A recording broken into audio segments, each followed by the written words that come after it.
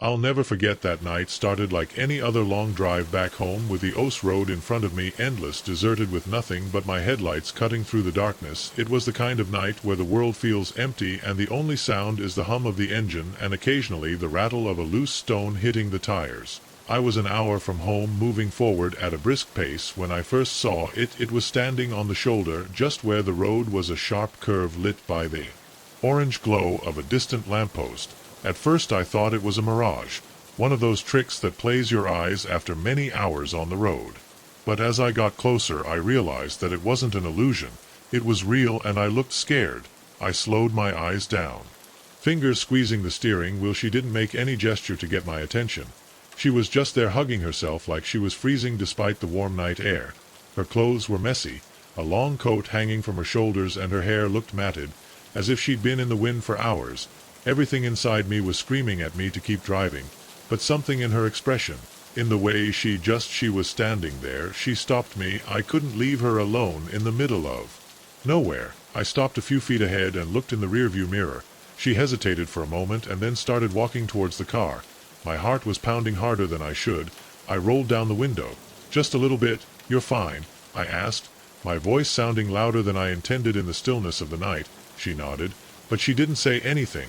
Her eyes were wide open, moving quickly as if waiting for something to emerge from the darkness at any moment. "You need a ride?" I offered, glancing at the empty road in front of me. There were no other cars in sight, just us. She opened her mouth, hesitated for an instant, and then nodded again. I unlocked the passenger door and slid inside, moving cautiously as if she wasn't sure if he should trust me. The air inside the car became instantly heavier. I couldn't pinpoint what exactly it was, but something was wrong. I shook off the sensation, telling myself that it was just the tension of the moment. Of course I would be nervous. I was probably in trouble, maybe running away from someone or something. But that didn't explain why I couldn't relax either. He didn't speak when I got back on the road. He just stared straight ahead with my hands tightly clasped in her lap. From time to time I watched her out of the corner of my eye, trying to figure out the situation. "Where are you going?" I asked after a minute. She turned her head slowly to look at me. Her dark and serious eyes locked onto mine. "Just drive," she whispered. That made me nervous, but I nodded and kept driving. The road stretched endlessly, and the further we went the more I felt like we were the only two people in the world. Didn't pass no other car. There were no lights except for the occasional flicker of a distant sign. The silence was suffocating. I cleared my throat, trying to break the tension. "What were you doing out there?" "Need calling someone." He didn't answer. Quickly, "I don't want to make any calls." "It's okay," you murmur. "I was running away from someone, an abusive boyfriend or worse." That thought made me nervous. I wondered if the person I was escaping from was about to there looking for her. She must have felt my discomfort, because after a long silence she spoke again in a soft voice and hesitantly. "Thank you for stopping you." I glanced at her sideways, but she was still staring at the road, her hands still tightly clasped. "Yes, of course," I answered. "It seemed like you needed help." "I needed it," she whispered almost inaudibly. "I didn't think anyone would stop." I didn't know what to answer to that, so I just nodded and kept my eyes on the road. The air between us became dense with unasked questions, but not the pressure. I just drove. A few more minutes passed in silence. Then suddenly she shifted in her seat and nervously looked at the rearview mirror. My stomach shrank at us. "Someone follows us?" I asked, looking in the mirror, even though I only saw the empty road behind us. She didn't answer right away. She just kept staring at the mirror as if to expect to see something I couldn't. He finally shook his head, but his expression remained tense. "No, not yet." That made my hair stand on end. My hands clenched on the steering wheel, trying to control my breathing. I wanted to ask him what he meant by that, but something in his posture, so rigid and alert, made me think that maybe he didn't want to know. The road was still long and lonely. The further we went, the more isolated it all felt. It was like the world had disappeared, leaving just the two of us in that car in the middle of nowhere. Then I saw it barely on the edge of the rearview mirror, a flash of movement. My heart skipped a beat and I quickly looked back. Nothing, just darkness. But she noticed it. She turned sharply in her seat, her eyes fixed on the mirror, her body stiffening. "You saw that?" she whispered. I hesitated. "I don't know. I thought I saw something. But—" "Keep driving," he interrupted me, his voice now urgent. "Don't stop." I didn't need him to tell me twice. I stepped on the gas and the car moved harder, the roar of the engine filling the silent night. I've always loved road trips, There's something liberating about the open road in the way it stretches out in front of you, like an endless invitation to leave it all back in one trip so you're in the middle of the road, disconnected from any stress that awaits you at home. That's what I was thinking when I decided to take the scenic route. I had plenty of time before I had to be anywhere, and the thought of driving on deserted roads, just me and the horizon, seemed exactly what I needed. But somewhere along that endless stretch of asphalt I started to feel like uncomfortable. It wasn't a sudden fear or a sense of imminent danger. It was more like an itch in the back of my mind. It appeared slowly, almost imperceptible at first, until I realized that I was gripping the steering wheel harder than usual and looking in the rearview mirror more often than usual. The road was empty save for the occasional roar of a trailer passing by. Tension that was building up in my chest. I hadn't seen another car, not even a gas station, for hours, and the idea of stopping anywhere began to seem more and more appealing to me. Finally a sign appeared in the distance announcing a rest stop. Its blue letters were barely visible in the waning light. I breathed a sigh of relief and decided to get off the road. I could stretch my legs, use the bathroom, and maybe shake off that strange feeling that enveloped me. The rest stop was like any other, quiet, almost deserted, surrounded by thick woods on either side, a couple of picnic tables under a small pavilion and a vending machine whizzing softly near the entrance to the toilets. I parked the car and walked out feeling the fresh afternoon air as I stretched my numb legs. The sun was setting, casting elongated shadows on the asphalt. It was a peaceful place, but there was something strange about the stillness. As if the rest stop was frozen in time, I went to the bathroom, my footsteps echoing in the tranquility of the place. As I pushed the door open, I noticed something strange. There was no one else there normally. Even at the loneliest stops, you would see another traveler, a truck driver, perhaps, or a family heading somewhere. But this place was dead. I shrugged, convincing myself that I was overdoing it. The bathroom was surprisingly clean, but the fluorescent lights flickered every few seconds, casting strange shadows on the walls as I washed my hands. I couldn't help but notice that the room felt bigger than it should, as if the space had expanded since I walked in. I told myself that it was just the effect of the weird lighting, but then I heard it whisper. I stood motionless, my hands still under running water. I thought it was the wind or the hum of the vending machine outside, but the whisper became clearer this time, as if someone was standing right behind me, muttering so softly that I couldn't understand the words. I turned quickly, my heart pounding against my chest. The bathroom was empty.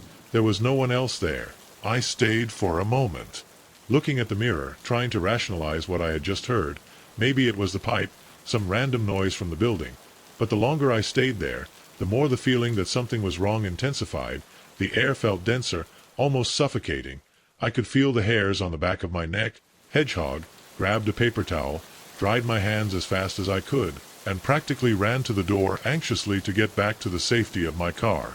The fresh air hit me again when I got out, but it couldn't calm the uneasiness that curled in my stomach as I crossed the parking lot.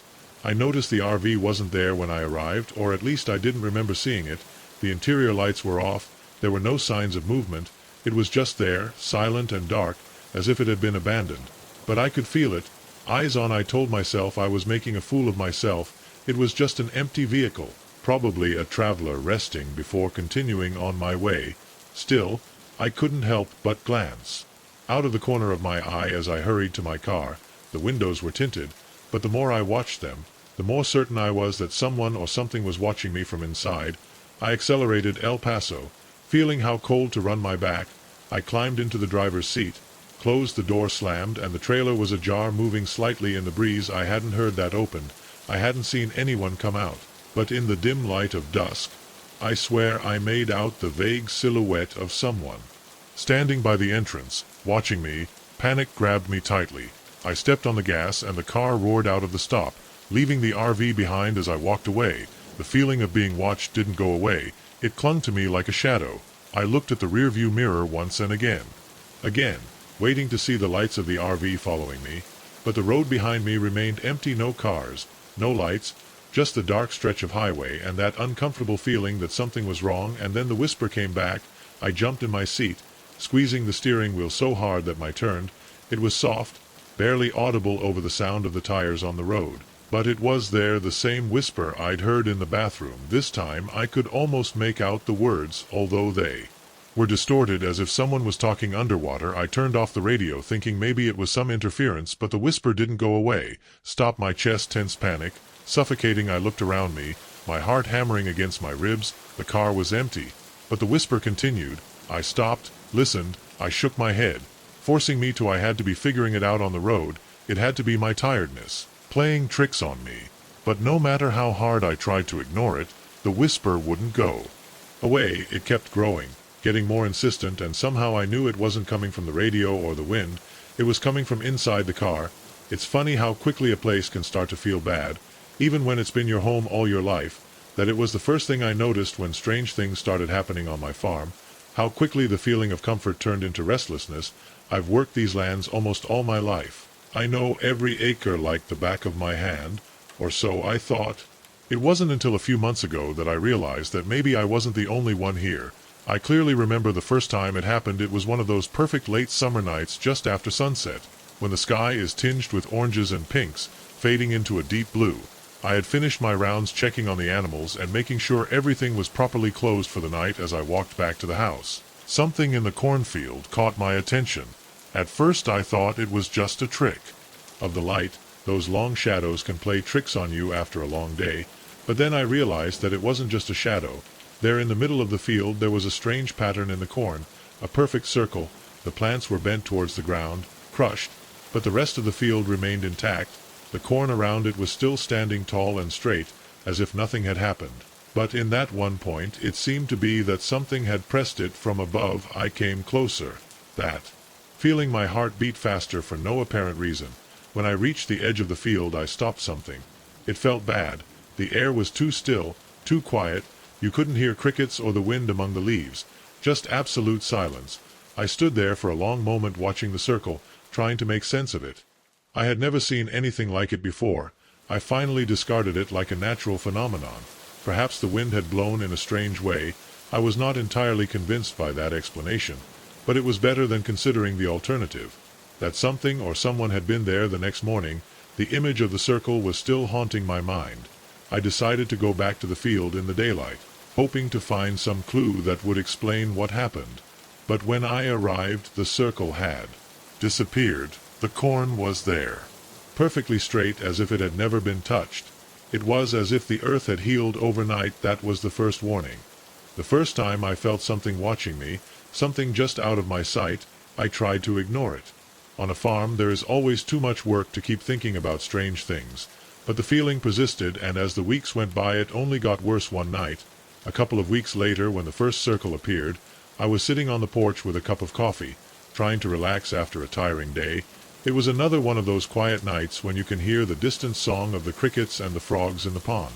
The full moon was illuminating the fields with its 10 glow. Everything seemed calm until I heard it, a rustling sound coming from the cornfield. It was subtle at first, just a whisper between the plants, but it grew louder, as if something was moving between the stems, pushing it aside as it moved forward. My heart began to pound. It's one thing to hear the wind or some animal stirring among the crops, but this was different. It was intentional, like footsteps, heavy steps. I stood up, leaving my coffee on the porch rail, and I walked a few steps towards the field. The sound stopped as soon as I moved. The silence that followed was almost suffocating. I stood there looking between the rows of corn, feeling my skin stand on end. "Hello," I called, my voice barely trembling. Nothing. I waited a moment longer, but there was no answer. After a minute standing there like an idiot, I shook my head and walked back towards the house. But just as I got to the door, the sound started again, louder, closer. It was enough for me. I rushed inside and let's make sure the noises outside, but not daring to look out the window in the morning. Everything was quiet again. It was at that moment that I began to feel that I was no longer alone on this farm. In the following weeks things got even stranger. Every few days another one of those circles appeared in the corn. Always perfect, too perfect to be natural. No broken stems, just plants bent in a neat spiral. Sometimes the circles would appear on the edge of the field, other times further inland, where I didn't see them until I went out to work. No matter where they appeared, they always gave me the same feeling of unease. And it wasn't just the circles. My animals started to behave strangely. The normally calm dogs barked at nothing, looking fixedly in the distance as if they could see something I couldn't. The cows were scared for no apparent reason, running up and down the pasture as if something invisible was chasing them. Even the birds avoided flying over the cornfield. I told myself that. It was all in my head. After all, what else could I do? But the more I tried to ignore it, the harder the sound became. Every night from something moving through the corn I came back, and every night it seemed to be closer. One night I just couldn't take it anymore. I had to know what was out there. I grabbed my flashlight, put on my boots, and walked into the field. The moon was shining high in the sky, casting long shadows on the earth. As I moved towards the edge of the mall, I could feel the adrenaline pumping through my veins. The moment I took the first step into the field, the sound stopped. I turned on the flashlight and directed it through the stalks. Nothing, only corn as far as the eye could see. My heart pounded, my hands sweated as I squeezed the flashlight. And then I saw it just at the end of the lights. Something, it moved. It wasn't a person, it wasn't an animal. It was a tall, thin shadow slipping between the rows of corn as if floating above the earth. I froze, the flashlight shaking in my hand as I watched it move. "Who's there?" I asked in my barely audible voice. There was no answer, just the shadow approaching with a strange, unnatural movement, and then, in the blink of an eye, it disappeared into the darkness. I didn't wait to see what happened.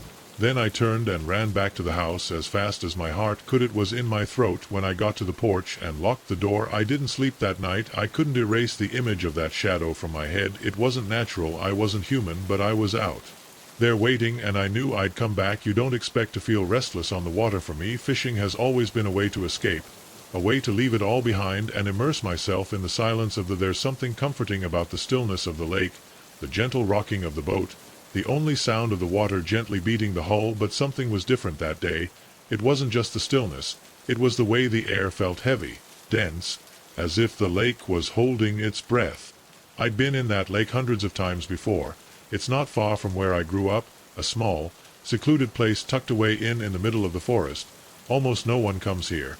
Most prefer the larger lakes with more fish and less weeds. But I liked the solitude.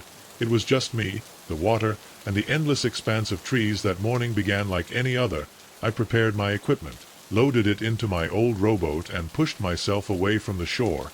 The lake was calm, its surface smooth as a mirror reflecting the morning sky.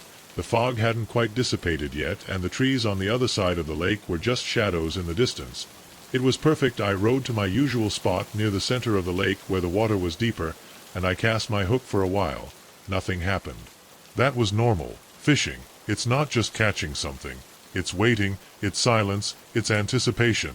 I leaned back in the boat, letting the stillness envelop me, but then something strange happened. I felt a tug on the line. At first it was smooth, as if something had just brushed the hook, but then it got stronger, much stronger. My hands clenched around the rod as I got ready, thinking maybe I had hooked a huge fish. The rod bent sharply, and I had to get on standing to stay in control. But as I started to pick up the seedle, something didn't feel right to begin with. Whatever I had caught was heavy. It wasn't the typical resistance of a fish struggling to escape. It was a dead piece, as if I'd caught something at the bottom of the lake. I tried to roll the seedle slowly, my heart beating with excitement to find out that there was on the other side. Maybe there had been caught the biggest fish of my life. But the more I pulled, the stranger the seedle felt.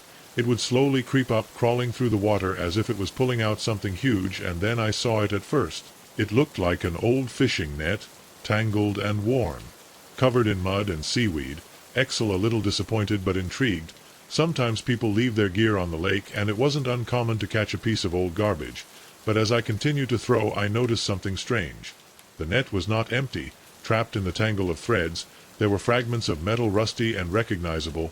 I frowned, bringing the net closer to the boat to examine it better. Among the pieces of metal there were shreds of rotten, faded and brittle fabric. It was as if I had pulled out the remains of something that had been at the bottom of the lake for years. A shiver ran down my spine as he untangled the net from the hook. What the hell was this? I didn't know, but the thought that it had been there, hidden underwater all this time, made me uncomfortable. I dropped the net back into the lake and lay back, looking at the place where it had disappeared under the surface. The lake was silent again, its surface calm and undisturbed, but the air felt different. Now heavier, colder. I shook off the feeling, telling myself it was just my imagination. I had probably snagged an old piece of boat or some kind of old trash. Nothing to worry about. I cast the rod again, determined to enjoy the rest of the morning. But the feeling of unease wouldn't go away for the next hour. I couldn't shake the feeling that something was wrong. The water, normally so serene and cozy, now it felt darker, deeper, like I was hiding something. Every time the boat swayed, I found myself looking off the side, hoping to see something, looking back at me, and then, just as I was about to pick up my line for the last time, the seagull strained suddenly, pulling with terrifying force. My hands clung to the rod as I leaned back, trying not to lose my balance. Whatever it was that I had hooked this time, it was stronger, stronger than any fish I had caught before. My heart raced as I began to pick up the line, my mind running with possibilities. Maybe it was a monstrous fish, something hidden in the depths, something no one had ever seen before. But as I pulled, that same feeling of dead weight returned. The thirst came back. It cut through the surface of the water, and I could feel the mass of the object at the other end pulling me with it. It was not debating. It was just there, dragging me down. I stood up, bracing with all my strength to bring it to the surface. The boat swayed under the tension, the water stirring around me. I gritted my teeth, determined to see what it was, and then with a sudden pull, the line, it loosened. I fell backwards, almost tripping inside the boat. As the tension disappeared, my breathing, it was a mess of ragged gasps, my heart pounding against my chest. For a moment, I just stood there staring at the line, trying to process what had just occurred. Then I looked up at the water, bubbles rising from the spot where the line had been released, a steady stream of bubbles breaking the surface of the water. At first they were small, barely noticeable, but then they grew bigger, more violent, churning the water around me. My stomach shrank with a feeling of pure fear. Something was down there, something huge, and it was rising to the surface. I backed up in the boat, my eyes fixed on the bubbling water. The boat was shaking under my feet, the waves swirling around it as if something were surrounding it from below.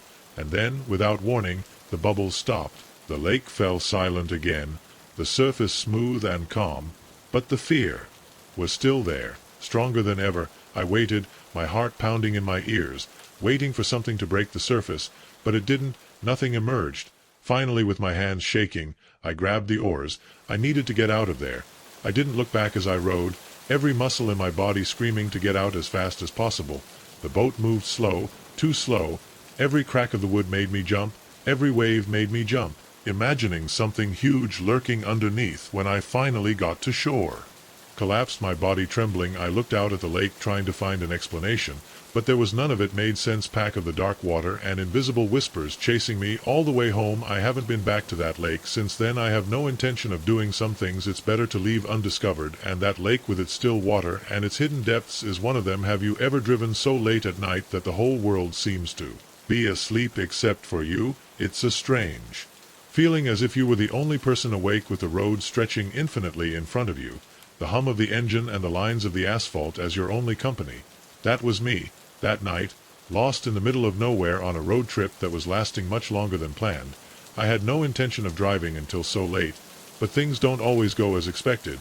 My phone had run out of signal, so for miles, the GPS had stopped working, and the fuel needle was dropping dangerously close to the E. When I saw the flashing sign in the distance, I felt relief. Vacancy, a motel, one of those old roadside motels with lights neon twinkling, and a half-empty gravel parking lot. Wasn't pretty, it wasn't cozy, but it was a place where I could sleep. That was all I needed. I pulled up in front of the motel office. There was a light on inside. An open sign hung in the window. The place looked strange, like it was there forever, but at the same time like it didn't belong to any time in the world. Absolute, but I was too tired to worry about it. I just wanted a bed. I pushed the door open and went inside. I smelled of dust and stale tobacco. The walls were paneled in dark wood, and an antique clock marked the wrong time behind the counter. An old man was hunched over a newspaper. He didn't even look up. I walked in. "Hello," I said, clearing my throat. "Nothing." I came closer. "I need a room for the night." The old man finally, he looked up. His eyes were pale and dull, as if he hadn't seen the light of day in a long time. He watched me silently for a moment that felt too long. "Sure he wants to stay here," he murmured. I frowned. "Why wouldn't he want to?" He shrugged slowly. "We don't have many guests." "Well, I'll be one," I said, trying to sound casual. The old man sighed and took a key out of the drawer. He slid across the counter with slow, deliberate movements. "Room 6, muttered. "Pay in the morning." I didn't bother to thank him. I took the key and walked out quickly. The motel hallway was strangely quiet. The lights flickered slightly, casting long shadows on the floor. I found room 6 and opened the The inside was as seedy as I expected, old furniture, an old-fashioned TV, and a bed. I'd seen better days, but it was clean, and that was enough. I left my bag on a chair and slumped into bed with a sigh. I finally rested, or at least that's what I thought. There was something strange in the room. The silence was too absolute. There was not the typical hum of electrical wires, nor the sound of other guests in the adjoining rooms. Not even the distant murmur of road traffic. Just nothing. I closed my eyes, telling myself that it was just my mind playing tricks on me, but just as I was starting to relax, knock, knock, knock, I sat up. Suddenly someone was knocking on the door. I stood motionless, listening to nothing else, just that sharp knock echoing in the stillness. I waited a moment. Maybe it was the manager, maybe he had forgotten to tell me something. I took a deep breath and walked to the door. I stuck my ear to the wood silence. I didn't know why, but every cell of my body told me not to open it. A shiver ran down my spine. I took a step back, and then knock, knock, knock, louder this time. I breathed heavily. "Hello?" I asked in a tense voice. Nothing, only silence. I looked through the peephole. There was no one. An irrational fear caught my chest. No, I opened the door. I didn't say anything else. I just waited. The blow didn't come back, but the silence, it felt worse, as if something was on the other side, waiting, watching. I slowly backed up to the bed and sat down. My phone had no signal. There was no Wi-Fi. The fear made me want to run out of there, but something told me not to open the door. I waited. The minutes felt like hours. Eventually my exhausted body gave up. I went to bed without turning off the light, with the fear still in my chest, and finally I fell asleep. When I woke up, the sun was already filtering through the curtains. The terror of the night before felt far away, almost as if I had imagined it. I got up quickly, gathered my things, and left the room. The hallway was just as quiet and empty as the night before. I arrived at the reception and left the key on the counter. The old man was not there. There was no one there, and not a sound. My skin stood on end. I quickly left the motel, feeling an urgent need to get away from there. I got in the car, turned it on, and drove away without looking back. Miles later, I stopped at a gas station. I still felt restless when I paid. I decided to ask out of curiosity, "Hey, do you know something about the motel on the road, the one with the neon lights?" Old women. The cashier frowned. "What, a motel? The one about 20 miles behind?" I insisted. "I stood there last night." The man looked at me with a strange expression. "There's no motel there." My blood froze. "How not? That place closed years ago." Said they demolished it after a guy disappeared there in the 80s. My mouth went dry. "It can't be. I slept there last night." The cashier shook his head. "Friend, I don't know where you slept, but that motel doesn't exist anymore. I never talked about it again. I never looked for the motel again. I never took that road again. But there's something that still haunts me. If that motel didn't exist, if it wasn't supposed to be there, so where the hell did I spend the night? And even worse, who knocked on my door? Have you ever driven through a tunnel and felt that momentary chill, as if the outside world disappeared for an instant, as if they only existed? The echo of your tires on the pavement and the flashing lights above your head is unsettling. How a simple stretch of road can feel different when swallowed by rock and darkness. So it all started for me. It was just a night trip down an old highway, an old tunnel with nothing special, the kind of road you don't think twice before going through, until something makes you realize how lonely you really are. I had just come from visiting some friends, and I had decided to take the scenic route through the mountains. It was the kind of trip where the miles just disappear, with the road stretching endlessly in front of you, the windows down, the music down, perfect to clear your mind. When I saw the entrance of the tunnel, it was already late. The sun was beating down. I had hidden hours ago, leaving the sky in a deep black, with only the moon and my headlights cutting through the darkness. The tunnel suddenly appeared, a black hole in the rock, framed by worn concrete and rusty signs. I had already passed by there before during the day, but at night it felt different, hollow, like a cave that swallowed the road and the world behind it. As soon as I entered the radio, it went out suddenly. Only the sound of the engine and the rhythmic echo of the tires on the pavement remained. The walls of the tunnel were stained with years of dirt. The lights were old and flickered, as if they could go out at any moment. I squeezed the steering wheel, telling myself that it was just the normal discomfort of tunnels. Nothing to worry about, but a few hundred meters inside I noticed something strange. A figure standing at the end from the tunnel. At first I thought it was an effect of the light. One of those moments when your tired brain plays with the shadows in the distance. The tunnel was long, and the exit was just a weak point of light at the end. But there in the center of the road there was someone standing without moving, without reacting to the lights of my car. My foot hesitated on the brake. What the hell was someone doing in the middle of a tunnel in the middle of the night? As I got closer, the figure wasn't moving or moving away. It was just there, waiting. I tried to convince myself that it was my imagination, that when I got closer I'd see that it was just a pole or some strange shadow. But then a sound, a thud from above. Something had hit the roof of my car. I shuddered, another louder blow. As if something I was walking on the roof, my breathing became ragged. I looked in the rearview mirror, nothing, just darkness. The blow, it repeated itself more insistently, as if something was trying to get in. My brain panicked. The figure on the road, the sound. Over the car, I couldn't stop. I wasn't going to go out to see what it was. So I did the only thing I could do. I stepped on the gas. The car roared forward. The bumps, they got stronger, as if something was crawling on the metal, holding on as I approached the end of the tunnel. But just as I was about to reach the figure on the road, it moved. Didn't walk, didn't run. Just disappeared into the shadow of the tunnel wall as if it had never been there. I went through the tunnel exit at full speed. The road coming back to life with the sound of the wind and the moonlight, and then the banging stopped. The car went silent again, as if nothing had happened, as if everything had been an illusion. I drove non-stop for miles. I looked in the rearview mirror every few seconds, hoping to see something following me, but there was nothing. Just the empty road. Finally, when I found a gas station, I stopped. My body was shaking. I got out of the car, feeling the cold air against me. I forced myself to look at the roof, and there were little circular indentations in the paint, as if something had been repeatedly hitting the metal. My stomach churned. I got back into the car and drove the rest of the way home without looking back. I actually avoided the tunnels as much as I can since that night. Something in that thing I saw on the road, the sound on the roof, the way the air felt so thick in there. I know it wasn't a coincidence. It wasn't my imagination. Something was waiting for me in that tunnel. And the worst part is that I still wonder what would have happened if I had stopped, if I had gotten out of the car, if I had looked up. The tunnels are made to make a safe passage through the darkness, to get in one way and out the other, but some tunnels have more waiting in the middle, and if you're lucky you can get out. You know that feeling you get when you take a wrong turn, that little turn in your stomach when the road stops looking familiar and suddenly you realize you're in a place you've never been. I had that feeling all the time while driving down that road. Nothing. It was late, I was tired, and the GPS had lost signal for miles, but the road had seemed like a shortcut, at least so I thought, when I turned into it. It was one of those narrow, winding roads that cut through the middle of nothingness.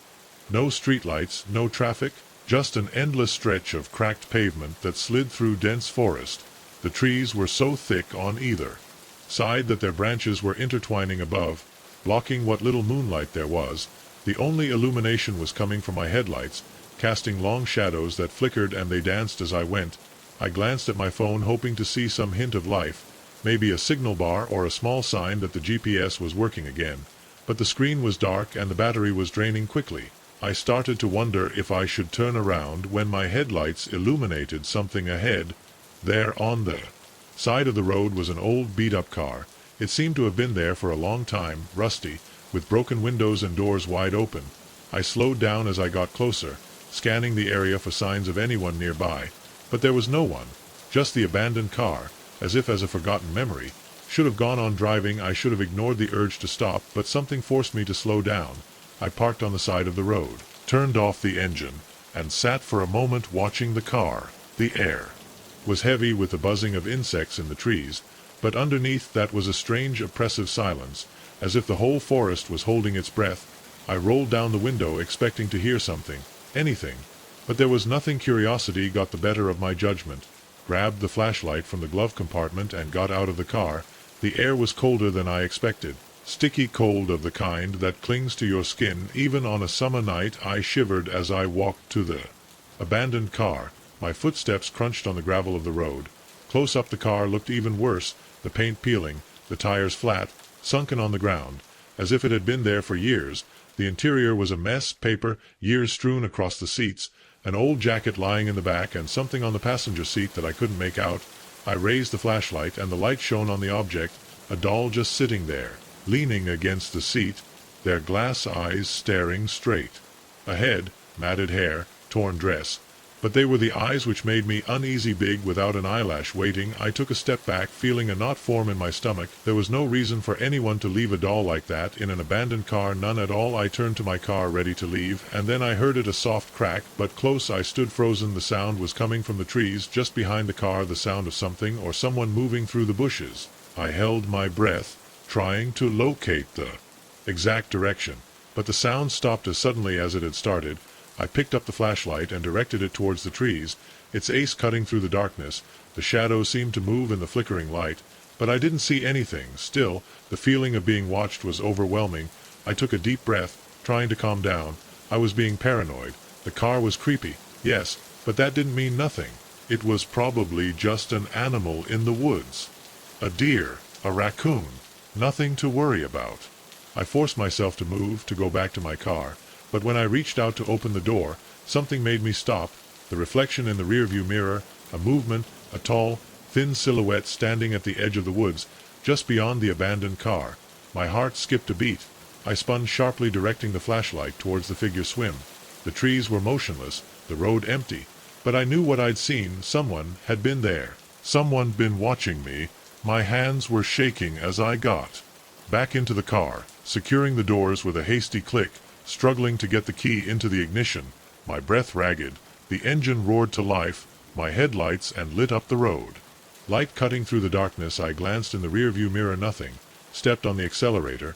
The car shook as I shot down the road, the noise of loose gravel crunching under the tires.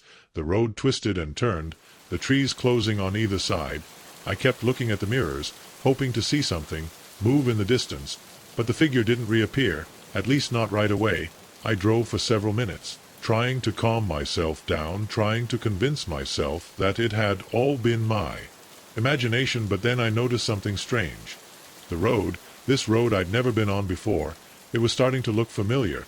The same cracked pavement, the same branches leaning over the road, the same hairpin bends. I frowned, my knuckles white on the steering wheel. I couldn't have been driving in circles, it was impossible, but the feeling of déjà vu was undeniable. And then, in front of me, my headlights illuminated something on the side of the road, the abandoned car. My foot hit the brake, the car skidded to a stop. My heart hammers in my chest as I watch the scene in front of me. The same rusty car, the same broken windows, the same doors wide open. I had just left this place. There was no way I could have come back here. A cold sweat ran down my back. Maybe I had become disoriented, maybe the road was spinning. But deep down I knew it wasn't that. The air inside the car was heavy, suffocating. My mind was racing, trying to decide what to do. But before I could react, the creak came back louder, closer. I looked in the rearview mirror and there was the figure standing in the middle of the road, right behind my car, silent, watching, waiting. There's something in the mountains that makes you feel as if you have entered another world. The air is thinner, more cutting, and the silence is deeper, broken only by the occasional rustle of leaves or the distant cry of an animal. I have always liked that feeling, that of being completely removed from the chaos of everyday life, but I never expected that feeling of isolation to turn into something much more unsettling. It all started on a journey on the road with my friend Emily. We had been there for months. I planned a weekend in the mountains, just the two of us, some hiking, a cozy cabin, and lots of fresh air. Everything was going perfectly until we decided to take a shortcut. On the way to the cabin, the GPS showed us a shorter route, a narrow and winding mountain road that promised to reduce our travel time by almost an hour. At first it seemed like a good idea, though the road was quiet with hardly any other cars and the scenery was beautiful. Trees towering high above us, their leaves beginning to turn gold and orange with the change of season. The air was fresh, the sky was a perfect blue, and the drive was pacific. But as we shadowed over the road, the GPS signal flickered and then went out completely, leaving us on our own. Feeling a little uncomfortable, "We're sure this is the right way?" I asked, trying to sound calmer than I felt. Emily looked at her phone and frowned at the blank screen. "Well, now it's the only way. Let's go the cabin. It can't be far away," I nodded. But there was something about the road that didn't feel right. It wasn't just the isolation or the fact that the GPS would have stopped working. There was something else. Something I couldn't identify. The more I drove, the quieter everything became. There were no birds or wind, just the constant hum of the engine and the crunch of the gravel under the tires. And then I saw it. At first, it was just a silhouette in the walking distance at the edge of the road, partially hidden by the trees, blinking, trying to make sense of it. It was tall, much higher than a person, with long limbs and an unnatural stillness. My first thought was that it was some kind of animal, maybe a deer or a moose. But something about the way it stood there, so motionless, froze my blood. "You saw that?" I asked in a whisper. Emily looked up from her phone. "See what up there?" I said, pointing to the figure. But when I looked again, the road was gone. Empty. Emily narrowed her eyes, leaning forward in her seat. I couldn't see anything. I shook my head, trying to downplay the importance. Maybe it had just been a shadow or a tree. But I couldn't shake the feeling that it had been something else, something that was watching us. We kept driving the road, twisting and turning as I climbed higher into the mountains. The trees became thicker, their branches hanging low over the road, and the light began to fade even though it was still late in the afternoon. The sun was barely filtering through the canopy, bathing everything in a golden light and bad fontas. And then I saw it again. This time it was closer, the same tall figure standing right on the edge of the road, half hidden behind the trees. My heart skipped a beat and I slowed the car with the eyes riveted on her. It wasn't an animal, I didn't know what it was, but she was watching us. What the hell is that? I whispered more to myself than to Emily. She followed my gaze, but by the time she did, the figure had already slipped back into the trees, disappearing into the shadows. "You're kidding me?" Emily asked in a light tone but with a note of nervousness underneath. I didn't respond quickly with a trembling voice. "I swear there's something out there. Something's looking at us." Emily looked at me for a moment, then looked out the window again. Her tense expression. "Just let's get to the cabin. We'll feel better when we get off this road." I nodded, but the uneasiness in my stomach was growing. Pressure on the accelerator, trying to shake me off, the feeling that we weren't alone. The road seemed to extend forever, each curve revealing more of the same dense trees and winding gravel road. My hands were holding tight to the steering wheel, my eyes jumping between the road and the trees, waiting for the figure to appear again. And then, just as we took a particularly sharp bend, there it was. This time I hit the brakes, the car skidding slightly on the loose gravel as we were stopped in swoon. Emily gasped, putting a hand to her mouth. When I saw him, he was also at least 2 m tall. His limbs were long and thin, his skin a pale gray and sickly. His head was too small for his body, and his eyes were large, dark and empty, looking at us with an intensity that made me feel an icy cold in my blood. We froze, watching him as he stood on the road motionless. He made no sound, he did not move towards us, but I could feel her heavy, oppressive gaze as if she was waiting for something. "What the hell is that?" Emily whispered, her barely audible voice. "I don't know," I replied with a trembling voice, "but we have to get out of here." I put the car in reverse, my heart pounding as I started to back up, but the thing didn't move. It just stood there looking at us. The road behind us was narrow, and I struggled to keep the car steady as I backed up, my eyes jumping between the rear-view mirror and the thing in front of us. And then, as suddenly as it had appeared, stepped aside and disappeared into the trees. I didn't wait to see if it would come back. I started the car and sped down the road, my hands shaking as I gripped the steering wheel. For a few minutes, neither of us said anything. The only sound was the hum of the engine and the creaking of the gravel under the tires. My heart was still pounding, my mind struggling to comprehend what I'd just seen. "What the hell that was?" Emily asked again, her voice trembling. "I don't know," I said with a dry throat. "I don't know." We drove silently for a while, the light fading even more as the sun dug behind the mountains. The trees seemed to close in around us, their shadows long and twisted crossing on the road. From time to time I seemed to see something moving through the trees, a barely visible flash of movement, but each time I looked closer, there was nothing. Finally, after what seemed like an eternity, the road widened and we saw a sign pointing to the cabin. I let out a sigh that I hadn't even realized I was holding back as I turned into the gravel driveway that led to the cabin. Was small, surrounded by trees, but it looked warm and cozy compared to the darkness of the forest. I parked the car and turned off the engine, the sudden silence almost deafening. We sat there for a moment, neither of us wanting to leave. "You think he's already gone?" Emily asked in a whisper. "I don't know," I answered honestly. "But we're here now, we should go in." We grabbed our bags and hurried to the cabin, closing the locked door behind us. The interior was cozy with a small fireplace and a few windows facing the forest, but the sense of relief I was hoping for didn't come.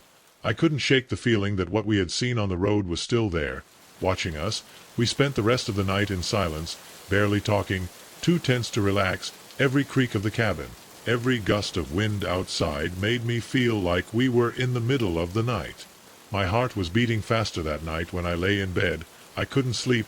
I couldn't stop thinking about the figure we'd seen, the way he'd stood in the middle of the road, or watching us. And then, just as I was finally starting to fall asleep, I heard a soft crack outside the window.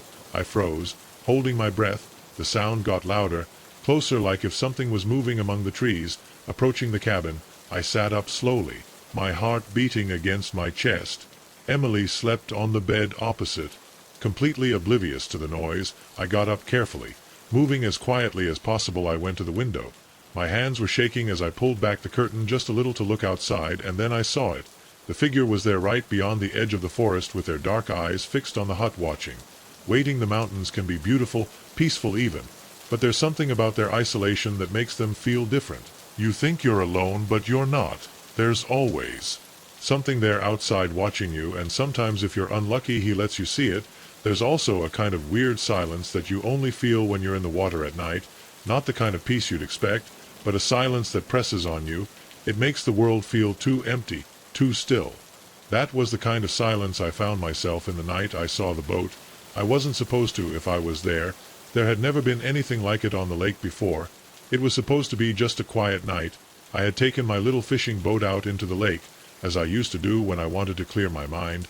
It was a remote place hidden in the woods where there was hardly anyone, a place where I could escape from it all for a while. The lake was quiet, and I had anchored near the center, where the trees lined the on the shore like dark sentinels. It was Pacific at first. I lay back in the boat enjoying the cool night air. The stars reflected off the water like little needles of light. Everything was calm. There was no fish yet, but it wasn't really there for that. It was more about the solitude of the silence. But then the fog began to spread. At first it was just a light mist floating on the surface of the water, something I had seen many times before. But as I watched it, the mist spread over the lake like a blanket. It was strange, almost unnatural. The sky was clear, with no trace of clouds, and yet the fog kept coming, growing, getting denser by the minute, until I could barely see the shore. I leaned forward in the boat, squinting in the fog, trying to make out something beyond. Of the thick white mist it was as if the world had disappeared, leaving me in a small bubble of visibility. The only sound was the soft splash of the water against the side of the boat, and even that seemed muffled, as if the fog was devouring the noise. It was then that I saw it, a shape slowly emerging from the fog. At first it was just a shadow, something dark and distant, barely visible through the mist. I thought it might be a trick of the light, maybe a reflection or some strange play of the fog, but as it got closer, the shape became clearer, more defined. It was a boat. Not a boat, a big old boat, and rising out of the fog like something from another time. I stood staring at it with my heart beating hard. There shouldn't be anything that size on the lake. It was a quiet place meant mostly for small boats and fishing. Not the kind of sight you'd expect to see a boat like that. The wood looked old, the hull worn and eroded as if it had been sailing for decades, maybe centuries. The boat was moving slowly, cutting through the fog without making a single sound. There was no engine or creak of wood, nothing but the gentle ripple of the water as it approached. No, it was coming straight at me, but it was close enough to see every detail. The threadbare sails, the ropes hanging loose, the way the water barely altered as it passed. There was something else, too. The deck was empty. I couldn't see a single person on board. There was no crew, there was no captain, just a ghostly and chilling silence. The ship passed by me, as if I didn't even notice that I was there. There I disappeared endo in the fog as quickly as it had appeared. I stood there frozen, my breath caught in my throat. What had I just seen? Where it had come from? My mind was running, trying to make sense of it. Maybe it was a restored old ship, a historical replica or something. But that didn't explain why I was here on this remote lake in the middle of the night. I reached for my phone with my hands trembling. But I hadn't, of course. There was never reception that far away. I looked around, trying to see if there was any trace of the boat, but the fog had swallowed it up completely. The lake was calm again, the surface calm, as if nothing had been there. I should have left.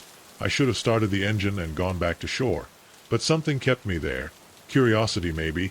Oh, stupidity, I wasn't sure. But I found myself sitting in the middle of the boat. Again, looking at the fog, waiting. Minutes passed, maybe more. The fog, still water I could barely see a few feet in front of me. The shore completely hidden from view. The silence became heavier than before. And then I heard it, a soft rustling, distant like wood or under weak but unmistakable pressure. It came from the fog. My heart raced as I struggled to hear the sound. It got louder, closer. The unmistakable creak of a ship's hull moving through the water. But I still couldn't see anything. The fog was too dense. The boat was still there. I knew it. And then, from somewhere in the mist, I heard something else, a faint voice. But Clara, help. It was just a whisper, but it gave me goosebumps. I got up, peering into the water, trying to see where help was coming from. The voice sounded a little louder again this time, but still distant, echoing through the fog. I gripped the oars with my heart pounding tightly and began to paddle in the direction of the sound. My boat cut through the water. The swirling fog was moving forward. I didn't know who was there or what was going on, but I couldn't ignore it. Someone needed help, but the more I rowed, the thicker the fog thickened. The voice became more subdued, more difficult to follow until it was barely a whisper again. I stopped with my breath between the sound had almost completely disappeared, swallowed by the fog, leaving me alone in silence again, and it was then, when I saw the boat again. It emerged from the fog much closer, this time rising above my small boat. Now I could see the details, the splintered wood, the sails torn apart, the way it glided over the water without making a sound. My heart pounding as I looked at it, my mind struggling to comprehend what I was seeing, but there was something else, something I hadn't noticed. Before there were figures on the deck. I couldn't make out their faces, but they were their shadows moving slowly across the deck, their unnatural movements, almost too slow. They didn't seem to notice my presence, they didn't react at all. Just they were moving as if they were repeating a forgotten routine. But then suddenly they all stopped at once. They turned towards me. Slowly, deliberately I felt my blood run cold. I couldn't see their eyes, but I could feel their gaze on me, the weight of their attention. My hands clenched around the oars, but I couldn't move, I couldn't look away. One of the figures stepped forward. He approached the edge of the boat and raised a hand pointing directly at me. This time it wasn't a plea for help, it was a warning. Go away, the word echoed through the fog, sending a shiver down my spine. I didn't wait for them to tell me. Twice my hands closed tighter around the oars, but I was still paralyzed, unable to look away from the figure pointing at me. The fog swirled around the ship, wrapping it in a thick, ethereal layer. The ship began to slowly drift away, gliding into the soundless mist.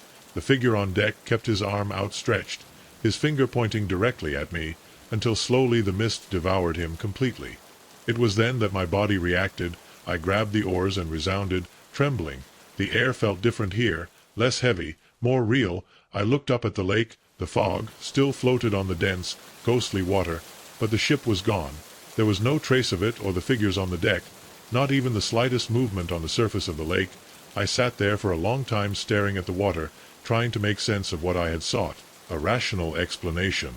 But I hadn't known what I had seen. I knew that I hadn't. I was alone that night on the lake. I didn't get back on the water. After that I sold the boat a few weeks later, and though I tried to convince myself that it had all been an illusion, a shadow, a trick of the tired mind, I still hear that voice in my dreams, go whispering through the fog, warning never come back. There's something unsettling about being in the ocean at night. No matter how big the boat or how calm the waters are there, the endless blackness around you can make you feel small, like you're the only thing left in the world. I've always loved the water since I was a kid. But being on a cruise alone, surrounded by strangers, changes that feeling. What was once peaceful loneliness transforms into something more unsettling, more isolating. I booked this cruise at the last minute. The work had been hell. My relationships, they seemed to fall apart, and I needed to get away from it all. A week at sea, no emails, no phone calls, just me, the ocean open, and my thoughts sounded perfect. The first few days were exactly what I expected. I spent time lounging by the pool, reading and occasionally making awkward little conversations with other passengers. But I didn't care. I wasn't there to make friends. However, on the third night something changed. Started when I noticed that some of the people I had seen on the first day, people I was sure I had talked to or walked past, were no longer there. It's normal for passengers to stay in their own spaces, especially on such a large cruise ship. But there were some faces that I clearly remembered. A couple who had been sitting at my table the first night at dinner, a group of friends who were always laughing at the bar, even a family with 2 children running through the halls laughing. They all disappeared at first. I didn't think too much about it. Maybe they were just spending more time in their cabins or in other areas of the ship. But as time went on, I realized that I didn't see them anywhere. Not in the pool, not in the dining room, not on the deck. No one seemed to mention them either, as if they had never been there in the first place on the 4th night. Everything got worse. I was sitting on one of the upper decks, enjoying the night breeze with the soft hum of the boat's engines in the background. The stars shone scattered in the sky like little flashes of light, and the ocean stretched out in all directions, dark and infinite. I could hear the soft murmur of other passengers below me, laughter, the clinking of glasses. It was a quiet night, but then I noticed it. At the end of the deck, near the railing, there was a man standing completely motionless, wearing a dark jacket and his head slightly tilted as if he were staring at something in the water. I didn't know why, but something in the he made me uncomfortable. He didn't lean against the railing. He didn't move at all. He was just standing there like a statue. I watched him for a while. Is he turned around or walked away? But he didn't. He remained nailed to his place, watching the ocean after what seemed like an eternity. I finally stood up thinking about going back to my cabin, but when I walked next to him, something happened. I missed the sounds of the boat, the laughter, the music, the conversations faded away. It was as if I had crossed an invisible barrier. Suddenly all I could hear was the tossing of the waves against the hull. It wasn't just silence, it was absolute emptiness. I stopped, looking at the man. He hadn't moved, but now I could see that his hands were clenched into fists, his knuckles white under the dim light. A shiver ran through my back. "You're fine?" I asked, my voice lower than I intended. He didn't answer. He didn't even react. It was as if he hadn't even heard me. I got a little closer, keeping some distance from that angle. I could see his face. He had no expression. His eyes were fixed on the horizon. For a moment I thought he wasn't even breathing. Before I could say anything else, an inexplicable cold ran through my body and an overwhelming urge to walk away. I backed away slowly, not taking my eyes off him until I was far enough away to turn and hurry up the stairs. The moment I set foot on the main deck, the sounds of the ship came back suddenly. The laughter, the music, all came back as if it had never gone away. I stopped for a second, looking around. No one seemed to have noticed anything strange. No one seemed to have seen the man on the floor. Upper deck that night in my cabin, I couldn't stop thinking about him, who he was, why he stayed there without moving. The more I thought about it, the more I realized something disturbing. I hadn't seen him before. Not at dinner, not at the pool. Nowhere. It was as if he had just appeared out of nowhere. I tried to sleep, but every time I closed my eyes I saw his empty, lifeless face looking out at the ocean at some point. I must have fallen asleep because I was awakened by a sound, a soft knock on my door. I was completely motionless. At first I thought it was just the swaying of the boat making something move, but the tapping with continued was rhythmic, deliberate. My heart began to pound. I slowly got up and walked towards the door, pressing my ear against it. Nothing. The tapping had stopped. I hesitated for a second before turning the lock and opening the door. The hallway was empty. There was no one there, but on the floor right in front of my door was a small piece of paper bended. My breathing became shallow as I bent down and picked it up. I unfolded it with trembling fingers. Inside, written in a trembling handwriting, there was only one word: look. I stared at the note, feeling fear curl up in my chest. Look. Who left this? My gaze swept down the empty hallway, but there was no sign of anyone. I swallowed hard and locked the door, keeping the note in my pocket. I didn't sleep that night. Every creak of the ship, every slight sound in the hallway, kept me alert, and every time I closed my eyes I saw the man on the upper deck, still watching the ocean. The next day I decided to look for answers. I went to the reception desk and asked for him, but when I described the man in the dark jacket, the receptionist just looked at me in confusion. "We have no record of a passenger with that description," she said, shaking her head. My stomach sank. I tried to explain what I had seen, but the more she talked, the more ridiculous it sounded. That night, when the knocking on my door came back, I didn't open it. I just sat on my bed looking at the note that I still had in my hands. Look, I don't know what I wanted me to see, but I know that I give, so I always feel observed. There is a particular loneliness that you feel when you are deep in the forest, miles away from anything or familiar person. It is a strange kind of isolation, almost pacific, until it is no longer, until you realize that the world is much bigger and darker than it is, that you imagined, and that if something goes wrong there's no one around to help you. That's exactly what I felt when I hiked that trail last summer. At first it was just a weekend trip, something to get away from the city for a few days. I felt restless, stuck in the routine of work and stress, and a solo hike seemed like the perfect solution. I chose a trail in a state park a few hours away, known for its rugged beauty and most importantly for its lack of crowds. Just what I needed. The drive went without incident. I arrived at the trailhead point with the sun already high in the sky. The weather was perfect, a clear blue sky, a light breeze, and that fresh mountain air you don't feel in the city. I took my backpack, adjusted the straps, and I tied myself in the woods. The trail was beautiful. It made its way through dense trees and rocky outcroppings with occasional views of distant peaks. For the first few hours I saw no one else, and that was exactly what I wanted. Just me, the trail, and the sound of my crisp boots on the gravel was pacific. The kind of solitude that feels good, but as the day wore on I began noticing something strange. At first was nothing obvious. Just small details. The trees seemed to grow closer together. The air felt heavier, thicker. The trail itself began to become less defined, as if fewer people had walked it lately. And then there was the silence. Before, the forest had been full of sounds, birds singing, leaves rustling in the wind, branches rustling in the old, but now nothing. The forest was completely dead. I pushed those thoughts aside. I told myself I was exaggerating. After all, I was in the middle of the forest. The silence was normal. I didn't check my map and decided to keep going. There was a small campsite about 8 kilometers ahead, and I planned to stay there overnight. The trail formed a loop that would take me back to the parking lot the next day. But as I walked, the feeling of unease grew. I couldn't shake the feeling that something was wrong. The trail felt different, like it wasn't the same one I'd been walking before. The trees seemed taller, darker, the undergrowth was thicker, more matted. Every now and then I seemed to see something out of the corner of my eye, a shadow moving between the trees, a flash of light that disappeared before I could focus on it, and then I found the backpack. It was just off the side of the trail, half hidden among the ferns. At first I thought someone had left it behind by accident, maybe a hiker who had gone off the trail and forgot about it. But when I got closer I noticed that the backpack was old, worn. The fabric was torn in places, and the zippers were rusty. It had a thick layer of dirt and leaves on it, as if it had been there for months, maybe even years. Curiosity won me over. I opened one of the pockets and pulled out a map of the park, wrinkled and yellowed with time. But it was what I found in a side pocket that really made my heart race. A diary. The cover was worn, the pages were yellowed. I began to flip through it, passing through detailed notes about the trail, the fauna, the landscape, until I reached the last one's entries, and something changed. The calligraphy became chaotic. The sentences were shorter, more desperate. Something is following me. I stopped and dry. I still hear footsteps behind me, but when I turn around there is no one. I kept reading, feeling how fear settled in my chest. I don't know how I got here. This is not the same path. Changes. I tried to go back, but the path is blocked. There are no signs, no more. I know where I am. The last entry was just a sentence written in a shaky and uneven handwriting. It's looking at me.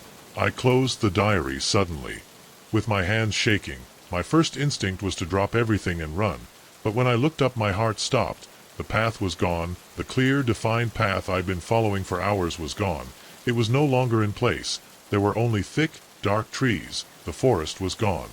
I had closed around me, turned in all directions, looking for a somewhat familiar landmark, but all I saw were more trees, more weeds. There was no way out. My breathing became fast and raggy as I tried to calm down.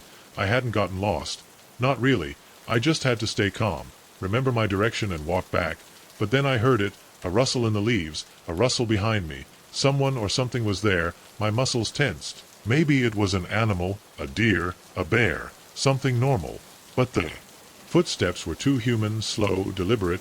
I couldn't see anything among the trees, but I felt his presence, and then I saw him. A figure standing among the trees. I couldn't make out his face, but I knew he was staring at me. Frozen in fear, I didn't move. I blinked and disappeared. I didn't wait any longer. I grabbed my backpack and ran. I ran without thinking, without looking back, my feet stumbling over roots and stones. The footsteps followed me faster. Closer. The forest closed around me. The shadows lengthened. I ran until my lungs burned, until my legs couldn't take it anymore, and then the path appeared from again. Like this, suddenly, as if it had never disappeared. I staggered to him, panting, feeling my heart beat against my chest. I didn't stop. I kept walking until I reached the camp. I didn't sleep that night. The silence of the forest weighed on me. Every shadow seemed darker than it should be. At dawn I packed my things, and I left. I didn't look back. I don't know what I saw there. I don't know what happened to the person who wrote that diary. I just know I'll never go back to that trail, because some routes don't lead where they should. Some lead to places you can't come back from. There's something about driving alone at night that's always a little unsettling. The road stretches endlessly in front of you, dark and empty, with only the faint glow of your headlights cutting through the blackness. I've done enough solo trips to know how to shake myself off that uncomfortable feeling. But that night was different. That night, no matter how much I kept telling myself that I was just imagining things, I couldn't shake the feeling that something wasn't right. I had been driving for hours on my way home from a work trip that had taken longer than expected. It was already late and I still had a few hours to go. The highway was almost deserted. Just me, a few cars that had been in the world. And the constant hum of the engine had the radio on at low volume. More for company than anything else, but it didn't do much to calm my nerves. The night was laden with fog, the kind that makes everything outside the car feel distant and disconnected. The road was barely visible, swallowed up by the billowing fog, and the trees that lined the highway seemed to get closer with each mile. I focused on the way, trying to ignore the growing sense of isolation that hung in the air. It was then that my phone rang. The sudden sound startled me. I glanced at the screen hoping to see my wife's name or perhaps a call from work, but the number was unknown. No caller ID, just a long string of numbers that didn't make sense.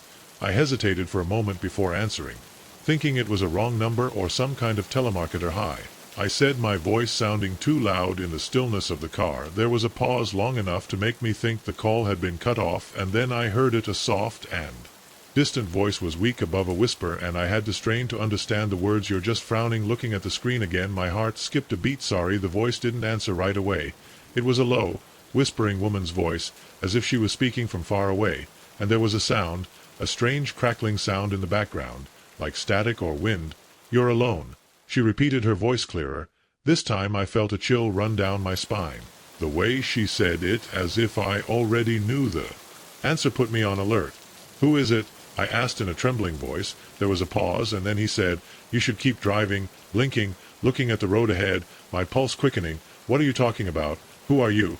But the line was cut off before I could get an answer. I stared at the phone in my hand. The screen showed the call was over. For a moment, I just sat there trying to process what had just happened. Maybe it was a joke. Some joker, told myself, dialing a number randomly. Just to annoy me. But it didn't feel like a joke. I threw the phone on the passenger seat, shaking my head and trying to laugh about it. Just a random weird guy. I thought nothing major. But no matter how hard I tried to convince myself of that, the feeling of unease in my chest didn't go away. I kept driving, my hands holding on to the steering wheel harder than before. The fog seemed to thicken, pressing around the car like a heavy blanket, and the road ahead seemed to fade into nothingness. The highway was completely empty now, not a single car in sight. The only sound was the constant hum of the engine and the soft rustle of the tires on the pavement. And then my phone rang again. I jumped, my heart racing, and grabbed it from the seat. It was the same unknown long number with no caller ID. My stomach churned as I stared at the screen, my fingers shaking over the answer button. Everything in me was screaming not to answer, but I couldn't help it. I had to know who it was. Hello, I said, my voice just a whisper. The same soft crack sounded across the line, and then the woman's voice again. Don't stop. Her tone was quiet, almost comforting, but there was a nuance in her voice that made me shudder. What I demanded, my voice trembling. Why are you calling me? There was a long silence, and for a moment I thought the call had been cut off again. But then she spoke, her voice barely more than a whisper. Is following you. My blood froze. What is following me? I asked, my voice barely stable. The static in the line increased, crackling like distant thunder. Her voice now sounded distant, as if she was speaking from miles away. Don't stop, he repeated, and then the call cut off. I looked at the phone, my heart hammering in my chest. My hands were shaking. My mind was filled with 100 unanswered questions. What the hell was going on? Who was that woman, and how did I know where she was? I looked at the empty road in front of me, the fog so thick now that I could barely see a few meters ahead. The trees seemed to close on either side, its dark shapes writhing in the fog, and then, out of the corner of my eye, I saw it. A shadow flickered in my side mirror, just a flash, but enough to send me a shock of fear. I turned my head, slamming the road behind me, but there was nothing there, just the fog. Swirl. I knew I'd seen something dark, something moving right behind the car. I stepped on the accelerator, my heart pounding as the car moved forward. The engine roared as I hurried down the road, the trees passing by like a blur. My breath came gasping. I grabbed the steering wheel so hard my knuckles were white. The phone rang again, but this time I didn't answer. I didn't need to. I could feel it now. Something behind me, something following me, something I couldn't see, but I knew it was there. The phone kept ringing over and over again, its high-pitched sound cutting through the roar of the engine. I didn't answer. I couldn't. I didn't stop driving. The minutes stretched like hours. The empty road stretched endlessly in front of me. Every shadow in the fog seemed to move. Every tree seemed to lean too close. My heart pounded, my mind a chaos of fear and confusion. I didn't know what was following me. I didn't know why. But I did know a thing. I couldn't stop me. The phone rang again, but this time it didn't sound like a warning. It sounded like an order. Keep driving. I stepped on the gas harder and harder, my foot shaking, and the car sped forward. The speedometer going higher and higher. The world outside the car was a blur. The trees and fog mingled into a single dark and amorphous blob, and then, as suddenly as the fog began to dissipate, my breath caught in my throat as the fog swirled and faded in, slowly revealing the clear night sky. The trees receded, the road opened up, and in the distance I saw the glow of lights, bright, comforting streetlights marking the boundary of a small town. The phone stopped ringing. I slowed down, my hands still shaking, and I stopped at the first gas station I saw. My heart was still pounding, my mind still trying to take in what had happened. I turned off the engine and sat for a long moment in the silence, listening to the soft tick-tack of the engine cooling, picked up my phone, looked at the screen, no missed calls, no unknown numbers, just silence. Sometimes the things we can't explain are the ones that torment us the most. I don't know what was happening that night. I don't know who was the woman on the phone. But I do know one thing, whatever it was, it's still out there, and if you ever drive alone at night and your phone rings, you better keep driving. There's a kind of silence you only find deep in the woods at night. It's not the quiet silence of a peaceful afternoon. It's one that feels too still, too unnatural, as if the world was holding its breath. That was the kind of silence I found myself sitting in around a campfire with a couple of friends in the middle of a national park miles away from any sign of civilization. It was supposed to be a fun weekend. We had been planning this camping trip for weeks, and it seemed like a good way to unplug. No phones, no work, just us and nature. We walked all day, set up our camp near a stream, and settled down for the night with the campfire crackling and the stars barely peeking through the trees. Everything was perfect until it was no longer perfect. It started with the lights at first. No, I noticed them. We were too caught up in the conversation, laughing and telling stories, enjoying the warmth of the fire, but then I saw them out of the corner of my eye, a faint glow moving between the trees. I turned my head, squinting in the darkness, trying to understand what I was seeing. At first I thought it was just a trick of the light, maybe a reflection of the fire, or even another camper in the distance with her, but the more I looked, the more I realized that those lights weren't like any other I'd seen before. They moved too fast, too smoothly, gliding through the trees in a way that didn't seem natural, and wasn't just one. They were several small glowing spheres that floated and faded, appearing and disappearing as if they were playing some kind of game. I nudged Jake, who was sitting at the top of the street. My side. Hey, you see that? He followed my gaze, his face furrowed in confusion. The lights? Yes. What do you think they are? He shrugged. But I could tell he was as restless as I am. I don't know. Probably other campers, flashlights, perhaps, but I knew it wasn't that. There were no camps nearby, no trails, sun, miles and miles of dense forest, and no flashlight moved that way. No flashlight had that pale, unsettling glow. Emily, who was sitting in front of us, noticed our expressions and turned to look. Her eyes widened. What the hell? None of us spoke for several minutes. We just watched the lights dance through the trees, moving in a strange way, always far enough away that we couldn't see what caused them. Sometimes they flickered and disappeared. Other times they appeared in a completely different place. Maybe they're fireflies, Emily murmured. It wasn't very convincing. Jake shook his head. Fireflies don't glow like that. I was already standing away from the heat of the fire, before I even realized that something had moved in those lights, calling me. I'm going to take a look, I said. Jake grabbed my arm, his firm grip. Man, no, you don't know what's there. Vasile looking again. The lights were shining brighter now, as if they had noticed that we looked at them, as if they were calling us. Emily also stood up, her pale face in the firelight. I don't think that's a good idea. But I was already moving towards the trees, my steps almost automatic. Something about them attracted me. The air felt colder as soon as I entered the tree line. The sound of the forest muffled as if I had crossed to another place. I could still hear Jake and Emily behind me, their voices low and anxious, but my focus was on the lights. Now they were closer. They floated right past the first group of trees waiting for me. I took another step. The light flickered, intensified. They weren't moving randomly. They were guiding me. The further I went, the more I noticed how the forest changed around me.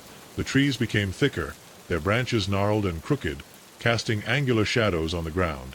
The air smelled of damp and old earth with a background of something stale, as if this place had been sealed off for years. I don't know how long I walked, but eventually the lights stopped moving. They stayed floating in the air, forming a small circle in front of me, and then I saw it. A small clearing in the middle of the forest was not big, maybe about 3 m wide. But it was wrong. The ground I was bare. No grass, no leaves, just exposed dirt, and in the center of the clearing something was buried. At first it looked like a rock or a log. Old, but when I got closer, I saw that it was none of those things. It was an old wet object, covered in dirt and moss. The light flickered on its surface and revealed marks, engraved symbols, which I didn't recognize, carved deep into the material. My skin bristled. There was something in it. They, which didn't make sense, seemed to move if I looked at them too long. My instincts screamed to back off, that I shouldn't be here, that this shouldn't be found. Take a step back. The air shifted, and then I heard something, a soft, faint whisper like an echo lost in the wind. My heart pounded in my chest. I stood motionless, trying to understand it, but the whisper was too low, too far away. As if I spoke a language I couldn't comprehend. The lights started flashing quickly. The air got heavier. The object on the ground shone. My body froze. Then something changed. A dull heartbeat echoed in my chest. It wasn't a sound, it was a feeling, like the whole forest was breathing, like something in this clearing had just woken up. I ran. I didn't look back at the lights flickering furiously. The earth seemed to shake under my feet. I ran between the trees, feeling the air close around me, my lungs burning, my legs trembling. But I didn't stop when they finally broke into the camp. Jake and Emily were standing wide-eyed. What happened? Jake asked, his voice tense. I had no words, just a certainty in my chest. We have to go now. They didn't ask. We packed up in record time and we left. I didn't look at the woods.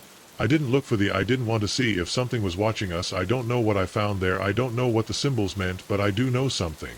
Something in that BZ that didn't want us to be there, and I'll never go back.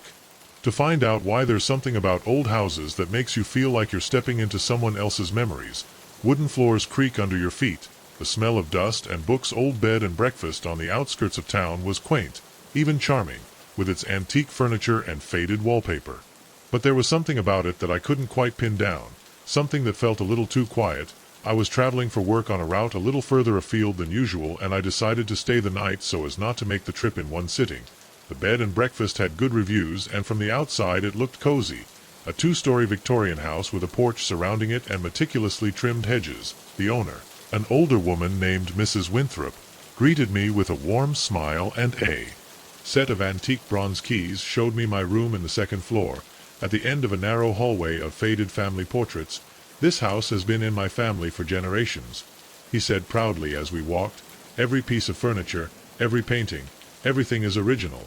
We like to keep things as they were. There was something in his voice that sounded almost rehearsed, as if he had given the same speech to hundreds of guests before me. I nodded politely, trying to ignore the strange feeling he had given me. Invaded from the moment I walked through the door. It was just an old house, I told myself. There was no reason to be restless. My room was cozy, a small and tidy space with a 4-poster bed, a wooden chest of drawers, and a window overlooking the garden.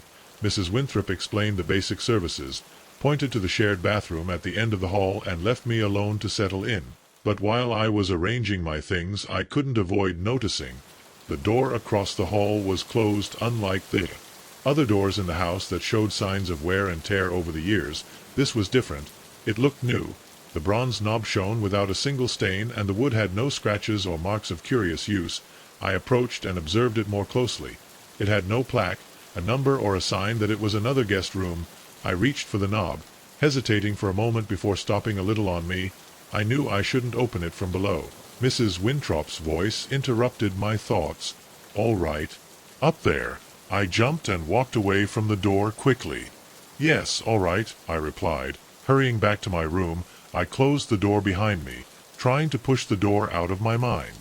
Mysterious. I was convinced that it was probably just a storage closet or a room they didn't use anymore. Wasn't worth worrying about. But that night as I lay in bed, I couldn't stop thinking about it. The house was old, creaky, and every sound seemed to be amplified in the darkness. But the silence that floated in the hallway was different. It was heavy, like something was waiting. I couldn't sleep. I tossed and turned in bed for hours, listening to every little sound. I finally decided that a walk around the house might help me clear my head. I got up carefully, avoiding making any noise as I went out into the hallway. The house was dark, with only a faint glow of the moon filtering through the lace curtains, and there was the door, I stopped in front of it. It didn't make sense, but I felt like it was calling me before I could stop. My hand was already on the knob. I turned slowly closed. For some reason I was relieved, but at the same time the curiosity only grew. Why would Mrs. Winthrop keep this room closed when all the others were open? I decided not to insist any longer. I went down to the living room where an old grandfather clock marked the time with a rhythmic sound. I sat in one of the armchairs near the extinguished fireplace, trying to calm down, and then I heard a soft noise coming from upstairs. At first I thought I'd imagined it, but there it was again, a creak like someone was slowly walking down the hallway. The house was empty except for Mrs. Winthrop and me. Her room was downstairs. The sound continued a few light steps, and then the unmistakable sound of a door opening. My blood froze. I went up the stairs with my heart beating in my throat. When I reached the corridor, I stopped in dry. The closed door was now ajar. I remained motionless, feeling a chill run down my spine. Everything in my body told me that I should not approach, but something stronger than fear pushed me forward with a slow movement. I pushed the door open. The room inside, it looked completely normal. It was just like any other in the house. A well-made bed, a chest of drawers, a window with lace curtains, nothing strange. But the air was colder here, and it smelled like something old, something forgotten. I took a step inside. On the bed there was a small leather book. With trembling hands I picked it up and opened it. It was a diary. The pages were yellowed with time, full of handwritten notes. But it was the last entry that stopped me in dry. June 14th. I'll stay in the locked room tonight. I can't shake the feeling that something is wrong here. Mrs. Winthrop says the room has always been this way, but I don't believe her. I hear things at night, steps, whispers. I'm going to find out what's behind that door. If not, the entrance ended there. The rest of the page was blank. Fear crawled through my chest. What had happened to the person who wrote this? Why had I been left in this room? Why had Mrs. Winthrop lied? Then behind me I heard a sound, a soft creak. I turned quickly, but there was no one there. Just the door open. I didn't wait to find out more. I dropped the diary and ran back to my room. Locking the door locked, I spent the rest of the night awake, listening to every little sound of the waiting for something or someone to try opening my door. Nothing happened. When dawn broke, I took my things and left without saying goodbye. I didn't want to ask Mrs. Winthrop about the diary. I didn't want to know what had happened to that guest. I just wanted to leave. There are places that keep secrets, places where the past clings to the walls like a shadow. That bed and breakfast, it was one of those places, and I'll never go back to find out what really happened in that locked room. There's something unsettling about the mountain roads, the hairpin bends, the cliffs that seem too close, the feeling that any mistake can be the last even when you know exactly where you're going. There's always a slight chill down the back of my neck. But that night on that remote road that wasn't on the map, that chill turned to terror. It all started with a detour. The trip was simple, a weekend at a friend's cabin. I had planned everything in detail. I had left early, carried snacks, and downloaded several podcasts for the road. The first hours were quiet, the traffic light, the afternoon pleasant. But when I was there, I had not been able to do it. I arrived at the base of the mountain. I saw the sign, detour, road closed. Some orange barriers blocked the way, forcing me to turn onto a side road. I didn't worry too much. It wasn't the first time a trip took an unexpected detour. I thought it would be a few more miles. I couldn't be more wrong. At first the road seemed normal, a little narrower, perhaps, but paved and easy to navigate.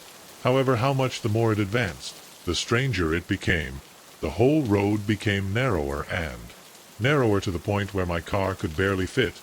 The cracks in the asphalt were deep, with weeds growing between them. The guardrails were rusty and bent as if someone or something had torn them off. The fog began to thicken, a white and dense blanket that drowned the headlights, making it so that I could barely see a few meters ahead. I looked at my GPS, no signal, perfect. The silence was also strange. There was no wind. There were no insects. There was nothing. I pressed the steering wheel. Something inside me told me not to go on, but there was no room to turn around. I had no choice but to continue. Then I saw the sign was old, barely legible. Its paint faded and peeling, but the words were still clear. Dead end, 3 miles. My stomach sank. How could official diversion lead to a dead end? I thought about backing up, but the road was so narrow that turning around was impossible, and driving in reverse for miles on a mountain shrouded in fog was also not an option. I had no choice but to keep going. Maybe I would find an intersection. Maybe. The fog was getting thicker and thicker. It seemed to envelop the car, making me feel trapped in an endless tunnel. The trees on the sides of the road, they seemed crooked, its branches long and gnarled like skeletal hands. Then I saw it on the side of the road. An abandoned car was old, covered in rust, with broken windows and flat tires. It had been there for years.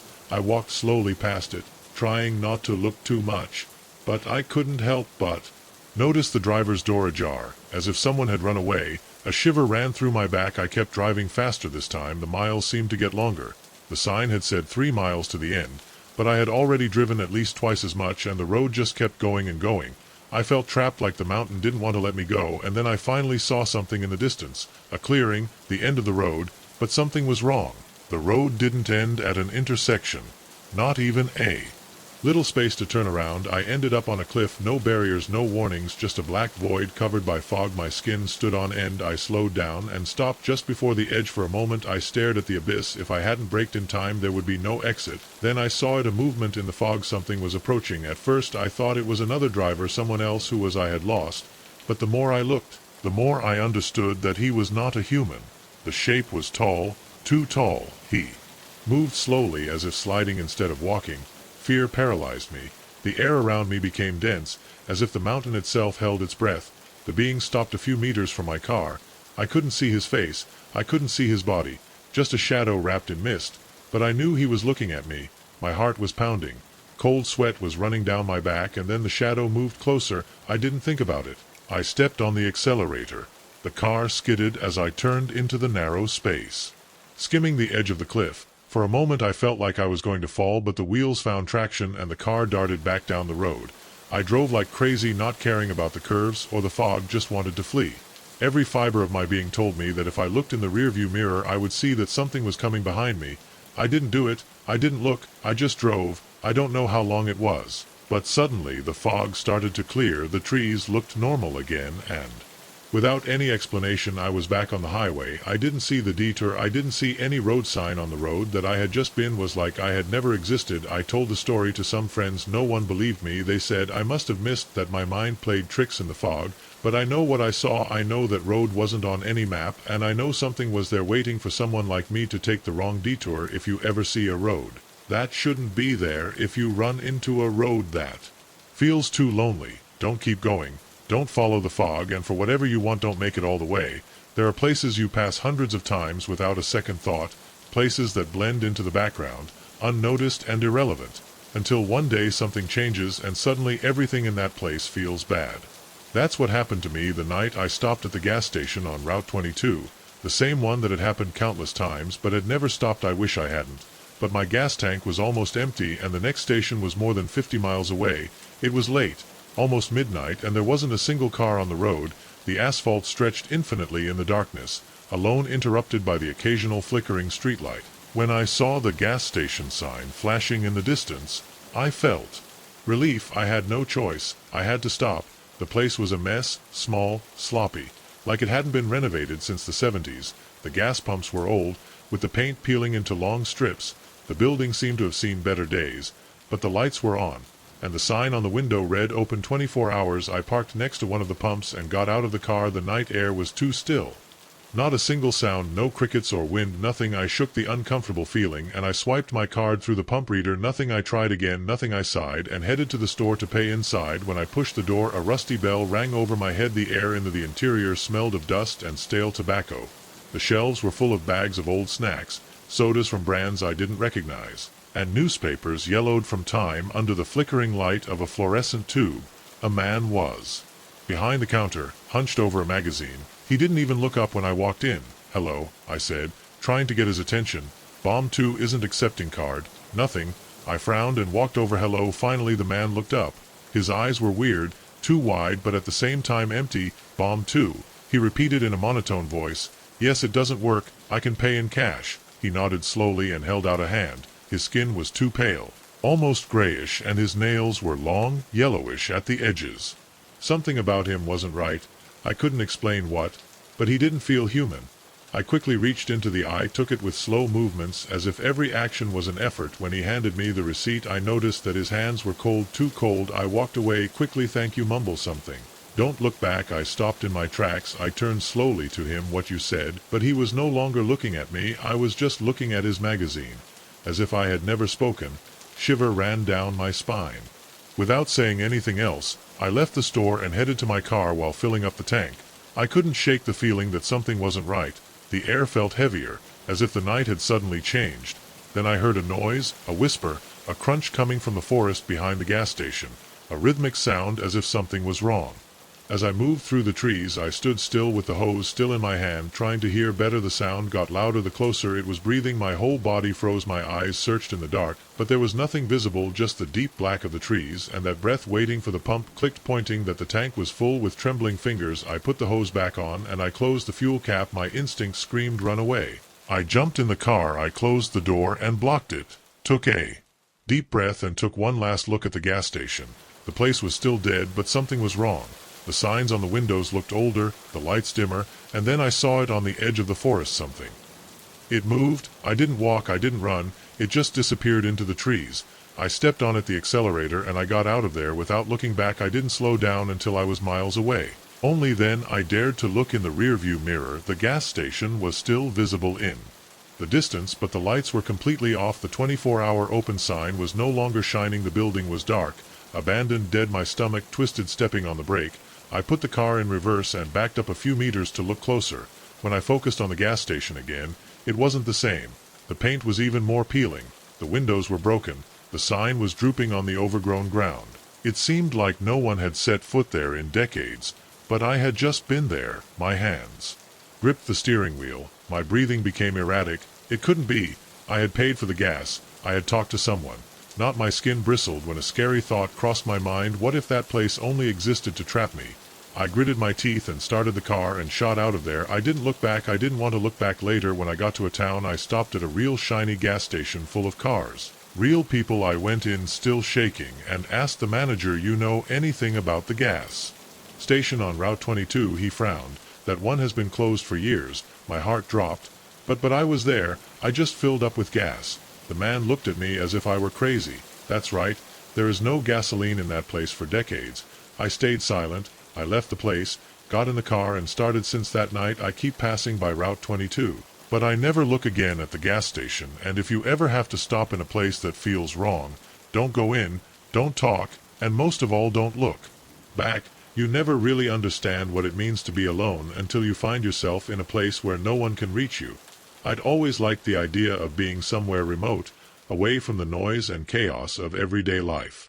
So when a friend offered me his family's cabin for a weekend, I accepted without a second thought. A cabin in the mountains with no cell service, no Wi-Fi, just me, and the silence was exactly what I needed. The road there was long but beautiful. The road meandered through dense forests, with the trees getting taller and more closed as I went along.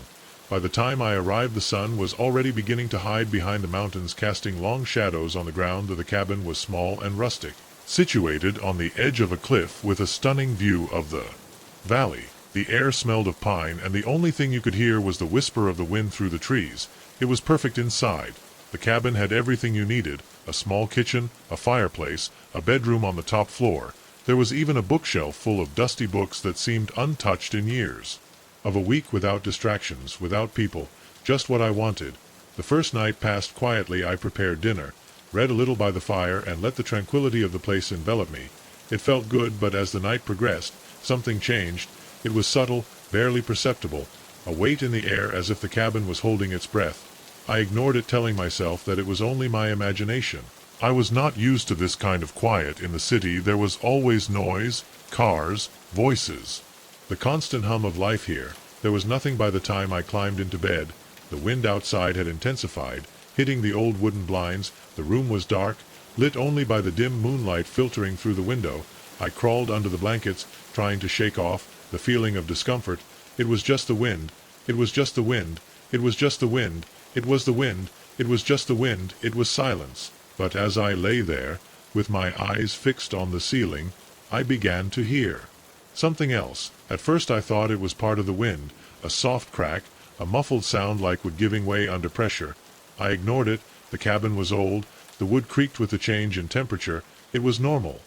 But the sound wasn't coming from the walls. It was coming from above. I stood completely still, holding my breath. There was nothing above, just the attic that had been closed when I arrived. The creak sounded again, this time followed by a slight sharp bang. I sat up in bed with my heart beating in my chest. Maybe it was an animal. Maybe a raccoon or a squirrel had crawled inside. Yes, that had to be. But then the sound changed. It wasn't a crunch anymore. It was a step. My skin stood on end. No, it could be the attic was closed. No one else was here. I plucked up the courage and grabbed the flashlight from the bedside table. I slowly got up, feeling the cold ground beneath my feet as I approached the stairs. Each step creaked under my weight. When I went up the hallway, it was dark. The flashlight barely shone a couple of meters in front of me, and then I stopped in front of the attic door. The sound, still a crack, was coming from inside. A scratch. My hand was shaking when I turned the knob. The door didn't move. It was still closed, but the noise continued. It was impossible. There was no way anything was inside. I stood there with my heart beating in my ears. The sound stopped. Silence. I waited, holding my breath. Nothing. Only the wind outside. I slowly moved away from the door, every fiber of my being screaming at me to come down the stairs and lock myself in my room. When I got back to bed, I stayed up for hours with the flashlight in my hand, waiting for the sound to come back, but it didn't. When dawn broke, the cabin felt normal again. Sunlight came through the windows, illuminating the dust floating in the air. Everything seemed safe, as if the night before had been just a bad dream. I decided not to think about it anymore. I passed the day exploring the surroundings, walking the nearby trails, trying to enjoy the trip, but the more time I spent in the cabin, the more I noticed that something was not right. The objects seemed to move from place to place when I was not looking. The doors creaked even though there was no wind. The air inside the house felt heavy, and then the second night came. I went up to the room early, determined to sleep better than the night before. But it didn't take long for the sound in the attic to start again, this time louder. Not a simple creak, deliberate slow footsteps, footsteps that were lived right above me. I could hardly breathe, and then a loud bang, as if something or someone was trying to get out. I jumped out of bed. I didn't care what it was. I didn't want to know. I grabbed my backpack, my keys, and I went down the stairs 2 by 2. I ran to the front door, but when I tried to open it, it didn't move. The lock wasn't on. But the door wouldn't give way. I felt panic take hold of me behind me. The bang sounded louder again. I ran to the window and opened it hard. Climbing up the windowsill, the cold night air hit me. When I jumped to the ground, stumbling in the dark, I ran to the car, not daring to look behind me. Keys were shaking in my hands. When I managed to start the engine, I stepped on the gas. The cabin disappeared in my rearview mirror. I didn't stop driving until I was back in town. I never told my friend what happened. I don't know what was in that cabin. I don't want to know. All I know is that I wasn't alone. Have you ever come to a place and immediately feel that something is not right? That feeling that what you're seeing can't be right, even though I can't pinpoint exactly why. That's what I felt the moment I got out of the car and looked at the lake. The strange thing is that I'd been to that campsite dozens of times, and there'd never been a lake, and yet there it was, calm, dark, stretching out in front of me, like I'd always been there. I was on a trip weekend camping with my friend Mar. We both needed a break, a couple of days away from the chaos of work and life. The camp we had chosen was remote, tucked away in a quiet corner of the forest that few people knew we had been going there for years. Just a clearing in the forest, perfect to pitch a tent, with a small stream nearby to get water. No amenities, no crowds, just peace and the tranquility we were looking for so much. We left early that morning, eager to leave the city behind.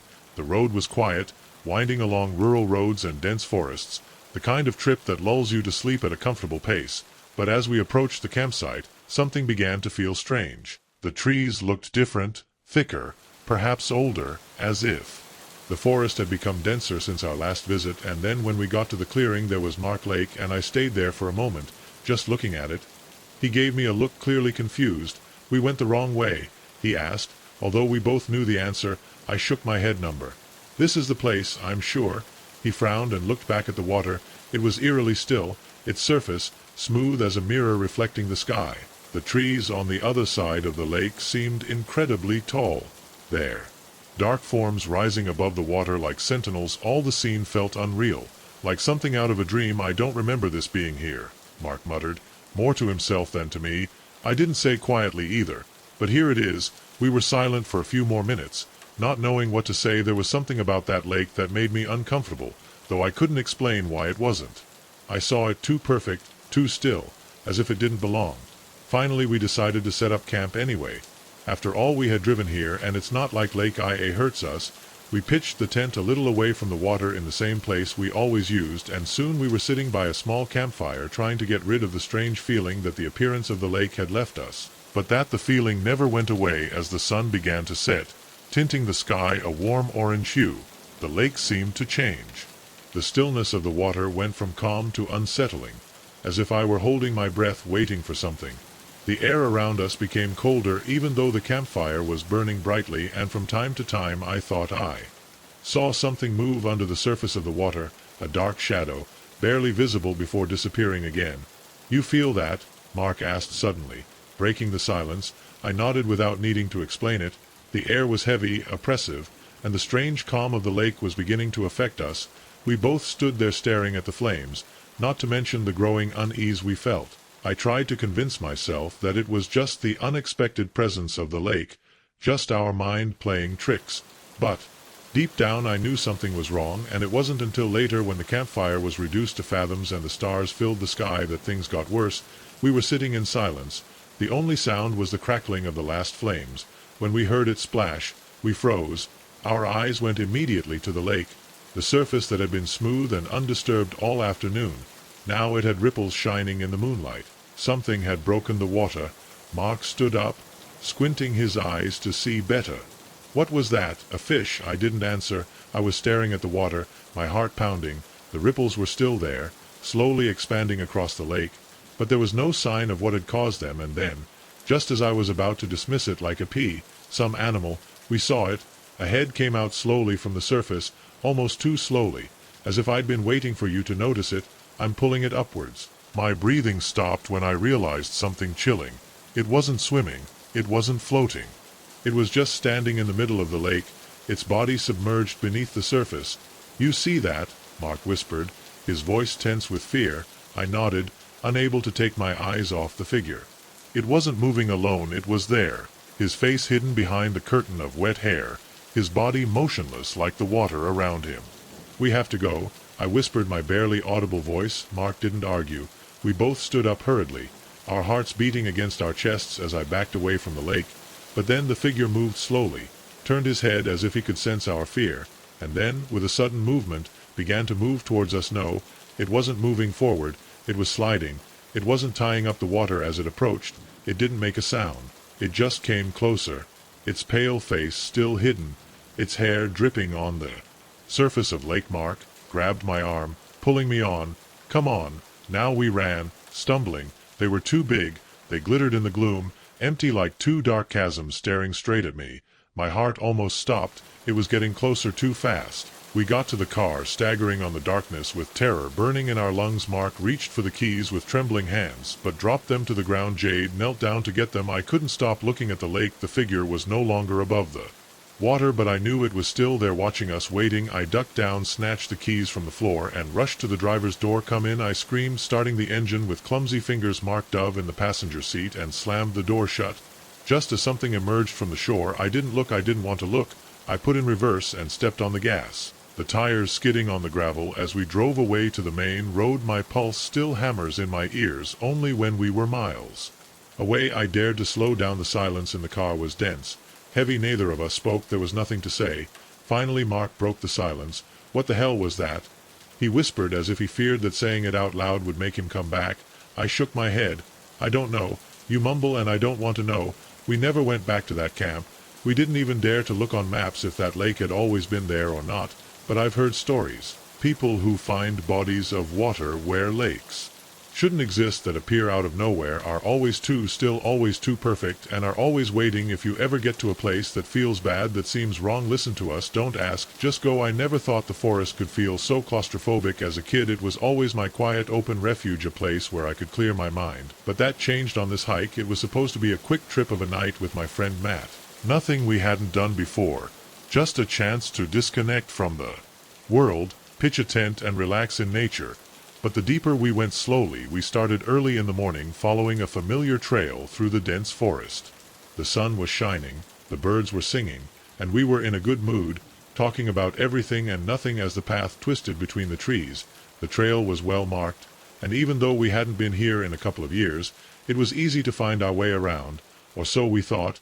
It wasn't until the sun started to go down that things started to feel strange. At first, I couldn't explain exactly what it was. Perhaps the way the light filtered through the trees, casting elongated, twisted shadows on the ground, or maybe it was the silence that seemed to settle over the woods as the afternoon wore on. Whatever it was, I couldn't shake the feeling that we weren't as lonely as we thought. We should set up camp soon, Matt said, looking at the darkened sky. We're losing light. I nodded, wiping the sweat from my forehead as he scanned the area. Yes, let's find a good spot. We deviated a bit from the trail, heading for a small clearing we'd passed before it seemed like a good place to camp, level ground, enough room for our tent, and far enough away from the main road not to be disturbed by other hikers. But as they unpacked and we started to pitch the tent, something struck me as odd. "Hey Matt," I called, my voice echoing in the stillness of the forest. "Don't you think this place looks familiar?" Matt looked up from where he was driving a stake into the ground, puckering the "what do you mean?"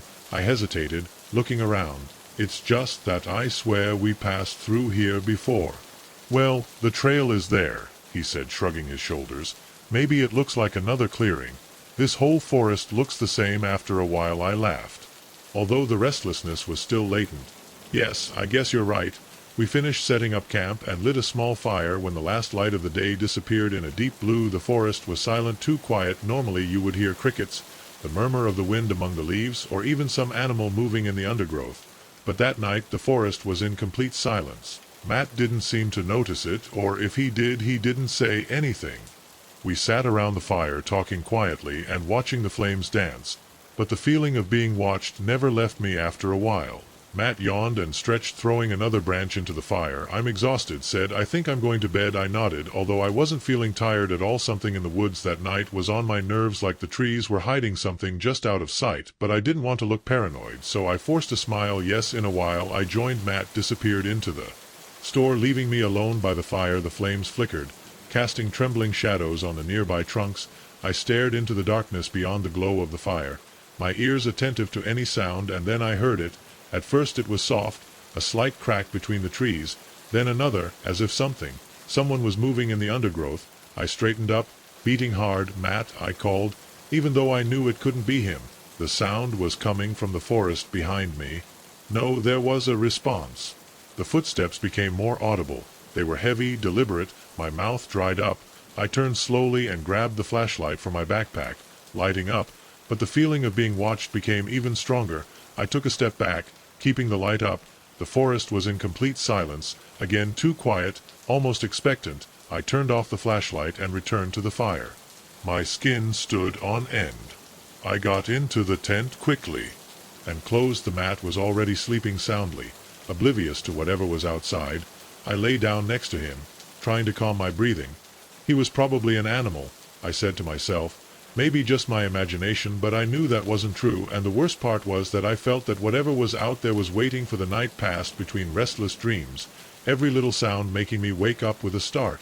Every time I was closing my eyes, I felt like something was standing right outside the tent, watching us. By the time dawn broke, I was exhausted. Matt, on the other hand, woke up fresh and rested, ready to go on. He asked as he packed his sleeping bag. I nodded, although the thought of staying longer in that forest made me nervous. I just wanted to get out of there. We set off early in the hope of good weather before the sun went. I was too high, but the more we walked, the more the feeling that I wasn't there intensified. Every so often I heard the rustling of branches behind us, as if someone was walking right behind us, but every time I turned around there was nothing. "You hear that?" I asked Matt after an hour of walking. My low voice, "Hear that sound?" As if someone was following us. Matt stopped and heard for one, frowning, but the forest was completely silent. "There's nothing, man," he said, smiling. "You're letting go." I wanted to believe him, but I couldn't ignore the feeling that something was watching us. And then the worst happened. We arrived at a clearing, the same clearing where we'd camped the night before. My stomach sank. "No, it can't be," I whispered. Matt looked around, his confidence floundering. "It must be another place, that is, it seems." But I knew it wasn't exactly the same. The fallen trunk at the edge of the clearing, the way the sunlight filtered through the branches. We'd been walking in circles, and no matter what we did, we couldn't get out of the woods. And then, in the silence of the clearing, we heard it. One step, then another, closer, and this time Matt heard it too. We stood still, waiting, but in the back of my mind I already knew the truth. We were never alone in that forest. You know that unsettling feeling when a place that should be full of people is completely empty, like something is wrong? That's exactly what I felt the moment I arrived at the abandoned rest area on Route 78. It wasn't even that late, just past 7 p.m. But the sight was there were no cars, no lights, just silence. It was like I'd stepped into a forgotten corner of the world. For a moment I hesitated whether to stop or keep driving. I'd been on the road for hours, coming home after visiting my family. In another state the ride had been smooth, the same drab highway scenery, the same ads repeated over and over again. I had no intention of stopping, but it had passed by the last gas station and my stomach was roaring. My GPS indicated a rest stop a few miles ahead, so I decided to take a quick break. I just needed a snack from a vending machine and a few minutes to stretch my legs, but as soon as I parked, I knew something was wrong.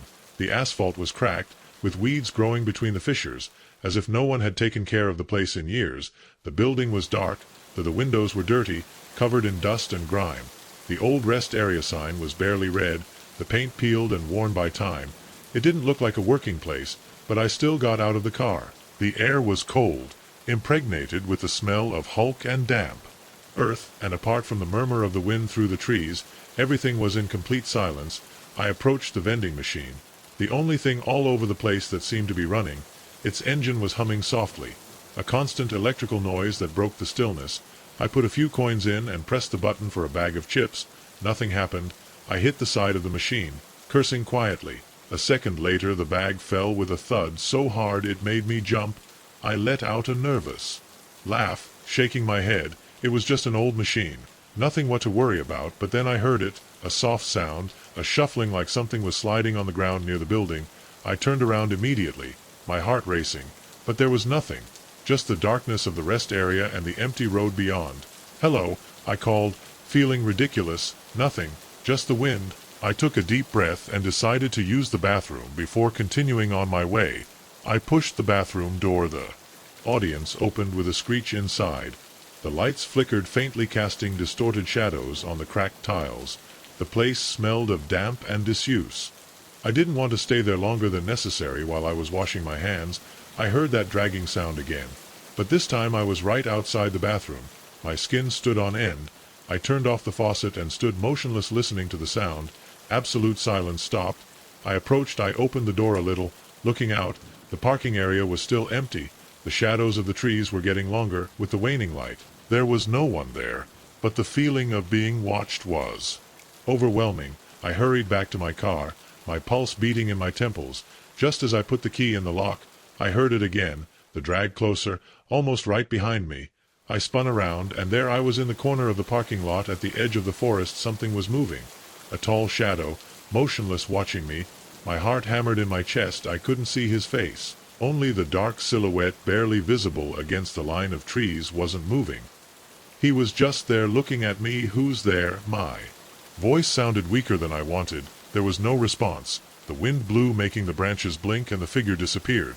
I didn't wait any longer. I opened the car door, got inside and closed the locks with a blow, started the engine and reversed quickly. My hands were shaking on the steering wheel. I took a look at the rearview mirror. The parking lot was empty, but that didn't calm me down. I accelerated down the road with my eyes fixed on the asphalt lit by my headlights. I drove for almost an hour before stopping at a well-lit gas station. When I got out of the car, my legs were shaking. I walked in and walked over to the counter. The clerk, an older man with a bored expression, looked up. When I approached, "Excuse me," I said, still out of breath. "You know something about the rest area on Route 78? His face changed.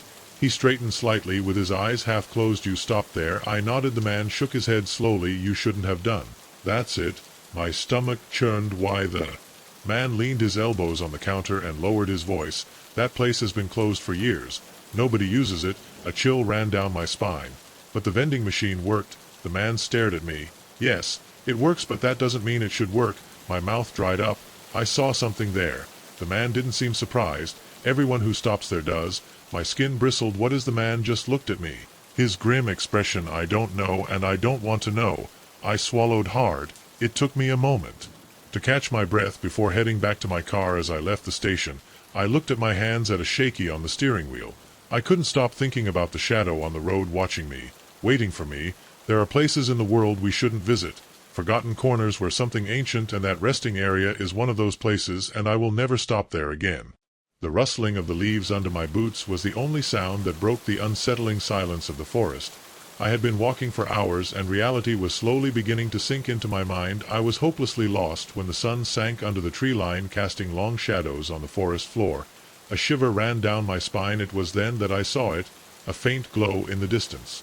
Hope and fear, they struggled in my chest as I headed toward the light. I had always been proud of Colorado and spent countless weekends exploring the Rocky Mountains with my father, but this solo trip to the Adirondack was different. The terrain was unfamiliar, and I had recklessly ignored the warning signs of an impending storm.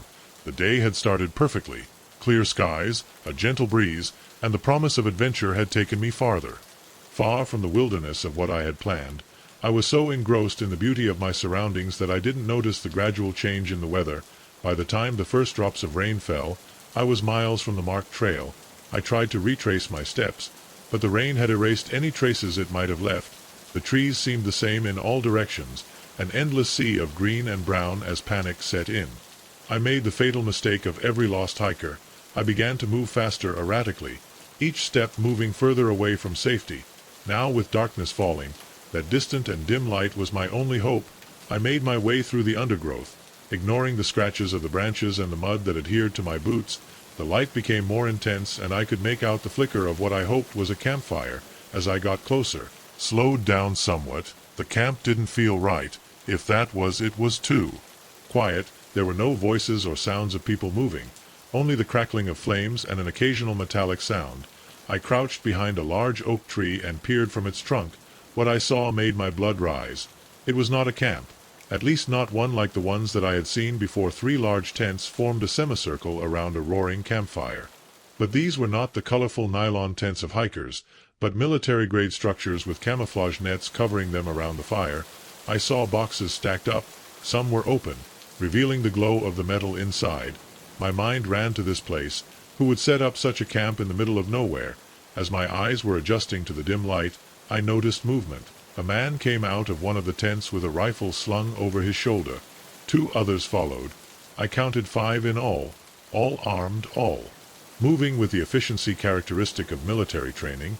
I knew I had to go back slowly and run as fast and far as I could, but curiosity and desperation kept me anchored in my place. These men could be dangerous, but they might also be my only chance to get out of this forest. While I was sizing my options, a gust of wind carried their voices to me. "The sending is growling," one of the men. "If they don't arrive in the next hour, we move on to plan B. Relax." Another replied, "They know the consequences of ruining us will be here, sending consequences." The hole in my stomach grew out. Whatever was going on here was clear. I had bumping into something illegal and potentially deadly. I began to back away, trying to control my breath and move as quietly as possible. But in my haste I saw where I put my foot. A dry branch creaked under my boot. The sound rang like a gunshot in the stillness of the forest. The men in the camp froze. Then, with rehearsed efficiency, they scattered with their rifles at the ready. I didn't wait to see more. I turned around and I ran through the undergrowth without caring about stealth behind me. I heard screams and the rumble of boots chasing me, my heart pounding in my chest as I ran through the dark forest, branches hitting my face, roots threatening to trip me up at every turn. But fear drove me. I had no idea where I was going. I just knew I needed to put as much distance as possible between those men and I. A shot went whistling next to my ear. I slapped the bark of a tree inches from my head. The realization that they were shooting Ada of adrenaline zigzagged between the trees, using the forest as cover as best I could. I don't know how long I ran. Time seemed to lose all meaning in the midst of the chaos of the chase. My lungs burned, my legs, they felt like lead, but I didn't dare. As I stopped, the sounds of the chase began to fade, but I wasn't sure if I was really missing them or if they were just being more cautious in their focus. Finally, when I felt like I couldn't take another step, I saw a hole at the base of a huge old tree. Without thinking about it, I threw myself inside, pressing it into the shadows, covering my mouth with my hand, trying to drown out the sound of my breathing. Choppy minutes, hours passed as I huddled into that hollow. Each rustling of one, each rustle of leaves, sent a new wave of terror through me.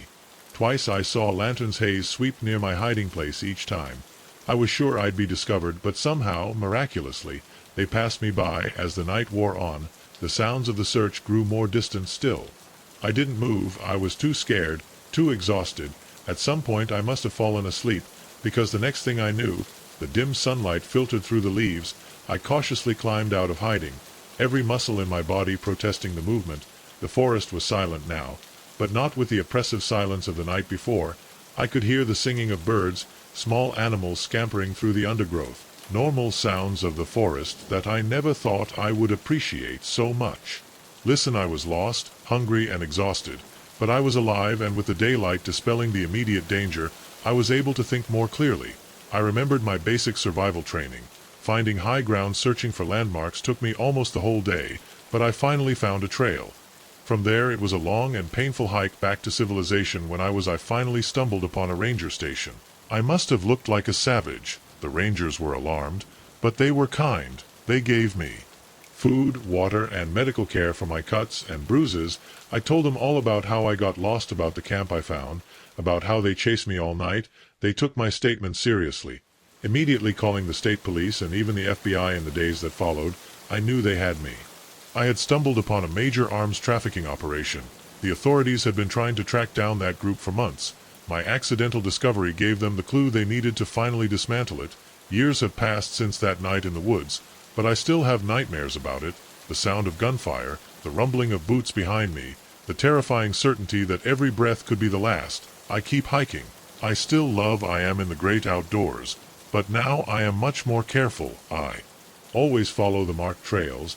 I always tell someone where I am going and when I will be back, and sometimes when I am in the woods and the light is starting to fade, I can't help but scan the trees, half hoping to see that distant, deceptive glow of a campfire that is not at all cozy. The closing of my tent seemed incredibly noisy in the stillness of the night. I stopped in secco with my hand halfway through the movement, pricking up my ears. There was again a rustle of branches, the rustle of leaves. Something was out there circling my camp, and whatever it wasn't just a curious raccoon. I'd always loved camping. There's only one special kind of peace that is found when you're alone with nature, miles from the nearest civilization, or so I used to think now. As I lay in my sleeping bag with my heart pounding in my chest, I was starting to reconsider my stance on loneliness. The day had started like any other solo camping trip. I had hiked deep into the Ozarks, reveling in the lush green canopy and birdsong I couldn't name. In the afternoon I found the perfect place to ride the camp, a small clearing near a murmuring creek protected by towering oaks. As I pitched my tent and collected firewood, a familiar sense of contentment came over me. This was my place away from the noise and stress of city life. I cooked a simple meal over the campfire, watching the sun paint the sky bright shades of orange and pink. But when night fell, a sense of unease, it started creeping over me. Maybe it was the way the wind suddenly stopped, leaving an eerie silence in its place, or maybe it was the strange sound I heard just as I was putting out the campfire. It wasn't exactly a wolf howl, nor was the screech of a coyote, something in between. I tried to shake it off by telling myself that I was letting my imagination run wild. I went into my tent, closing it tightly, as if that thin a layer of nylon could protect me from any danger that lurked in the woods.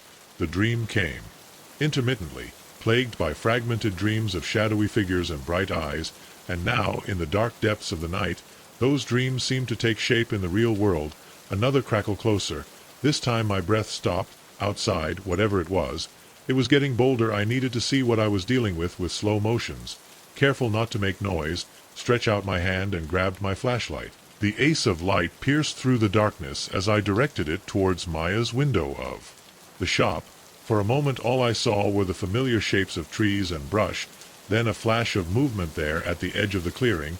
There was a figure in human form, but there was something wrong with it. She was too tall, too thin. Her proportions were slightly deviated in a way that gave me goosebumps, and she was looking directly at me.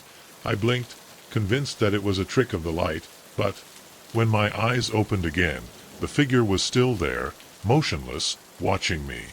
My survival instinct was activated, and the Ouija one. I got out of my sleeping bag, struggling with the zipper of the tent. Part of me I knew that I was being irrational. If I was a person, running blindly into the woods in the dark was probably the worst thing I could do.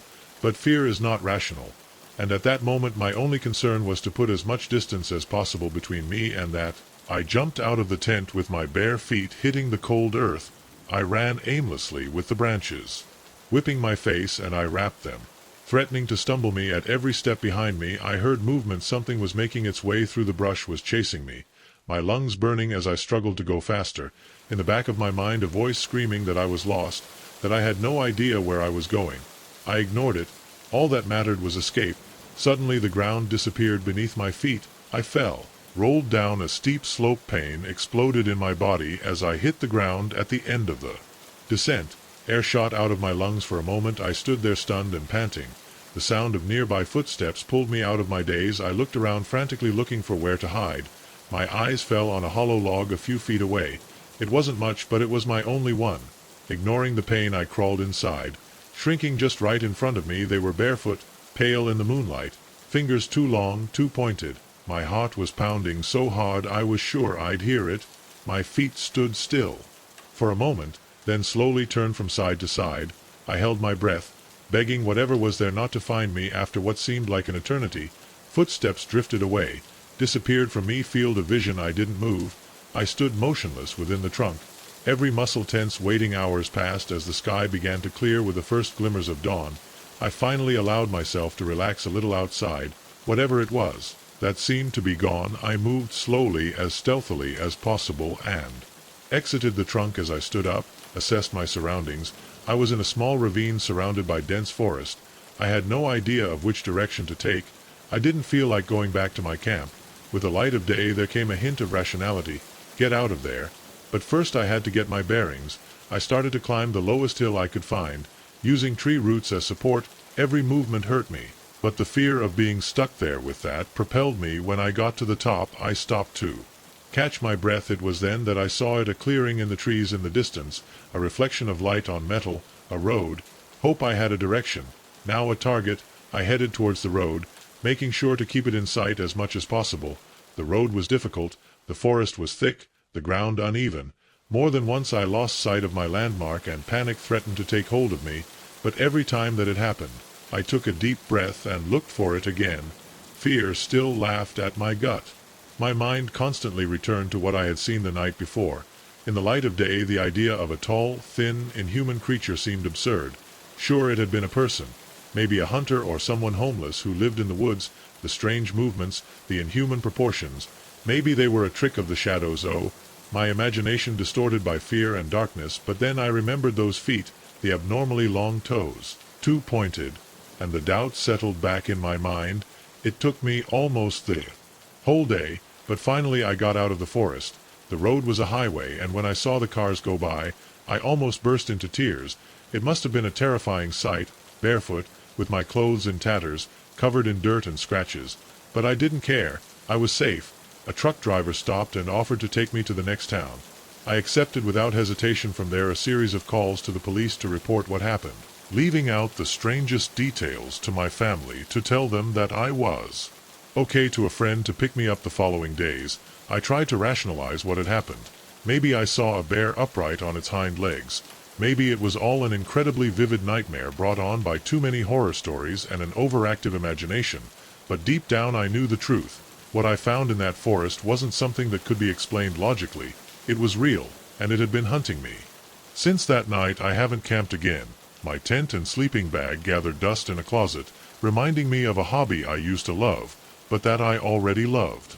I can't enjoy myself sometimes on quiet nights when the wind blows through the trees outside my window. I find tens without realizing it, using my ears, waiting, listen to the rustling of a branch or the rustling of leaves, and sometimes in my dreams I'm back in that forest running, always running, with the certainty that if I dare to look back I'll see that figure again, tall, thin, wrong, watching me with eyes that glow with inhuman intelligence. Awake from those dreams, drenched in cold sweat, with a racing heart, and as I try to calm my breathing, a part of me wonders if I opened my eyes and saw her standing at the foot of my bed staring at me while I sleep, I would really be surprised. Because the truth is that once you've seen something like that, you can never unsee the veil between our world and what we do. There's beyond. It gets up, if only for a moment, and you're left with the unshakable knowledge that sometimes, when you're alone in nature, you're actually not alone at all. Landor of my phone screen lit up the dark living room as I reviewed the responses to my 2005 Honda Civic ad.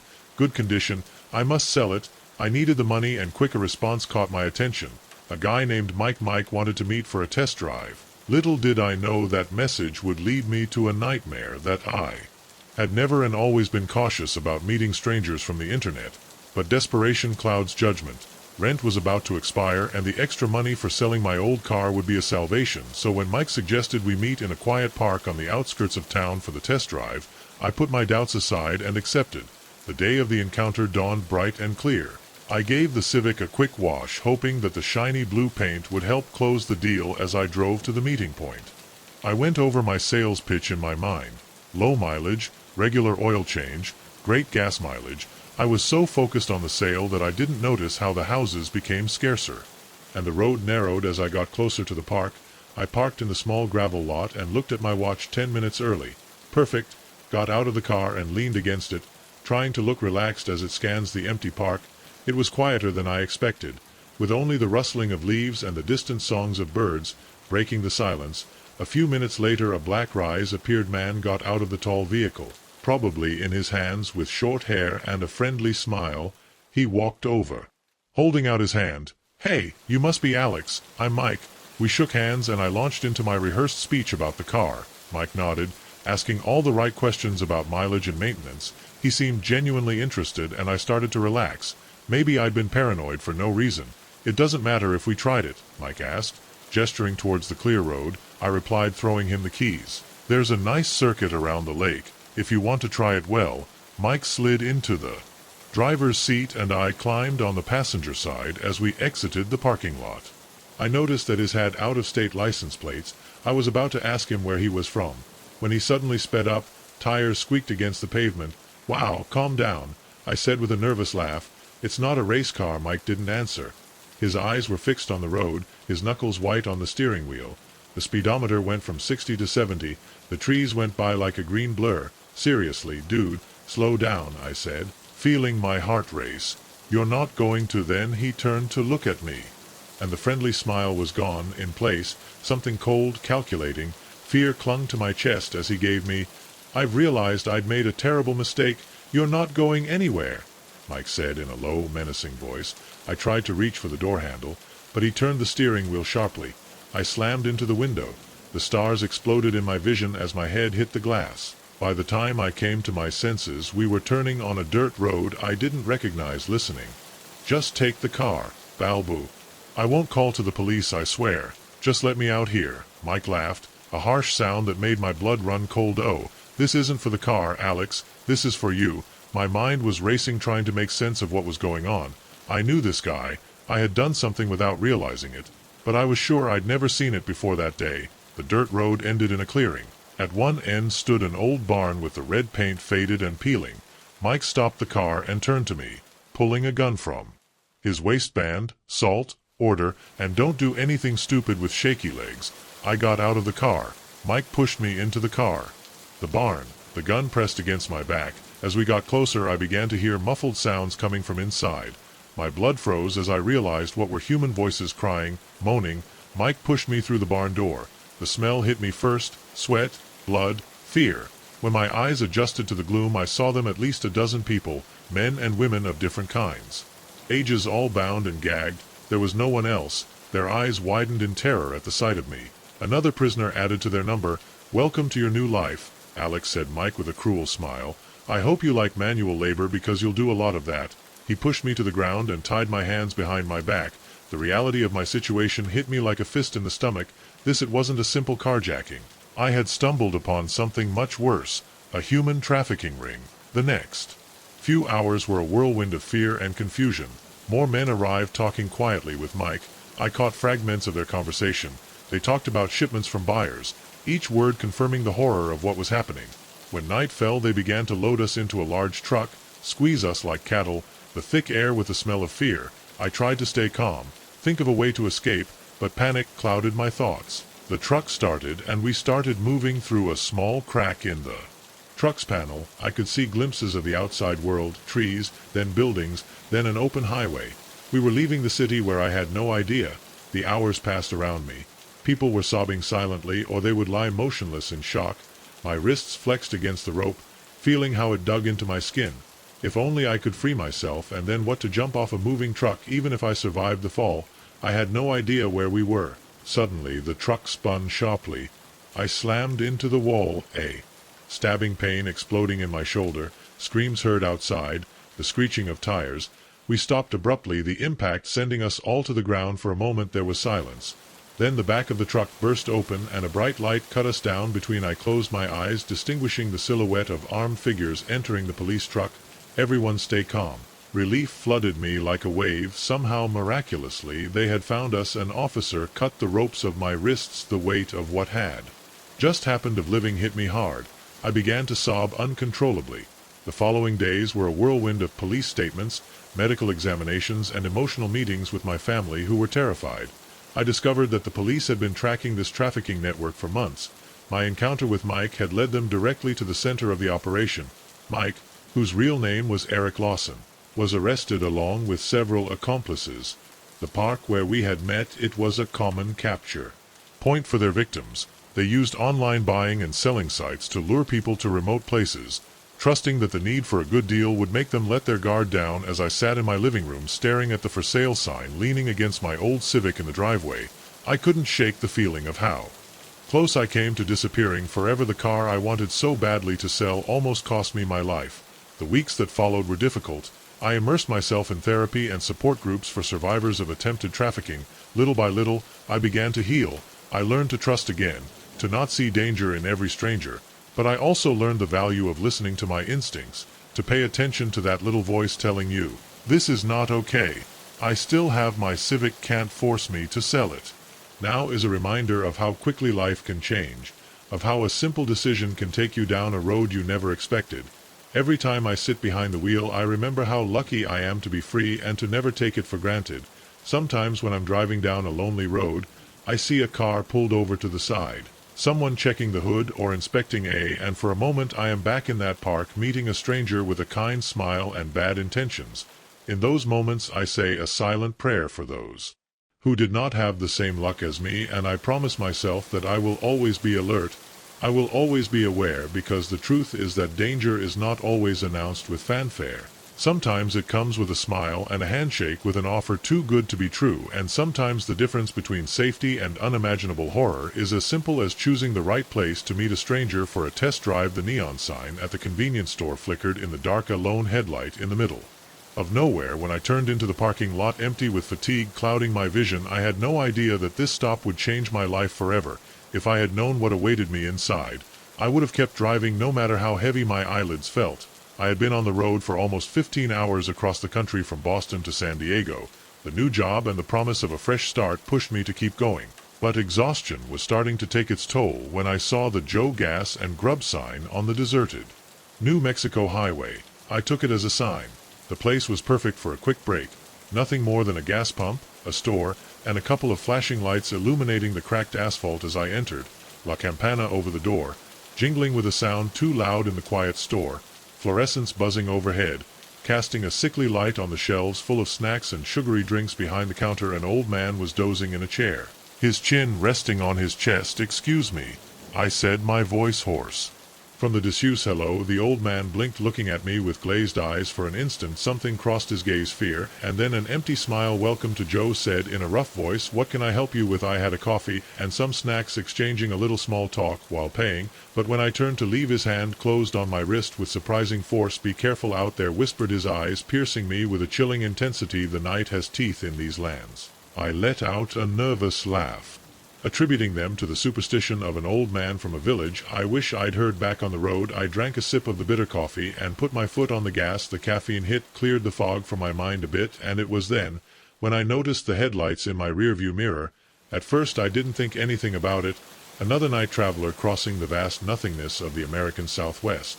But the minutes passed and the car was still there, always at the same distance, without overtaking or moving away.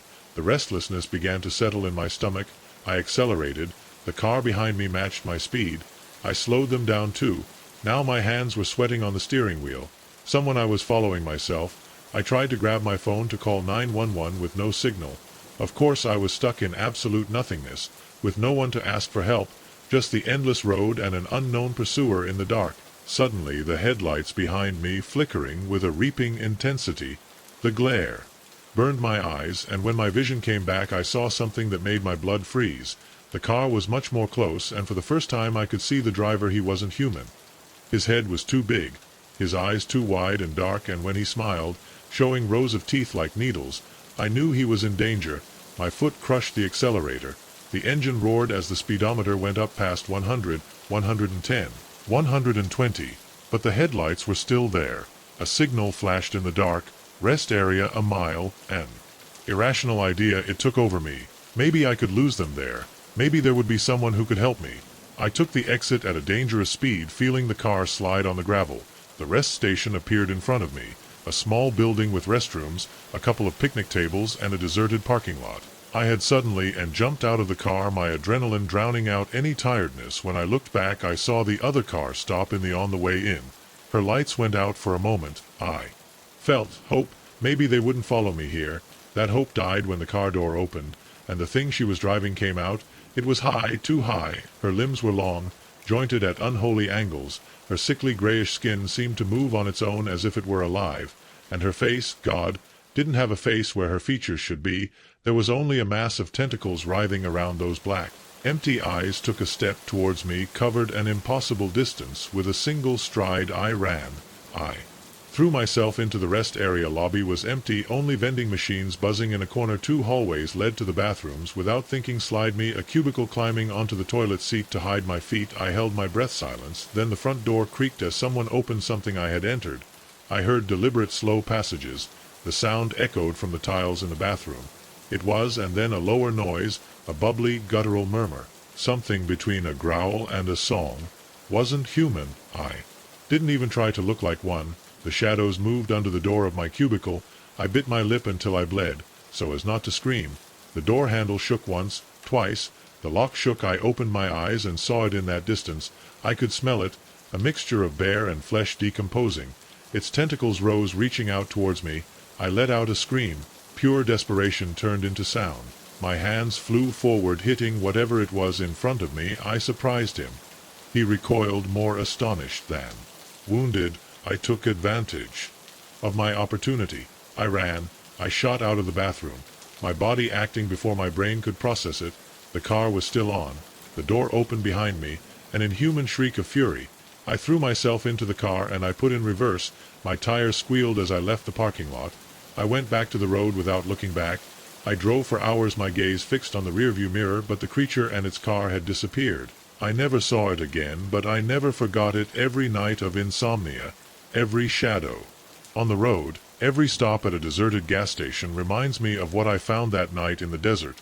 What found me. So if you're ever driving alone in the dark and you see a shop lit up like an oasis in the middle of nowhere, keep driving, don't stop. 'Cause the night has teeth, and once it tests you, it never lets you go. The headlights appeared in my rearview mirror like twin specters, piercing the darkness of the night in the desert. At first I didn't pay much attention to them, just another traveler in this lonely stretch of road. But as the minutes passed and the car behind me kept too exact a distance, a sense of unease began to settle in my stomach. Little did I know that this was the first sign that I was about to live a night that would push me to the brink of terror and survival. I had been driving for hours. I was driving across the vast expanse of Nevada on my way to a new job in California. The drab desert landscape had long since turned into an endless sea of bush and sand, interrupted only by the sporadic lights of a gas station or a restaurant. Solitary. It was late in the afternoon, well past midnight, and tiredness was beginning to take hold of me. I was considering stopping at the next rest area to sleep for a few hours when the headlights first appeared. At that moment almost another human being out there made me feel a little less alone. But then the minutes passed and the car behind me never tried to overtake me, never slowed down. I always kept the exact same distance. I started looking at it more and more often in the rearview mirror. I tried to see some detail of the vehicle or the driver, but the headlights were too bright. All I could make out was a dark silhouette that was. It got more unsettling with each passing minute. I tried to rationalize. Maybe it was someone as tired as me, using my taillights as a guide, or maybe it just didn't feel safe overtaking on a 2-lane highway. But it didn't matter how many excuses I tried to find. That primitive instinct for danger kept vibrating in my chest. I decided to do a test. I took my foot off the gas. I went from 70 to 60, then to 50. The car behind me, he did the same thing. Never reduced more or less than necessary to maintain that same disturbing distance. Exactly. My pulse accelerated. Pressure the pedal went up again to 80. Then to 90. The headlights stayed with me. It was as if they were tied to my bumper by an invisible rope. "This is madness, you muttered. I was letting my imagination play tricks on me. It was just a car, I couldn't make myself nothing." I tried to calm down, but my hands were already sweating on the steering wheel. I reached out to my phone, thinking about calling the police. But what was I going to tell them for help? There's a car following me at the same distance. They would have told me I was paranoid or just let them overtake me. I sighed and threw the phone into the passenger seat. It was then that an unknown number vibrated. My finger floated over the answer button. Curiosity and fear were waging a war inside my mind. In the end, fear won. I let the call go to voicemail, but seconds later it vibrated again. A text message. I opened it with trembling hands. The cold took over my body. I looked at the rearview mirror. The headlights were still there. Then blink, as if they were sending me a signal. Adrenaline exploded in my system without thinking about it. I stepped on the gas. The engine roared as my old sedan reached 100 miles per hour. The desert became a dark blur. But the car behind me also accelerated, and now it was getting closer. Pure fear clouded my mind.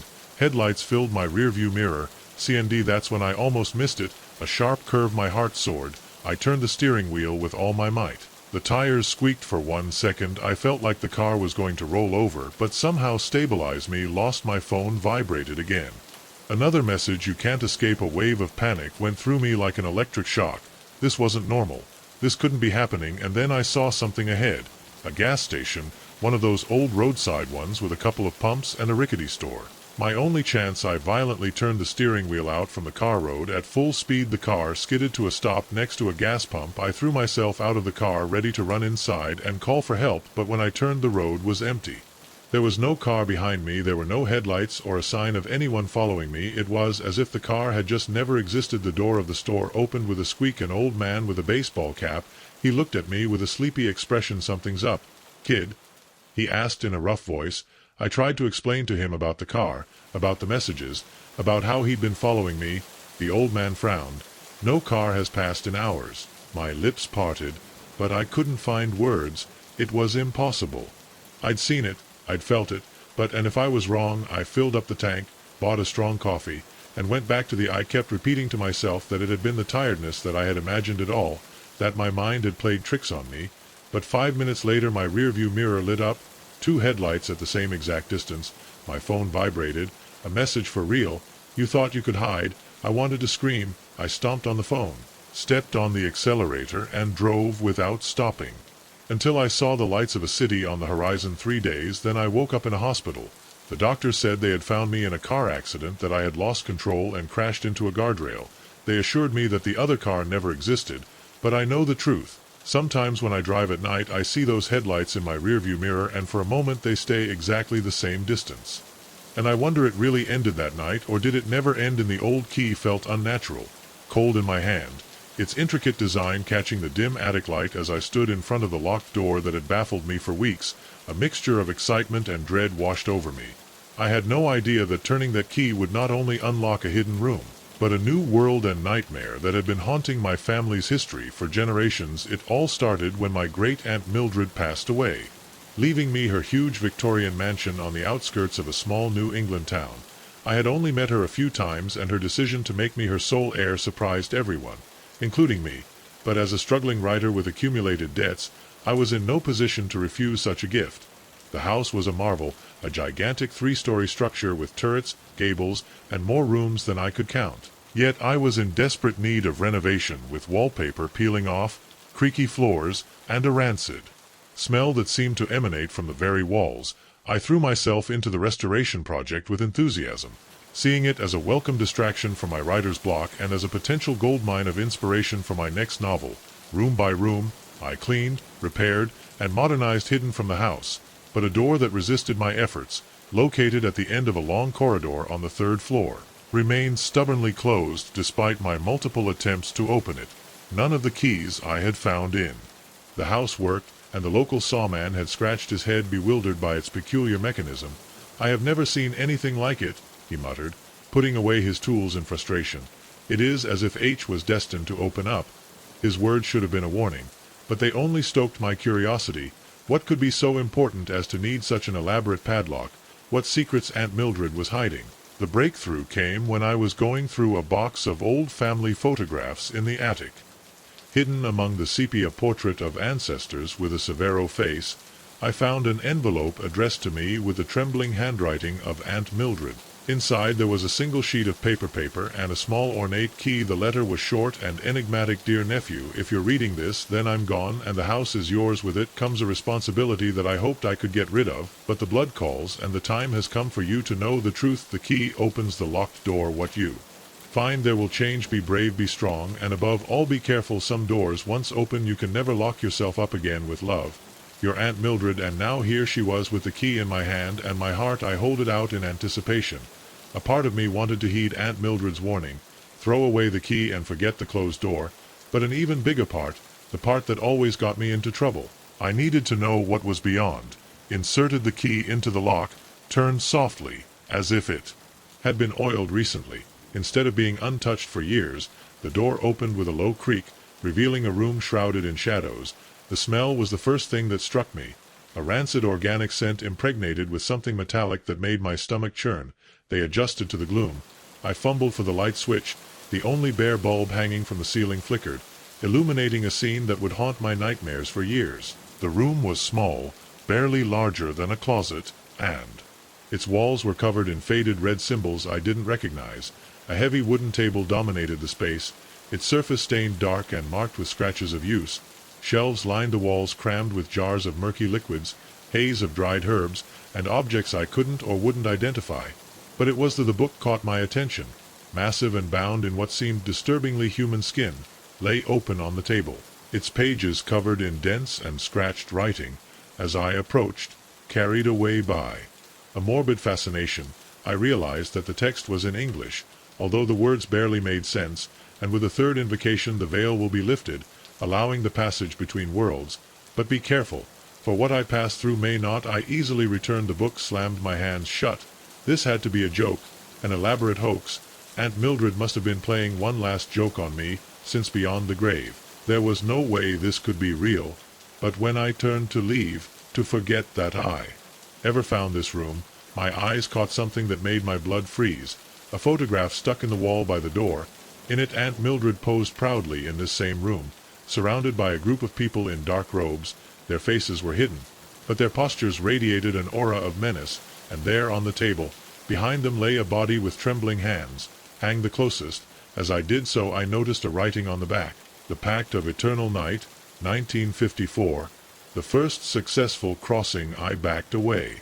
So Worth and the photo falling from my hands, this was real. The symbols, the book, the rituals, my family, my own blood had been involved in something dark and terrible. As if my realization had triggered something, the house around me seemed to come to life. The floorboards creaked, the walls groaned, and I would swear I heard whispers echoing from empty rooms. Panic took over me, and I ran outside from the hidden room, slamming the door shut. Panic took over me, and I ran out of the hidden room, slamming the door shut. I slammed through the house, suddenly seeing it with new eyes, the strange angles of the walls, the symbols hidden in the patterns of the wallpaper, the mirrors that never seemed to reflect quite right. Everything had been there, hidden in plain sight. I didn't stop running until I got to my car, starting with a screech of tires in the gravel. It wasn't until I was miles away, with my heart rate finally slowing down, that I realized I still had the key in my hand. For the days that followed, I tried to convince myself that it had all been a hallucination, a vivid dream caused by stress and my overactive imagination. But every time I closed my eyes I saw that room, that book, that chilling photograph. I couldn't force myself to go back to the house, but I couldn't get away completely either. I found myself driving through the area at odd hours, waiting, unwilling to admit it, to see hooded figures slipping in and out of the mansion, or some cosmic aberration seeping through the windows. But the house always remained silent, motionless, unrevealed. None of the secrets I harbored. Desperate for answers, I plunged into the research, spending countless hours in libraries and online forums dedicated to the occult. The little I found only deepened the mystery. References to the Covenant of Eternal Night were few and far between. But what little I discovered painted a haunting, ancient picture dedicated to breaking the barrier between our world and something else. And my family had been at the center of it all, generation after generation, working in secret to tear apart the walls of reality. For what purpose I couldn't even begin to imagine it. As the weeks went by, strange things began to happen. I woke up in the middle of the night to find my apartment reorganized. Books opened into pages I'd never read. Shadows moved in the corners of my vision, disappearing every time I tried to focus on them, and dreams, vivid, terrifying dreams of other worlds and monstrous things. It was then that I understood that I could not run away from this. What my family had started, what they had opened, would not close on its own. The responsibility that Aunt Mildred spoke of in her letter was now mine, whether I wanted it or not. So here I am again in front of that fateful door, the key in my hand once again, but this time I am ready. I have learned what I can of the old methods, I have gathered the defenses I have found. I don't know if it will be enough, but I must try, because if I don't close this door, if I don't finish with what my family started, he knows I could cross next time I turn the key in the lock, wondering how many other families keep similar secrets, how many other houses hide rooms full of ancestral horrors, and most disturbing of all, how thin is really the veil between our world and the realms that exist beyond. I push the door, preparing for what's coming, whatever it is. There's one thing I'm sure: I'll never look at a closed door the same way again. Because I now know that sometimes the scariest monsters aren't the ones hiding under our beds or inside our closets, they're the ones lurking in the closets. Our family trees waiting for an unsuspecting descendant to open their cage. The key felt strangely heavy in my hand as I stood before the towering oak doors of the Blackwood Manor. A cold breeze whispered through the neglected gardens, bringing with it a faint scent of decay. I swallowed, struggling with the urge to turn around and run away. It was just a house, I said to myself. Just AI work, but as I slipped the key into the lock, I couldn't shake the feeling that I was on the door, too. Something much more sinister than I could imagine. I had been desperate for work when I saw the ad on the internet. Caretaker wanted for historic mansion, good pay, minimum responsibilities. It seemed too good to be true, and maybe it was, but my bank account was begging for a break, so I sent my application without think about it too much. The owners, Mr. and Mrs. Blackwood, were an older couple who spent most of their time traveling between their multiple properties. The interview was by video call. Their faces were partially obscured by the bad lighting and the worst internet connection. They seemed friendly, although a little eccentric. Their instructions were simple: keep the house in order, check the gardens, and under no circumstances enter the east wing of the third floor. That last part raised a red flag in my mind, but the pay was too good to question now. As I crossed the threshold of the mansion, all my doubts came back at once. The interior of the house, it was like stepping into another era. Heavy velvet curtains blocked most of the natural light, plunging the rooms into a perpetual twilight.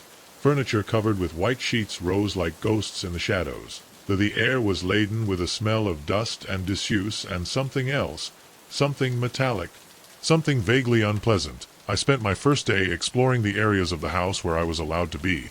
The kitchen was a strange combination of modern appliances and antique fixtures. The library was full of leather-bound books, their spines cracked with age. Each room seemed to contain secrets, shadows of a forgotten past. When night fell, I withdrew. The small room the Blackbots had designated for me was cozy, with a four-poster bed and a desk by the window. But as I lay down in the dark, I couldn't shake the feeling that someone was watching me. The first week was uneventful. I fell into a routine of cleaning, small repairs, and long walks through the overgrown gardens.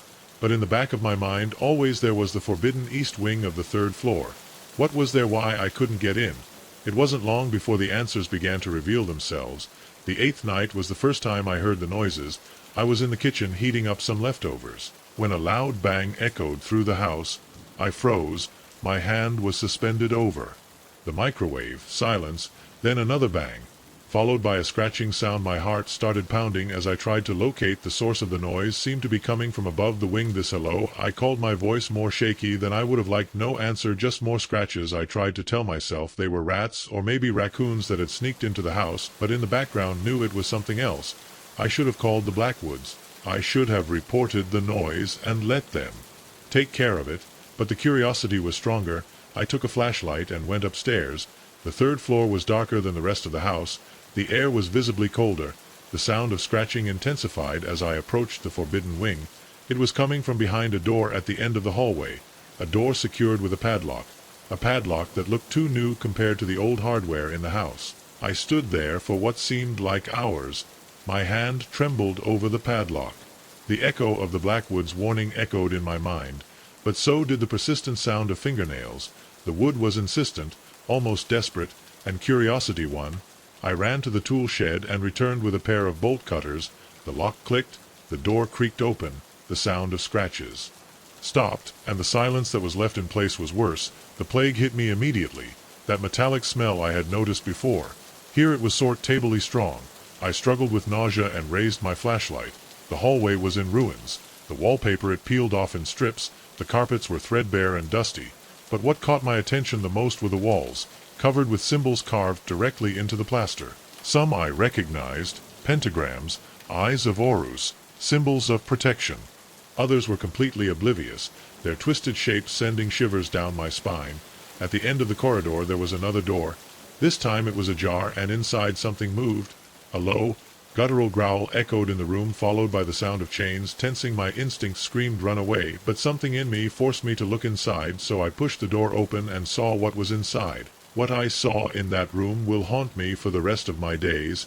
It was some kind of laboratory full of arcane equipment and jars with unspeakable things floating inside, but in the center of the room on a table metal was that, vaguely humanoid, but everything about him was wrong. His limbs were too long, his joints bent at impossible angles, his skin was grayish, stretched over a skeleton that seemed to be in constant motion. But the worst thing was his face, or the absence of him, where his features should have been. There was only a mass of tentacles twisting. He was chained to the table. But when the light of my flashlight reached him, began to struggle violently. The chains groaned under thee, and then he spoke in a whisper that was at once a scream. "Free me!" I staggered back, my mind refusing to process what I had just heard, that thing that being had spoken. The voice was impossible, a whisper and a scream at once, as if it came from everywhere and none at the same time. "Free me!" Panic enveloped me. This couldn't be passing, wasn't it? Couldn't be real. But the chains creaked, and the tentacles on his face stirred with unsettling intelligence, and I knew with a terrifying certainty that if I didn't run away now, maybe I never would. I turned around and ran, walked down the hall without looking back. I felt his presence behind me. I didn't hear him, but I felt him. Something inside me screamed that if I turned my head and saw him outside of those chains would be the last thing I would ever see in my life. I sped down the stairs. When I reached the hall, I almost crashed into them. Mr. and Mrs. Blackwood were standing completely serene, as if waiting for my arrival, too calmly, as if finding his caretaker fleeing in terror was a common occurrence. Mr. Blackwood looked down at the shears still in his hand. His expression hardened it. "You saw it, right?" Mrs. Blackwood sighed with resignation. "What a pity we had so much hope for you." It was at that moment when I noticed something strange in her appearance. Her skin was moving, as if something was stirring under her. The features of their faces seemed to flow, changing subtly as if they were not made to stay fixed with horror. I understood the truth. What was on the third floor was not her prisoner or her experiment was his son, and they weren't human either. I didn't wait to see what they would do. I threw myself towards the front door, pushing him to the side. I ran faster than I had ever run in my life. The night swallowed the mansion behind me. But I didn't dare to look back. I didn't want to know if they were following me. I didn't stop until I reached my car parked half a kilometer away of the mansion. The keys were shaking in my hands as I tried to start the engine. The engine coughed, refused to start. No. Now I turned the key again. The engine roared alive without hesitation. I stepped on the accelerator. I didn't slow down until I was on the main road with the city lights on the Anya. Only then did I breathe. Only then I allowed myself to believe that I was safe. But even with miles between Blackwood Manor, and I couldn't shake the feeling that something was still watching me. Something that I wanted to come back. Years have passed since that night. I've changed cities. I even changed my name. I did everything I could to disappear. But I've never managed to forget.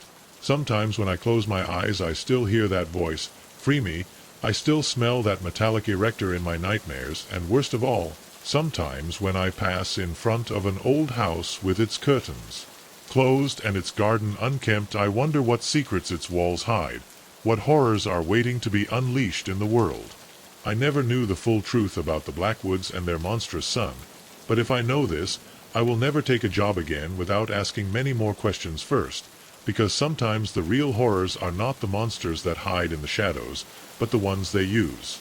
Human faces, and they offer you the key to their home. The first drop of rain hit my windshield like a bad omen seconds, then the sky opened, and a downpour that reduced my visibility to almost zero. I cursed under my breath, squinting as the windshield wipers fought against the torrent of water, and then I saw it, a lone figure on the side of the road, the thumb extended in a universal gesture. At that moment I made a decision that would haunt me for years. I stopped the car. I had been driving for hours across the Texas desert in the direction of El Paso. The drab landscape of distant brush and plateaus had become a blurry gray sea in the rain. My destination was a job interview, one last chance to fix my life. After a series of failures, the weather had taken a turn for the worse. Last minute, and I had been considering stopping when I saw the hitchhiker. He was a big man with broad shoulders and a thick beard that partially hid his face. When I stopped next to him, I saw relief in his eyes. "Thank you, friend," he said, getting into the passenger seat. "I thought I was going to drown out there." I nodded, ignoring the feeling of discomfort in my stomach.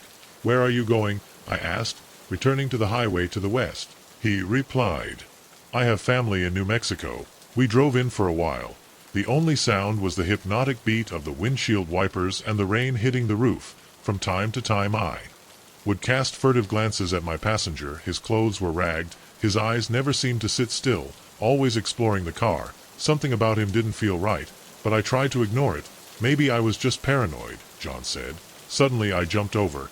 "Sorry, my name is John Hawkins." I swallowed hard. "Dave," I replied, very gladly. "Dave." The awkward silence returned. After a while John spoke again. "Hey, do you mind if we stop at the next gas station?" He gestured to his abdomen. "I need to use the bathroom." I nodded, relieved to have an excuse to take a break from the tension in the car.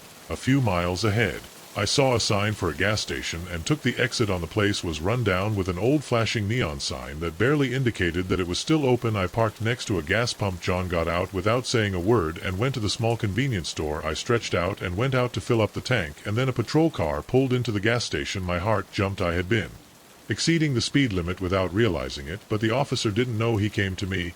Instead, he got out of the car and entered the store. Seconds later I heard screams. The officer came out dragging John with his hands handcuffed. Our eyes met, and in his eyes I saw something that froze me to the bone, rage and hunger. The policeman approached me with, "Mr. Sir, I need you to accompany me." Stunned, I followed him to the store. The clerk, an old man with a face pale, he was shaking behind the counter. The officer pointed to John, who was now inside the patrol car. "You picked him up on the road?" I nodded slowly. "Yes, he needed a ride." The policeman let out a sigh and shook his head. "God, you were lucky, very lucky." "What you're talking about?" The officer looked at me seriously. "That man is a serial killer. We've been looking for him for weeks." The world seemed to stop. The officer continued. "We've found at least 7 bodies in 3 different states." "What does it do exactly?" My voice was shaking. The officer clenched his jaw. "Attacks when you least expect it, kills them, and leaves their cars in the middle of nowhere." I felt nauseous. I thought in all the hours I spent with John in the car how easy it would have been for him to break up with me. The officer pulled out his notebook. "Said he wanted to stop here, right?" I nodded. The policeman exchanged a look with his partner. "We found a knife in the new bathroom. I think he was planning to do it here." He almost collapsed me in a chair. I had been minutes away from becoming another victim. I spent hours giving my statement. When they finally let me go, it was already early in the morning. The sky, it was clear, but I still felt caught in a storm. I drove without stopping to the pass. My interview didn't matter to me anymore. I just wanted to stay alive. Months later, the trial began. I was called as a key witness. I saw John in court, still with that same predatory expression. When I took the stand, he looked me straight in the eye and smiled at me. They found him guilty, but I wasn't relieved. I knew he would never stop stalking. Years have passed. I have moved on with my life, but every time I see someone hitchhiking, I feel a chill down my spine, and I keep driving because I have learned something. Monsters don't hide under the bed or in closets. Sometimes they sit next to you with a friendly smile, with a finger extended on the road, waiting for someone to pick it up and never see it again. The first time I heard the tear in the walls, dismissed it as mice. But when I pressed my ear against the cold plaster and heard the rhythmic sound growing louder and more frantic, a chill ran down my spine. Whatever was moving within the walls of my Airbnb, it was too big to be a rodent, and it was getting closer. I had booked that old Victorian house for a month-long writing retreat. I needed a escape from the distractions of the city to finally finish my novel. The ad promised historic charm and absolute tranquility. Located on the outskirts of a small New England town I'd never heard of, the price was surprisingly low for such a large place, but I assumed it was due to the off-season. When I arrived, the house looked perfect: 3 floors of worn wooden planks, gingerbread ornaments in the window frames, and a small tower that would be my writing corner. The interior was a portal to the 19th century, carved wooden stairs, heavy velvet curtains, and stone fireplaces. It smelled a little musty, and the floor creaked with each step, but all that gave it an authentic air. Just what I needed to write a good horror novel. The first days passed without incident.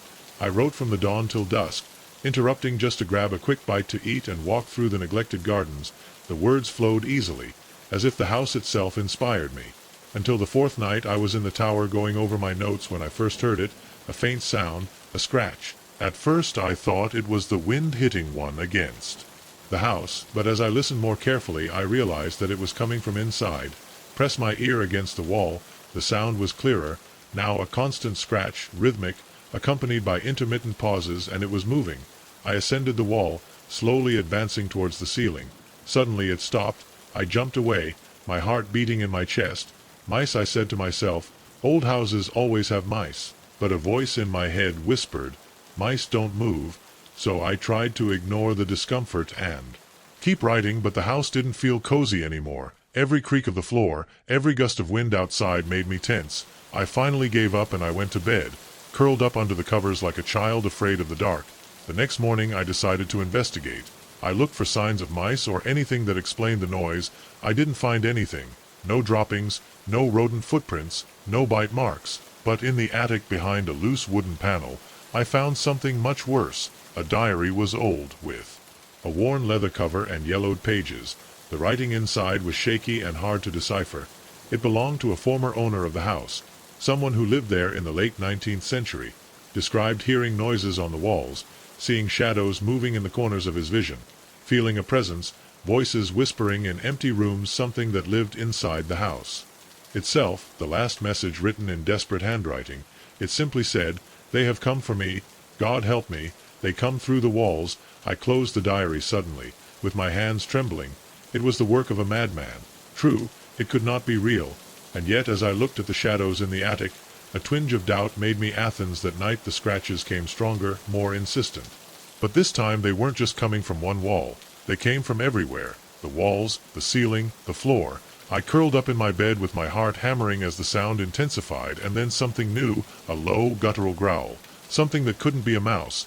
I threw myself off the bed, grabbing my phone, ran downstairs, and when I walked down the hallway I saw something that made the blood bleed. In my veins the wallpaper froze. It moved, undulating, as if something was pushing it from the other side. I didn't wait to see what would come out of it. I left the house without even closing the door. I drove all night until I found a hotel, and only when I was in the cold, artificial safety of a cheap motel room did I allow myself to shiver. The next morning I called the owner of the Airbnb. Her answer didn't reassure me. "Oh, darling." Her voice was calm, too calm. "They've woken up again, right?" "What do you mean by they've woken up?" I demanded, panic growing in my chest. "What the hell is there in that house?" A heavy silence. Then her voice in a tone almost, "The house has peculiarities. She's been in my family for generations. Sometimes she sleeps." A pause. "Sometimes not." The horror left me speechless. She was talking about the house like it's alive, like I know what I was doing. "I'll give her money back, of course," she continued as if nothing happened, "and I'll update the listing. Warn future guests." Warn? I spit out the word. "I shouldn't rent her. Is dangerous." "Oh, she's not dangerous, darling," she replied softly. "She's just hungry sometimes." The line was cut. I never went back for my stuff. I bought new clothes, a new laptop, anything to avoid stepping foot in that house again. I tried to tell myself that I was being irrational, but deep down I knew the truth. Sometimes in the stillness of the night, I swear, I hear scratches on the walls of my apartment. I tell myself it's just the ducks or the structure settling, but a part of me wonders something followed me from that house. It's waiting until I feel hungry again. I finished my novel, but I didn't. That I had started in that house. Instead, I wrote about what I lived through. Became a bestseller. They say that its visceral realism and palpable sense of terror are astonishing. If only they knew how real it really is. I no longer stay in Airbnbs, only in new hotels, preferably steel and concrete, and every time I enter a new room the first thing I do is lean my ear against it. The wall. I hold my breath. I listen because now I know the truth. Some houses are more than wood and bricks, some houses are hungry, and once you've heard them wake up, you never really feel safe again. I've been looking for a house for weeks, desperate to find something I could afford in this ridiculously expensive market. When I saw the ad for this old Victorian house on the outskirts of town, I thought it was too good to be true. The price was well below market value, the pictures showed. A house with a good foundation, it just needed a little renovation. I must have known something was wrong with real estate. Like in life, if something seems too good to be true, probably is. The real estate agent, a man named Frank, had been strangely insistent that I saw the house that same day. He called me 3 times that same day. Morning rushing to it before someone else took it, that should have been my first warning sign. But I was too excited to find my possible home to notice it as we toured the house. Frank kept talking to me, pointing out original features, trying to disguise the obvious deterioration of the place, trying to imagine the potential of the house, thinking about how beautiful it could look with a coat of paint and some repairs. But I couldn't ignore the growing discomfort in my stomach. Something was wrong. And then we got to the attic. Frank was going ahead of me up the narrow staircase, going on with his salesman's chatter, until suddenly he stopped so abruptly that I almost crashed into him. "All right?" I asked, trying to see what had made him stop. Frank didn't answer. He just stood there, stiffly staring at something in the gloom of the attic. Then he slowly turned to me, and the change in his expression chilled my blood. The friendly smile of the real estate agent had disappeared in place. There was something different. His eyes were no longer the same. They looked darker, more intense, and when he spoke his voice had a deep and raspy tone that turned my stomach. "You shouldn't have come here." Every cell of my body screamed to run. "What are you talking about?" I said, backing away. Frank cracked a cruel smile. "Oh, I invited you." Yes, his voice dropped to a whisper, "but not for the reasons you think." I turned to run away, but Frank was quicker. His hand grabbed my arm with impossible force. He wasn't a big man, but his grip was like an iron tourniquet. "You're not going anywhere," he growled. Panic took over me. I hit with all my strength. My fist hit his jaw. The blow caught him, loosening his grip enough for him to free me. I ran. I went down the attic stairs at full speed, but Frank was coming behind me. His footsteps echoed in the house. I ran through the corridors, remembering the previous route and looking for the fastest way out, but when I got to the front door, my heart stopped. It was closed, and not with a normal deadbolt, no visible lock. It was like the door had melted into the wall, like the house wouldn't let me out. Frank's laughter reverberated behind me. "For real? You thought it would be so easy?" I turned around looking for another way out. I tried to break a window, but the glass was hard, unbreakable. It was like hitting solid steel. Panic strangled my throat. I was trapped. Frank kept getting closer. But now it wasn't Frank anymore. The thing in front of me squirmed and changed. His skin took on a sickly gray hue.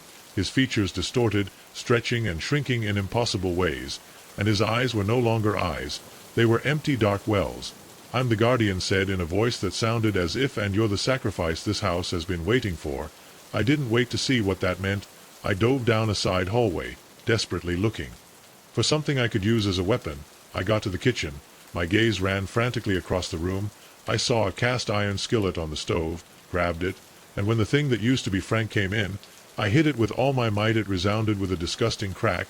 The creature staggered, a black liquid dripping from the wound, but it didn't fall. It just laughed, a laugh that came not only from its mouth, but from the walls. "Oh, you're a fighter," he said.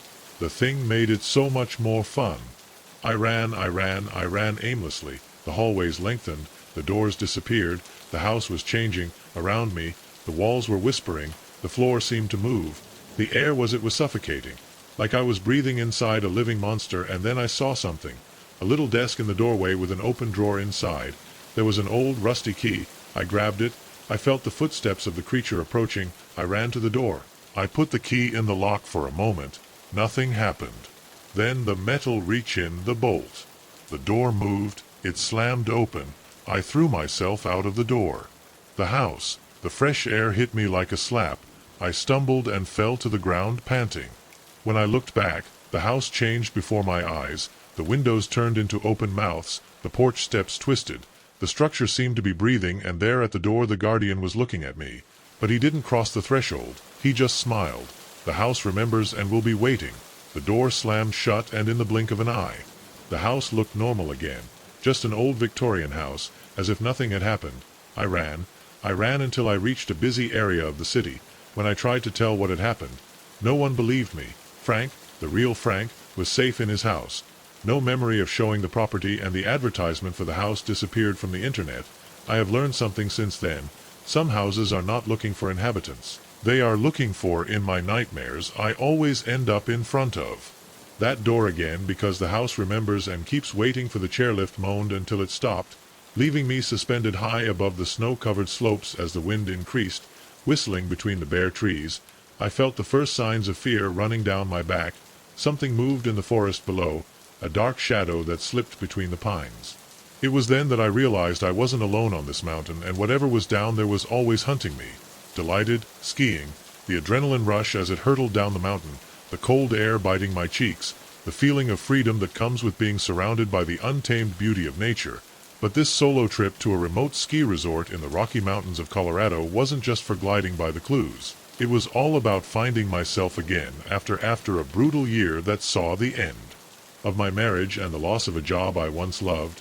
The resort was small, family-run, and off the beaten track, perfect for someone looking to escape the crowds and find some loneliness. Had arrived late the night before.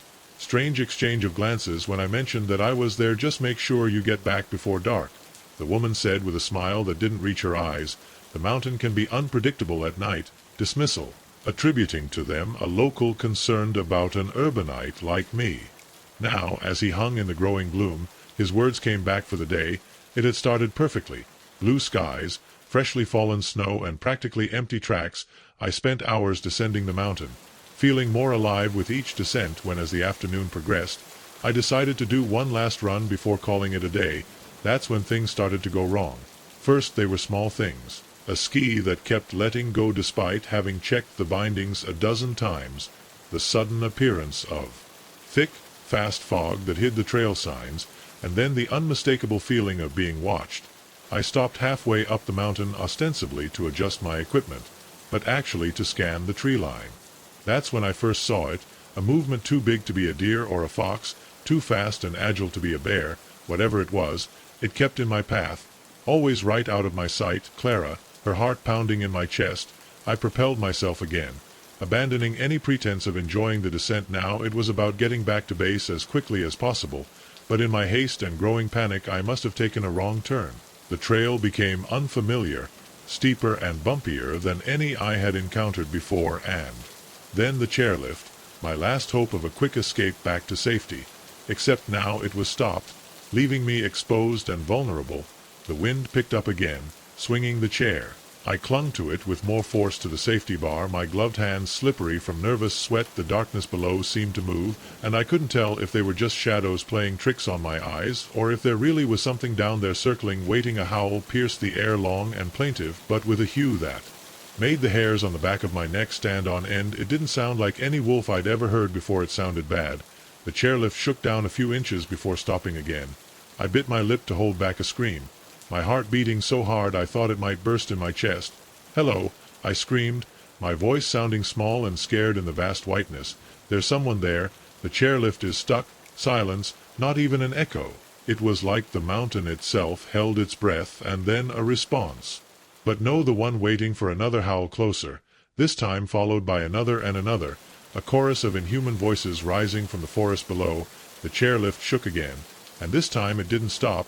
It began to descend slowly at first, then increasing speed. For a moment, I felt a surge of relief. The chairlift was running again. I was going to get back to the base, but when the ground began to get closer to full speed, I realized with horror that this was not a controlled descent. The cable had broken. I had just enough time to take a breath of air before the chair hit the snow.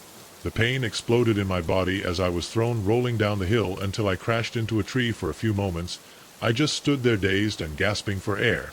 Everything hurt, but a quick inventory mental suggested that nothing was broken. Little mercies, the howls were nearer now, mixed with a sound that might have been laughter if it hadn't been so chilling. I forced myself to stand, fighting the pain in the deep snow. One of my skis had come loose in the fall, the other was bent at a strange pointless angle. I began to move down hill, hoping against all hope that I was going in the right direction. The fog was denser now, limiting my visibility to only a few feet in any direction. The sun had set, leaving only the faint glow of twilight to light my way. Something crashed through the brush behind me, quickened my pace, no longer caring about stealth or caution.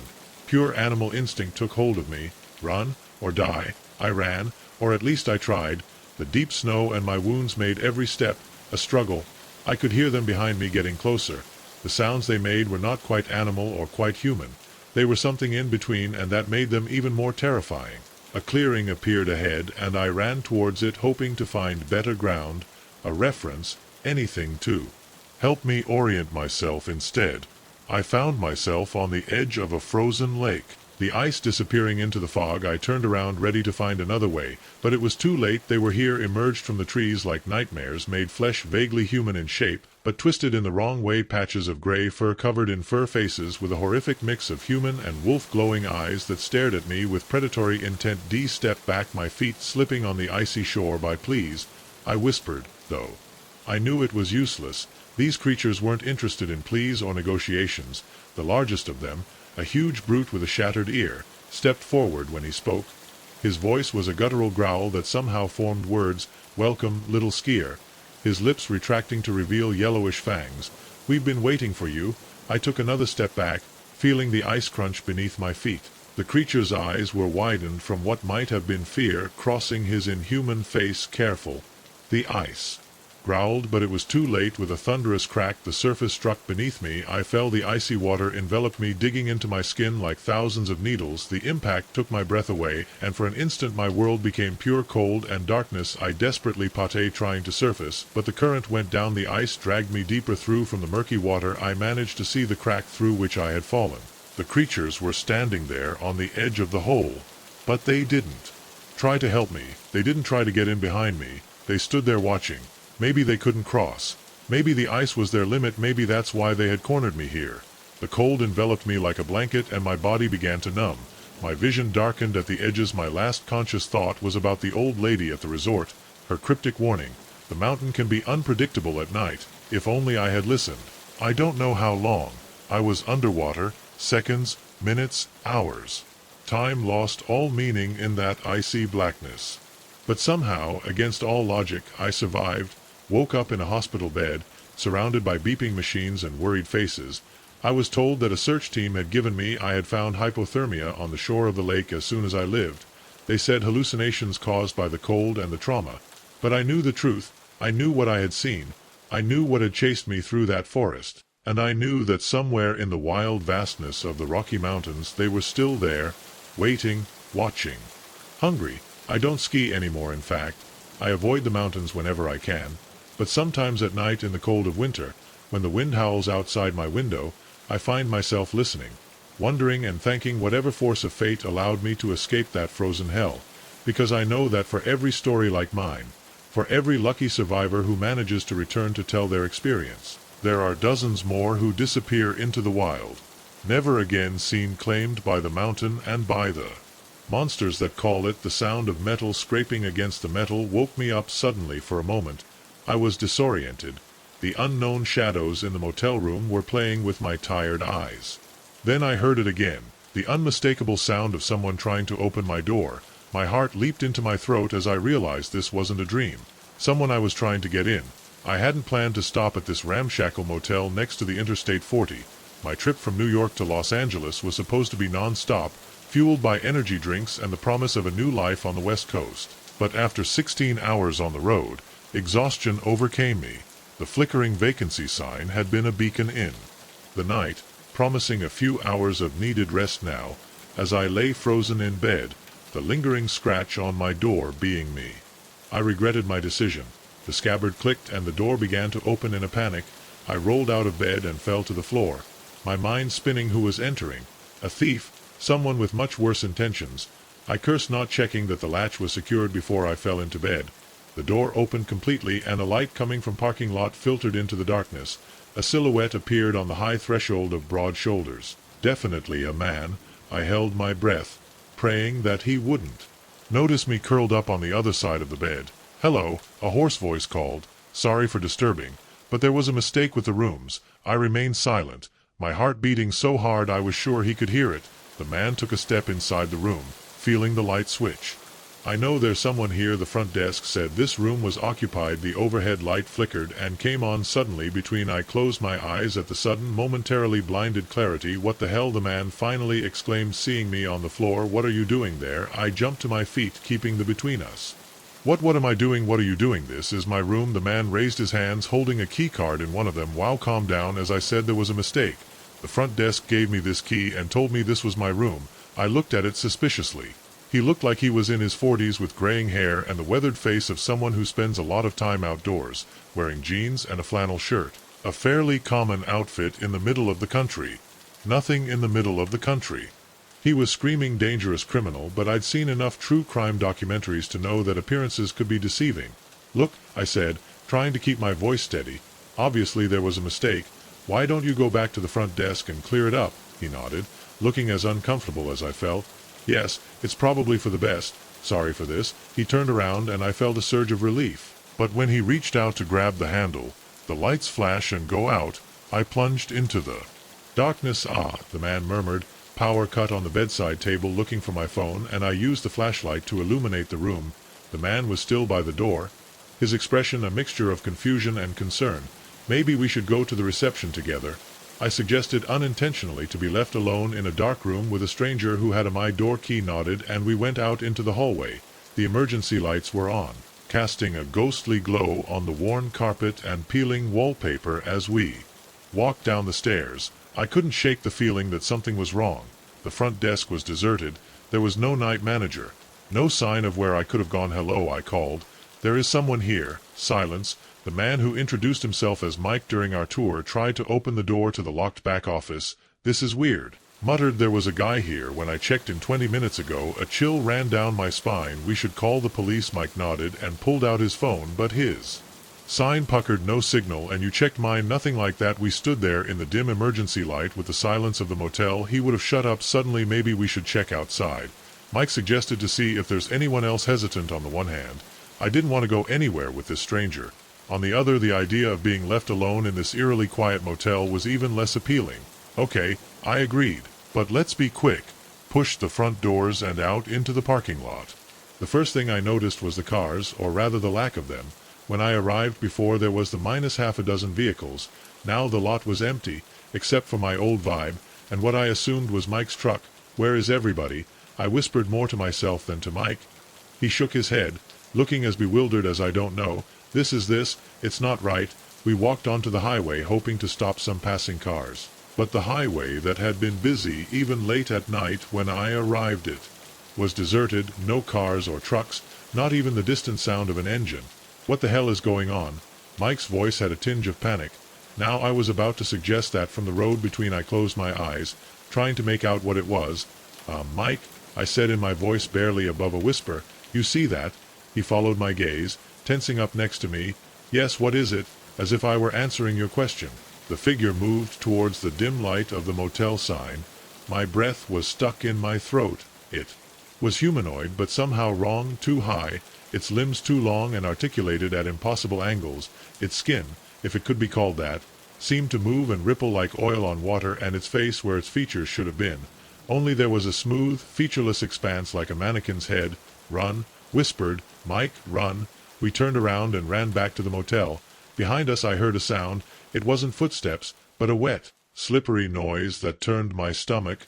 We went through the front doors and slammed them shut behind us. Mike dragged a heavy chair and put it against the door. "Stuck inside." "What was that thing?" I gasped, trying to catch my breath. Mike shook his head, his face pale. "I don't know. I've never seen anything like it."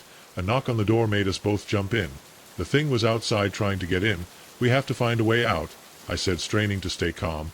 We ran through the motel, checking every door and window. All closed, all unbreakable, as if the building had been transformed into a fortress or a prison. When we went back to the lobby, defeated and horrified, I noticed something I hadn't seen before. The clock behind the counter had stopped, but that wasn't the strange thing.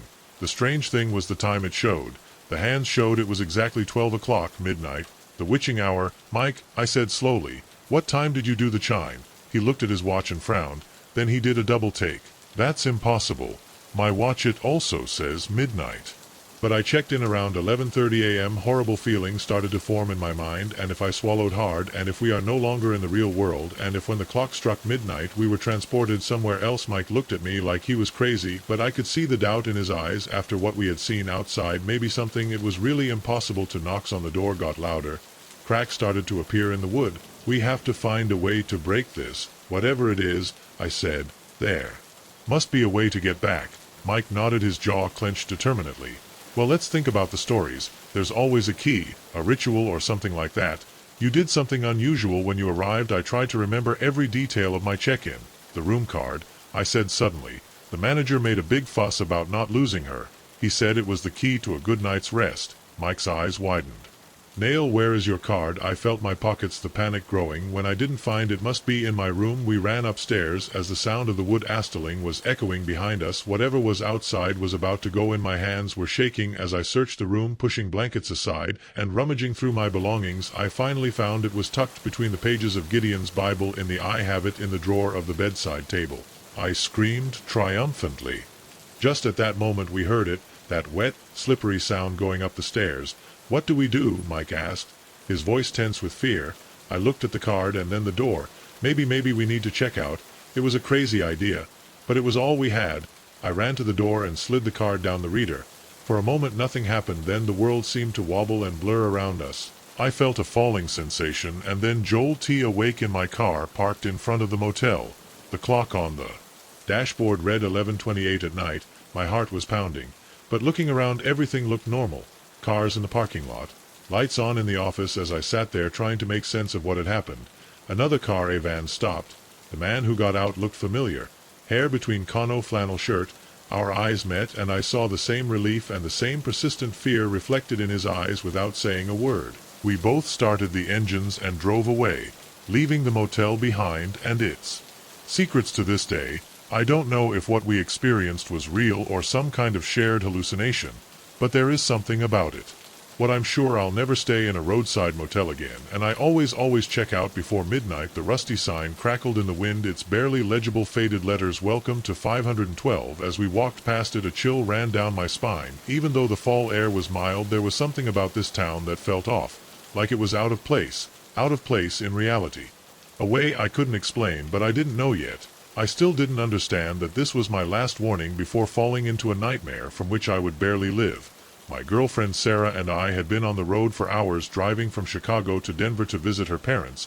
We had decided to take a more scenic route, avoiding the monotony of the highway in favor of rural roads and charms of the small villages. It had been Sarah's idea to cut through this foggy area, a shortcut that she found in a little-known travel pad. Will be an adventure, she said excitedly, her smile shining in the golden light of the sunset. Who knows what hidden gems we might find.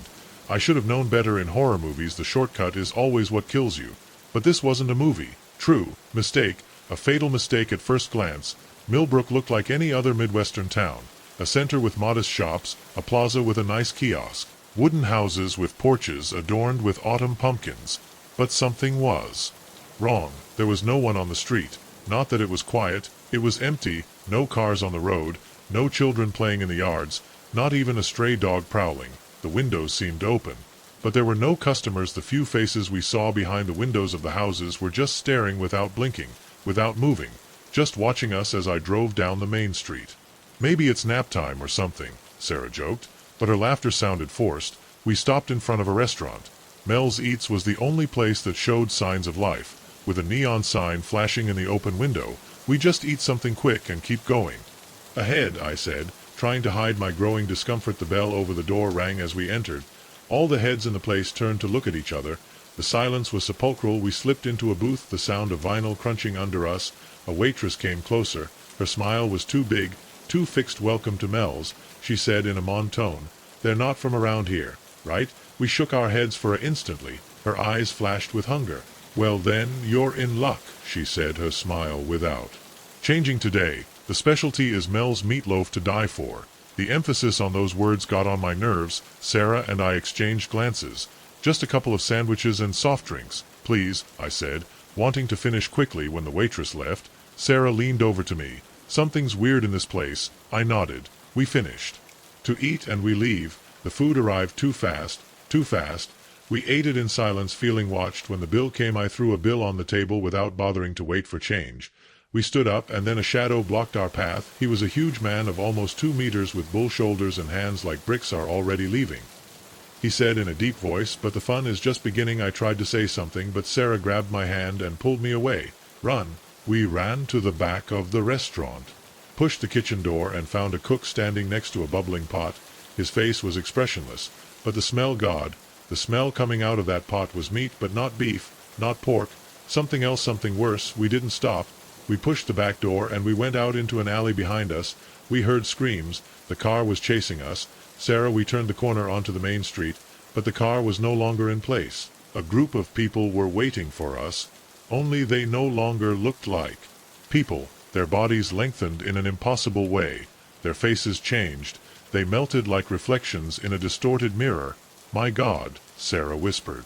I took her hand, and we ran in the other direction. The streets looked like a maze, every corner that backed to the town square. Every time we thought we escaped, they were there, getting closer and closer. Finally, we found ourselves in the Costco. There was no way out, and then the world changed. The blue sky turned a sickly green. The buildings twisted at impossible angles. The ground shook beneath us, and the creatures dropped their human disguise. They were no longer villagers. They weren't people anymore.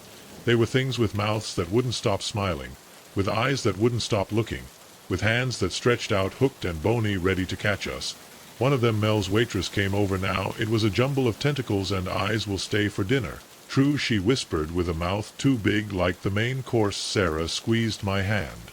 There was no escape, but then we understood. If we were going to die, we wouldn't do it without a fight. We rushed forward, taking them by surprise, pushing, hitting, smashing our way through their bodies that twisted and changed. Their screams were inhuman. They chased us, their arms stretching out more than natural, but we kept running, until the road appeared in front of us, and as we crossed the village line, everything disappeared. Where Millbrook had been before, no signs, no traces that a town had been there. Sarah and I looked at each other, shaking. A car drove by on the road. We stopped him. A kind couple took us to the next town. When we told what happened, the police found nothing. According to them, Millbrook never told us. It must have been a hallucination. But we know the truth. Now we do see a sign for a town that is not. On the map we don't stop. We don't take any chances, because we know that some villages shouldn't exist, and that sometimes the day's special in the cafeteria, it's really to die for. Literally, the sickly creak of countermetal broke the tranquility of the night, shaking it. The screech of the tires against the gravel echoed in the silent vastness. I had no idea that this accident was just the beginning of a nightmare that would test the on the verge of my survival and my sanity. I had been driving for hours, and from Los Angeles to Phoenix for a job interview. The desert road stretched endlessly before me, a black ribbon cutting through the moonlit landscape. I must have fallen asleep for only a second, a moment of weakness after hours of monotonous driving. That was all it took for disaster to strike my old Honda Civic. It ended up in a ditch, slanted at an angle. The front was crumpled like an aluminum can. Steam steamed under the hood, and the pungent smell of burning rubber filled the air. I sat for a moment in a daze, my heart pounding in my chest. A quick assessment confirmed that I had no serious injuries, just a few bruises and a cut on my forehead that was bleeding more than it hurt. I searched for but of course there was no signal. It was in the middle of nowhere, miles from the last town I had passed, and who knows how far from the next one. The realization of how isolated I was began to sink into me, bringing with it a wave of panic. It was then that I saw the headlights approaching in my rearview mirror. Relief came over me. Someone was coming. Someone could help me. The van stopped behind my car, wrecked in the light of the headlights. I could make out the figure of a man getting out of the driver's seat. "You're fine in there?" a harsh voice asked. I pushed the door of my car, moaning when the bent metal reached in. "Yes," I answered in a trembling voice. "I think so, just stunned." The man approached, and his features became clearer. He was tall and robust, with a face weathered for years under the desert sun. But it was his eyes that troubled me, intense, too fixed on mine. "What a mess you have here," he said, inspecting the damage. "You're lucky to have walked away." I nodded, still a little dizzy. "Yes, I should have fallen asleep at the wheel. Stupid, I know," he growled in approval. "Well, that car isn't going to take you anywhere tonight. The nearest town is about 50 miles in that direction." He pointed with a thumb over his shoulder. "I can take you. I've got a phone in my house for you to call a tow truck." I hesitated. every instinct telling me to be wary of strangers, especially in the middle of nowhere. But what choice did I have? I couldn't stay there with my wrecked car, and walking 50 miles through the desert in the middle of the night wasn't an option. "It would be great, thanks," I said, trying to sound confident. He nodded and went back to his truck. "My name is Earl. By the way," he said over his shoulder, "John, I responded by picking up what I could from my car before locking it when I got into LL's truck. The restlessness in my stomach grew. The interior was messy, and it smelled of stale cigarettes and something else, something metallic, vaguely unpleasant. Earl started the engine and rejoined the road. We drove silently through the drab desert landscape passing by us. I tried to strike up a conversation, but Earl's answers were curt, bordering on hostility. 20 minutes later he turned onto a dirt road. That was barely distinguishable. It was then that he turned into a dirt road that was barely distinguishable. The anxiety in my chest turned to pure terror. The dirt road was uneven and barely visible under the dim moonlight. The truck shook with every bump, making my nerves tighten even more. "Where exactly you live?" I asked, trying to keep my voice neutral. Earl didn't take his eyes off the road. "Not far away." He growled another jolt through us against the seats. I felt fear curl in my stomach. After about 10 more minutes of tense silence, the structure appeared in the dim light. It was a ramshackle house, more like a big, unkempt cabin surrounded by piles of scrap metal and rusty car parts. It looked like a scene straight out of a horror movie. Earl turned off the engine and got out of the truck. "Well, here we are. Come in, and I'll let you use the phone." Every instinct in my body screamed, "No, I did. Run. Get back on the road. It's better to walk 50 miles than to go in there." But the fear of the desert, of the absolute solitude of the night, paralyzed me. I took a deep breath and followed him inside the house. The smell inside was worse than in the truck. A moose sweat, rancid, and something metallic like dried blood. He pointed to an old one hanging on the wall. "There you have it," he said without looking at me. "Call whom need."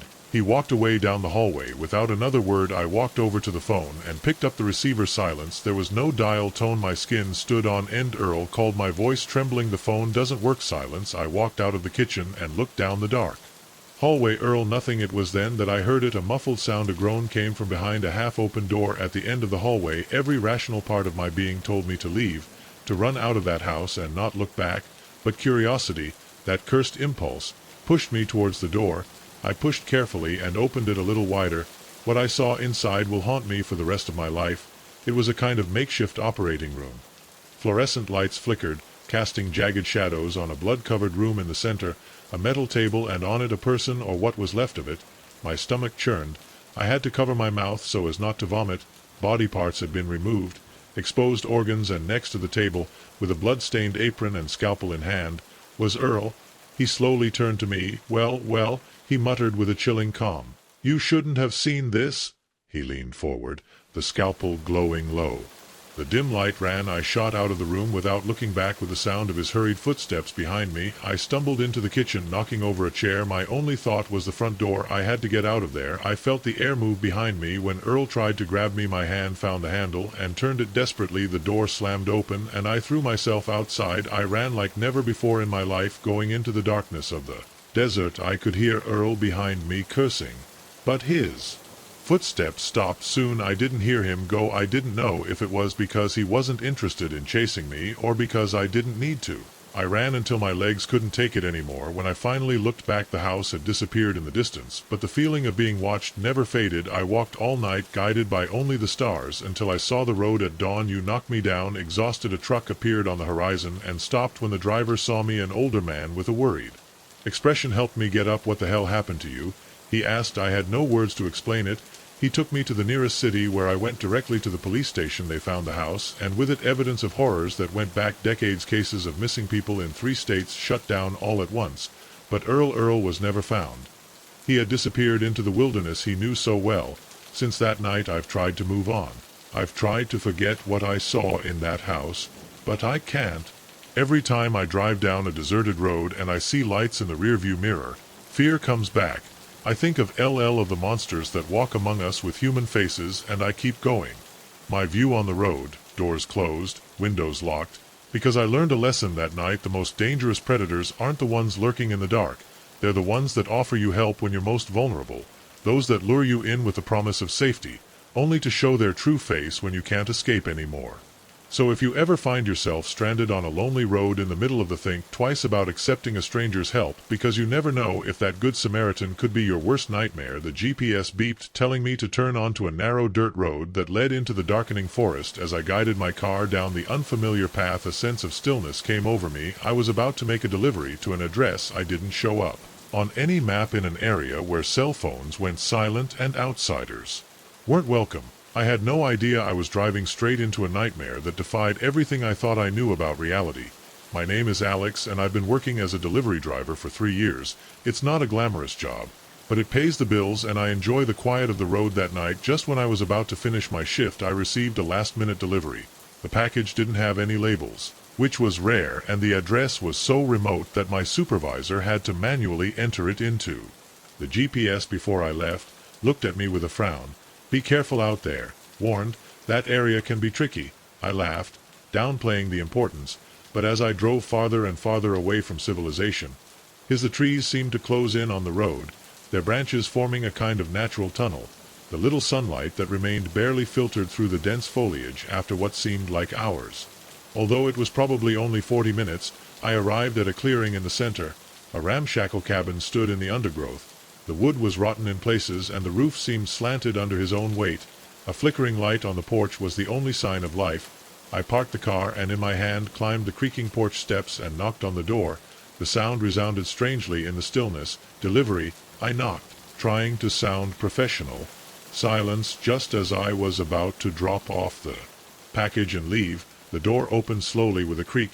An old man appeared in the doorway.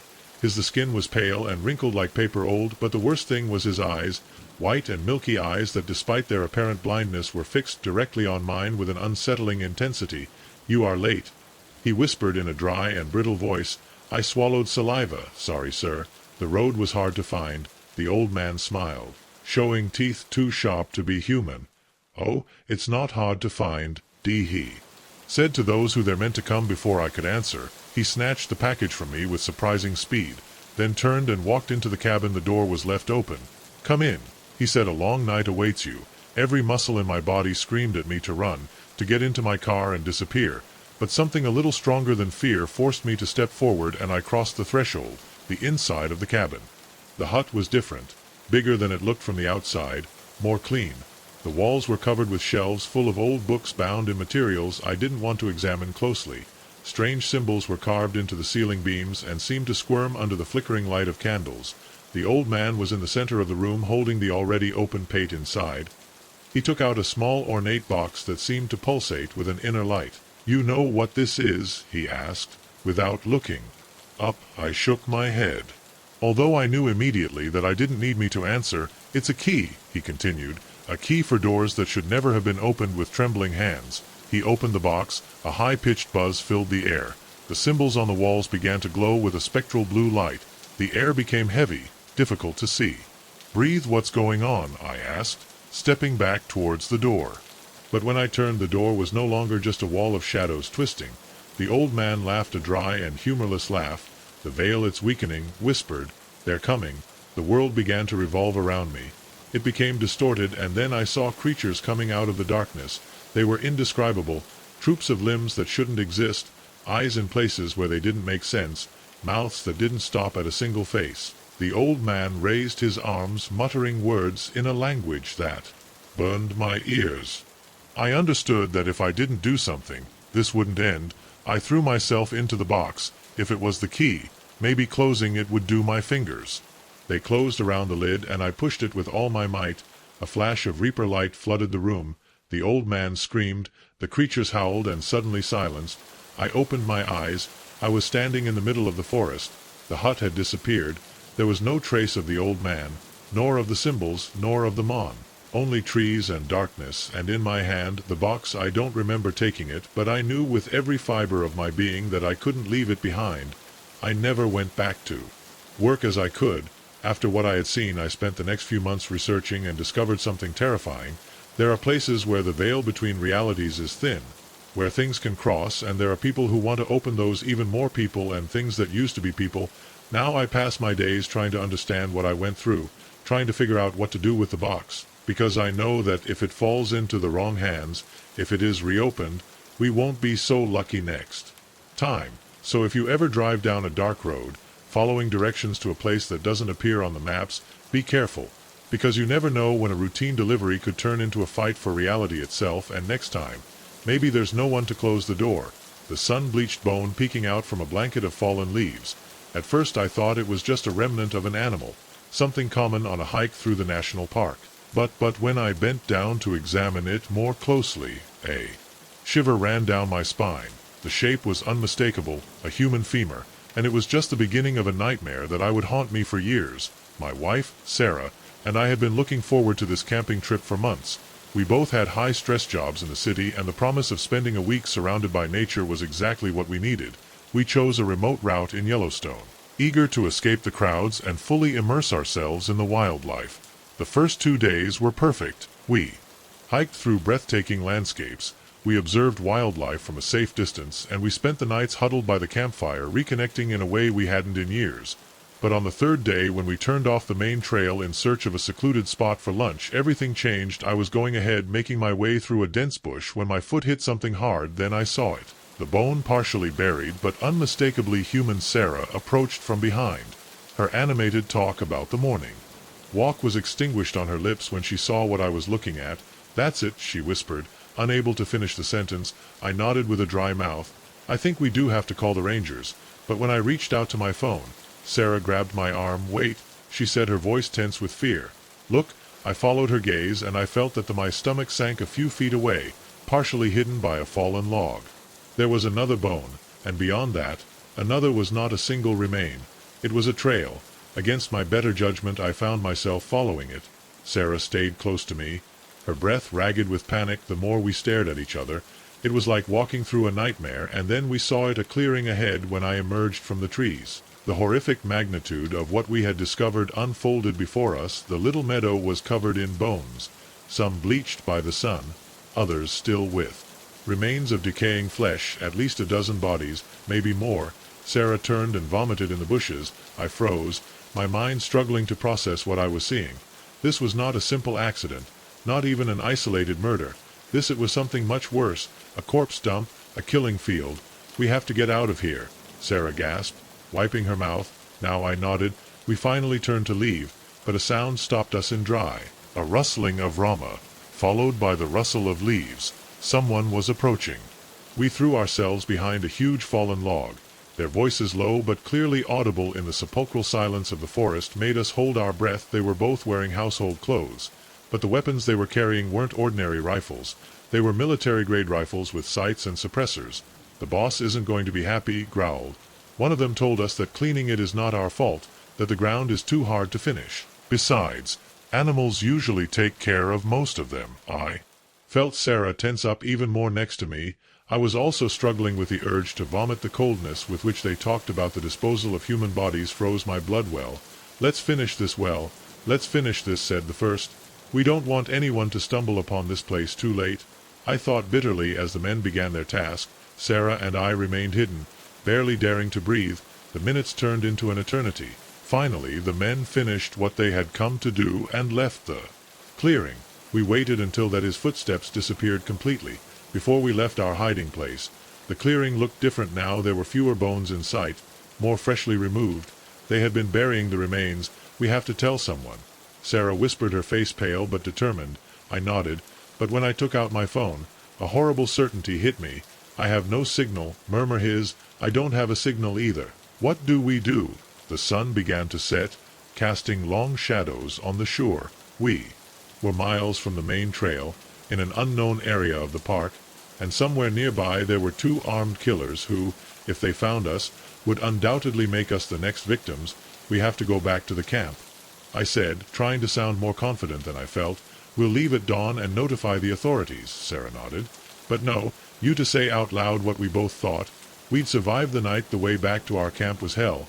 Every rustle of branches, every whisper of the wind through the trees, made us stop, convinced that we had been discovered. When we finally reached our tent, night had completely fallen. An oppressive silence, it stretched through the forest. Neither crickets nor nocturnal birds. Only the feeling that someone was watching us that night. We didn't light a fire. We didn't even get into. We sat in the dark with kitchen knives in our hands waiting. But no one came. When the first ray of sunlight crossed the horizon, we picked up our camp in a hurry. The trail back to the parking lot had never seemed so long. Every hiker who passed, every park ranger we saw, filled us with relief and terror. They were innocent or part of the operation. We didn't know it wasn't until we arrived to the ranger station near the entrance to the park that we finally felt safe. Sat down in an office while a team of state police and FBI agents took our statement using maps. We pointed out the location of the clearing. In the days that followed, our worst fears were confirmed. The site was found exactly where we described it, and the number of bodies was even higher than we imagined. 30 victims such once again. The case revealed a human trafficking and organ harvesting operation with connections that stretched beyond the park. Sarah and I were hailed as heroes, but it didn't feel like a victory. Nightmares began almost from images of bones rising from the ground, armed figures chasing us through an endless forest.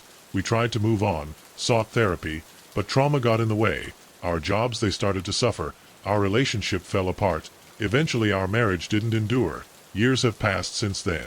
I've rebuilt my life, found a new job, even dated someone again. But some nights I wake up with the memory of that first bone in my mind, and sometimes when I'm walking through a park or a forest, I see something white among the leaves. My heart stops for a second, and suddenly I'm back in that clearing, surrounded by death and indescribable evil. I learned a terrible truth. That day, nature may seem beautiful, but beneath the surface the darkest secrets can be buried, and there are paths that once you take them you can never really come back from them. The grainy image on the security monitor screen made my blood run cold in my veins. There in black and white I saw a figure moving between the shelves of the warehouse, a figure that shouldn't exist. As I watched it, paralyzed with fear, I realized that my monotonous night shift had just become a fight for survival against something that defied all logic. I never wanted this job. Being a night watch at Millbrook Industrial Storage was far from what I dreamed of doing with my life. But the bills don't pay themselves, so there I was 3 months into this monotonous routine. 12 hours of patrolling among endless rows of boxes and machinery in a giant warehouse on the outskirts of the city. The night began like any other. I arrived at 10 o'clock, relieved the guard of the day shift, and prepared for a long evening of absolute boredom. After doing my first round, I settled in front of the security monitors with a thermos of coffee and a book. Old, but just after midnight I noticed something strange. A flash of movement on one of the screens caught my attention. I leaned forward, squinting. For an instant I would swear I saw a shadow move between the shelves, but when I looked again there was nothing. I sighed, blaming tiredness or my imagination. However, the discomfort did not disappear. An hour later it happened again. This time there was no doubt about it. A tall, unnatural figure, thin, gliding through the warehouse aisles, moving with unsettling fluidity. My pulse shot up. I pulled back the video to make sure of what I had seen, but when I reviewed the recording, the figure wasn't there, just the empty aisles. A cold ladder ran down my back, and then I heard the sound, a soft, rhythmic tapping, like footsteps, but not quite. Humans were coming from the end of the warehouse, near the loading docks.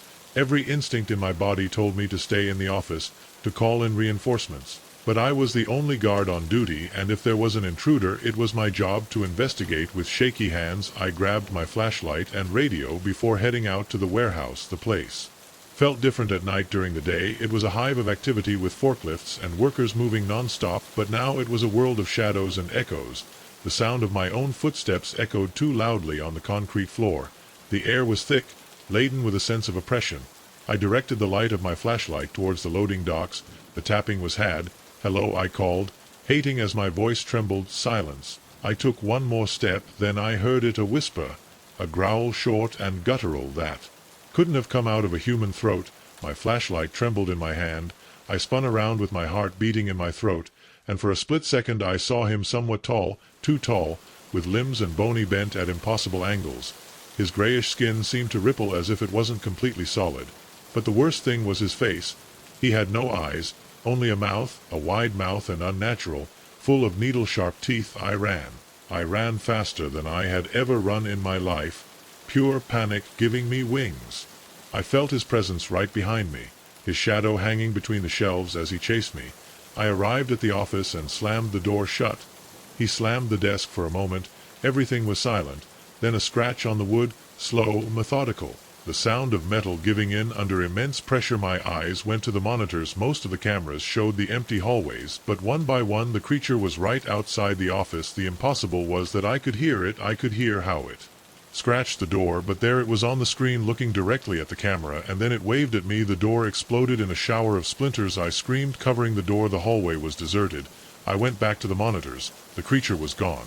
For a moment I thought I had imagined everything, but then a rumble in the warehouse brought me back to reality. Broken glass, an inhuman screech that froze my blood. I couldn't stay. I had to get out of there. But when I looked for my radio, it wasn't there. I should have dropped it while I ran away. I turned to the pool phone, picked it up with trembling hands. Silence. There was no line. The sound of falling boxes made me jump. The warehouse was in chaos, and somewhere in that darkness something was waiting for me. I only had one option: survive. Until dawn, I spent the rest of the night barricaded in the office, without taking my eyes off the monitors. Sometimes I saw the figure moving through the shadows, and every time it appeared on the screen it did again. He would stop himself, turn to the camera, and greet me. When the morning shift came, they found me in the corner of the office shaking. The warehouse was a mess, shelves overturned, boxes broken, but no sign of the creature. No one believed me. The security footage only showed empty corridors. They said it must have been vandalism.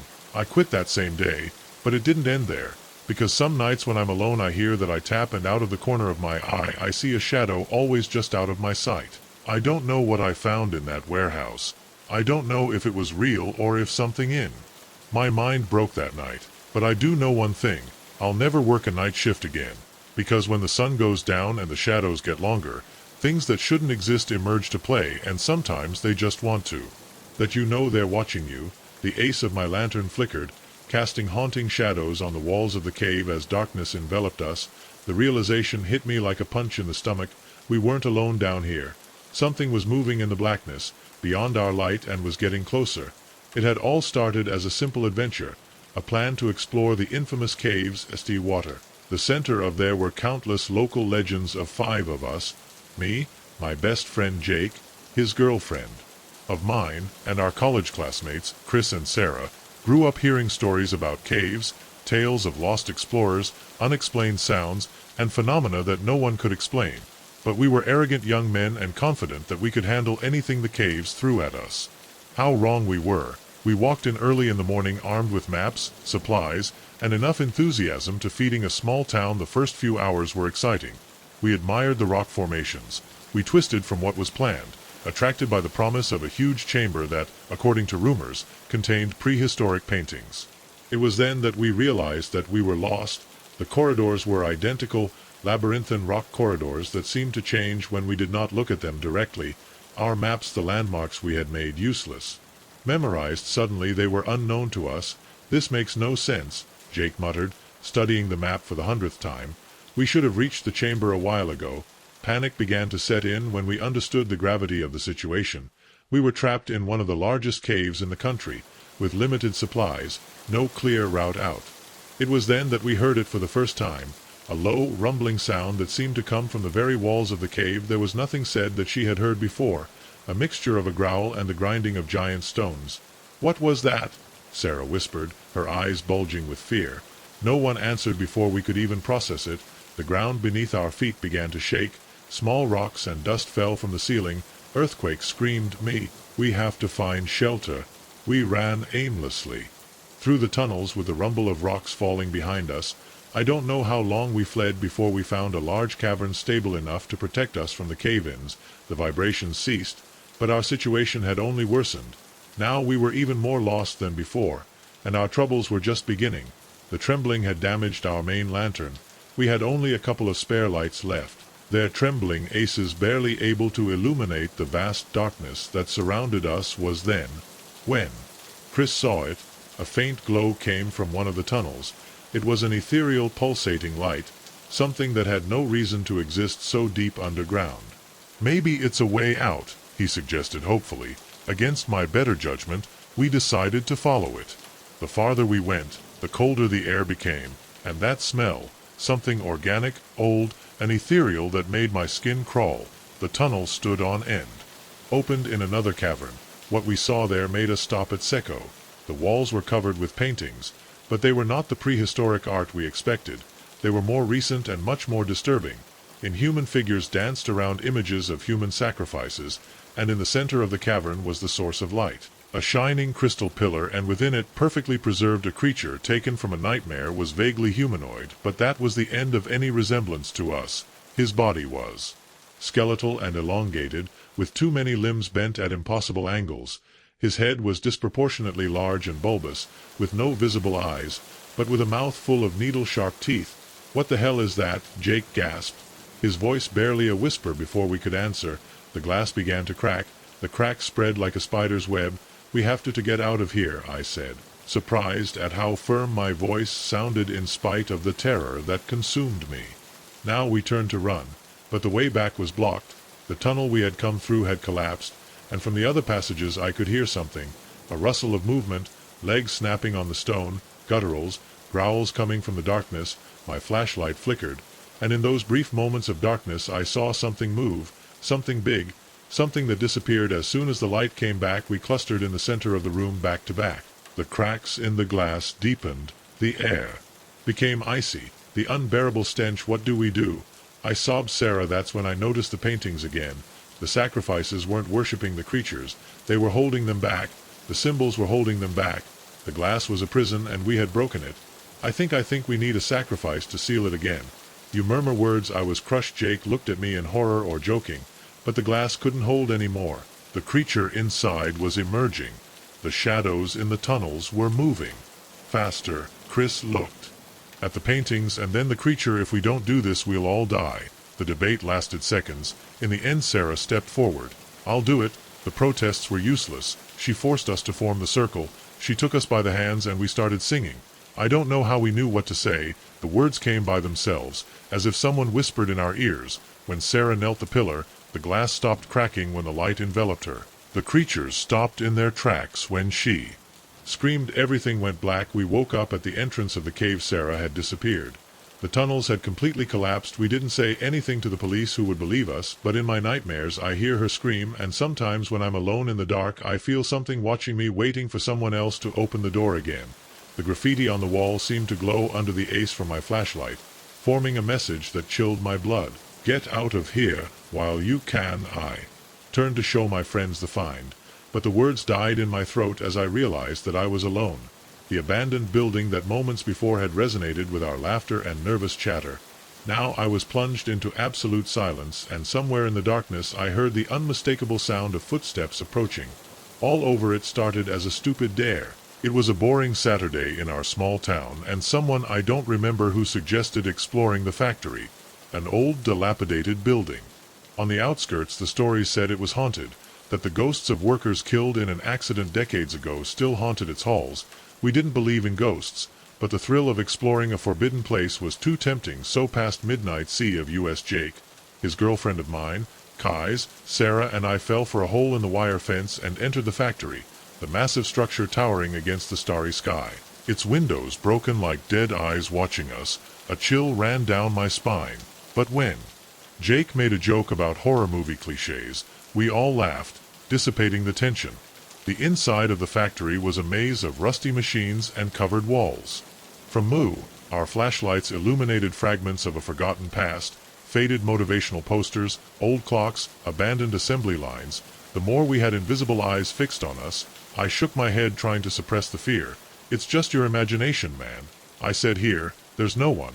How wrong I was. We kept exploring until we found the main office. Something was strange in that place. Unlike the rest of the building, which was covered in dust and cobwebs, here everything looked recent. There were fresh footprints on the floor. "A half-full bottle of water on the desk, guys," Mia whispered. "I think we're not alone." Before anyone could answer, a door slammed shut in the distance, and then we heard several footsteps. They weren't ours, they weren't ghosts, they were real people, people who didn't want us to be there. Panic hit us immediately. We turned off our flashlights. The world turned into total darkness. I could hear the heavy breathing of my friends. "We have to get out of here," Jake whispered, and we ran. The plan failed almost immediately. In the confusion we separated. I ran, aimlessly, dodging machines and debris until I ended up in an unknown hallway. It was there that I saw the warning message on the wall, and it was then that I realized that I was alone and that someone was, but I was in the building with me. The footsteps got louder. They didn't run. They approached calmly, as if they knew exactly where I was. I smashed myself against the wall, trying to make myself invisible. The footsteps stopped just a few feet away. An oppressive silence filled the air, and then a rough male voice, definitely wasn't from any of my friends. "I know you're here." My heart almost stopped. I wasn't a guard if I wasn't a bum. The tone, it was cold, calculating. "Come out. We don't want to hurt you." Lie. I couldn't see it, but I felt his fake smile in every word. I didn't answer. My mind worked at full speed. If I stayed there, sooner or later I'd find myself. I had to move. I held my breath and scurried away. Millimeter, the sound of my own blood roared in my ears. Then an ace of lantern crossed right in front of me. I dodged at the last second, hiding behind an old rusty machine too close. "I found you," whispered the voice, and then I saw his face, a man in his 50s, weathered face, cold and calculating eyes, and the worst thing was I wasn't alone. Behind him another man appeared in the gloom. They were both carrying knives. I ran, dodged the first man, and threw myself down the hallway, listening to the screams and footsteps behind me. My heart, I was beating hard. I ran, not knowing where I was going.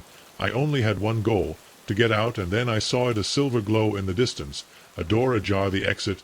I ran with all my strength, but when I reached out to open it, someone grabbed my arm. I turned, facing my captor. He was the first man. His face, inches from mine, reflected pure, contained violence. "You shouldn't have come here," he growled. Before I could answer, a scream echoed through the SAR building. She was still inside. The man looked in the direction of the scream. That second of distraction was my chance. I let go with all my might and pushed him. He staggered backwards. I yanked open the door and ran out into the night. I didn't stop. I crossed the ruined parking lot and walked out the hole in the fence. Only when I was a block away I dared to stop. I looked back, expecting to see my friends. I only saw the dark and silent factory. Sarah was still inside. I called 911. In the following minutes, the place was filled with sirens and red and blue lights. They found Jake, Mia, and Chris hiding in different parts of the building. But Sarah was never found. Weeks later, the police found out the truth. The factory was not haunted. It was a center of human trafficking. A group of criminals used her as a base to kidnap unsuspecting young people. Sarah was one of her victims to this day. We don't know what happened to her, but every time I pass by where the factory was, I think I can still hear her scream in the dark. The air in the apartment building felt heavy, charged with an electricity that made my skin crawl as I climbed the stairs to the third floor. A sense of unease grew with every step. Something was wrong, but I couldn't pinpoint what it wasn't until I got to my door and saw the strange symbols carved into the wood. That I understood. My neighbors weren't just eccentric, they were something much more sinister. Since I moved into the Rosewood apartments, I had noticed that my neighbors were peculiar. The rent was surprisingly affordable for New York, and the building, although old, had a certain Art Deco charm. After a disastrous breakup and losing my job was the best I could find. But from the beginning I felt something didn't fit. Mrs. Bernardi, 3B, always wore a heavy black veil. Even in the sweltering heat of summer, the 13-year-old twins never left their apartment, but I heard them whispering in an unknown language at all hours of the night. And Mr. Kovac of 3AA. Well, I tried not to think too much about the strange smells that sometimes wafted from under his door, but I had attributed it all to the normal eccentricity of the city until the strange happenings began. At first they were small things. Objects in my apartment changed places when I wasn't looking at. Whispers in the hallway that stopped as soon as I opened the door. A constant feeling of being watched, and then nightmares, dreaming of twisted figures and impossible geometries, waking up panting, drenched in sweat, with the echo of inhuman voices in my ears, telling myself that it was stress, anxiety, any irrational. But deep down I knew it wasn't just that. The day everything changed, it began like anyone else. I had spent the morning leaving resumes around the city, trying to ignore the growing sense of something was stalking me. When I returned home and went up the stairs, I felt the tightness in the air become more intense, and then I saw the door. The symbols carved in the wood seemed to move when I looked at them. A faint glow emanated from them, pulsing at the rapid rhythm of my heart. I hurried to take out the key with a single thought, to enter and get away from whatever was happening in the hallway. But first that I could open the door, I felt a hand on my shoulder. I turned. Suddenly, it was Mrs. Bernardi. For the first time she was wearing her veil up. Her face was incorrect. Her eyes were completely black. "It's time, my dear," she whispered, her voice resounding with something vast and indescribable. "We've waited for you a long time." Before I could react, the door opened on its own. Hands grabbed me and dragged me inside, but it was no longer my apartment. The tiny studio had been transformed into a cavernous space, with walls covered in the same twisted symbols of the door. In the center of the room, a circle of hooded figures watching me. My neighbors. Mr. Kovacs stepped forward, pulling down his hood, his face no longer human. It seemed like something out of the depths of the ocean. "Welcome, chosen," gurgling in a bubbling voice. "We waited centuries for your arrival." I tried to scream, but no sound came out of my throat. The twins began to sing in their alien language, their voices vibrating in the air. The room shuddered. In the center of the circle, the air was torn as if it were fabric. A portal opened through it. I saw an impossible landscape, a place where geometry and color did not follow any human logic, and something was coming through. A black and shiny tentacle emerged, cousin, then another and another. Soon the room was filled with those twisted limbs, absorbing light, devouring space.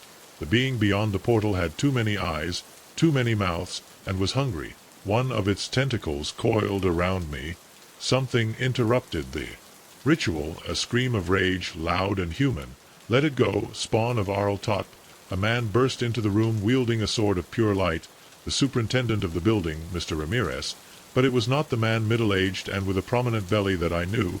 He was younger, stronger, with eyes that shone with internal fire. The creature hesitated. The neighbors backed away when, and moaning. Mr. Ramirez did not give them a chance. He launched his sword to the attack, cutting tentacles with ease. The inhuman being screamed a sound so terrible that I felt as if my brain was cracking. I fell to the ground, free. At last Ramirez grabbed my arm. He ran. He screamed. "I'll stop them." I didn't need them to repeat it to me. I ran out of the apartment, going down the stairs at full speed. The sounds of battle echoed behind me, the shrieks of monsters, the hum of the lightsaber, Ramirez's screams. I didn't stop until I was several streets away. When I finally looked back, the Rosewood apartments looked normal. Nothing came out of the windows. Nothing indicated the fight I had just done. For a moment I doubted my own sanity, but the pungent smell on my clothes and the trembling in my hands told me the truth. I never went back to Rosewood. I fled the city, seeking refuge in the most ordinary place I could find. But I could no longer live in ignorance. I had seen what lies behind the veil of our reality, and I knew there were horrors waiting on the other side. No, I know why I was chosen. I don't know if Ramirez survived. I don't know if I'm really safe. But I do know one thing. The next time you're looking for an apartment, pay close attention to your neighbors.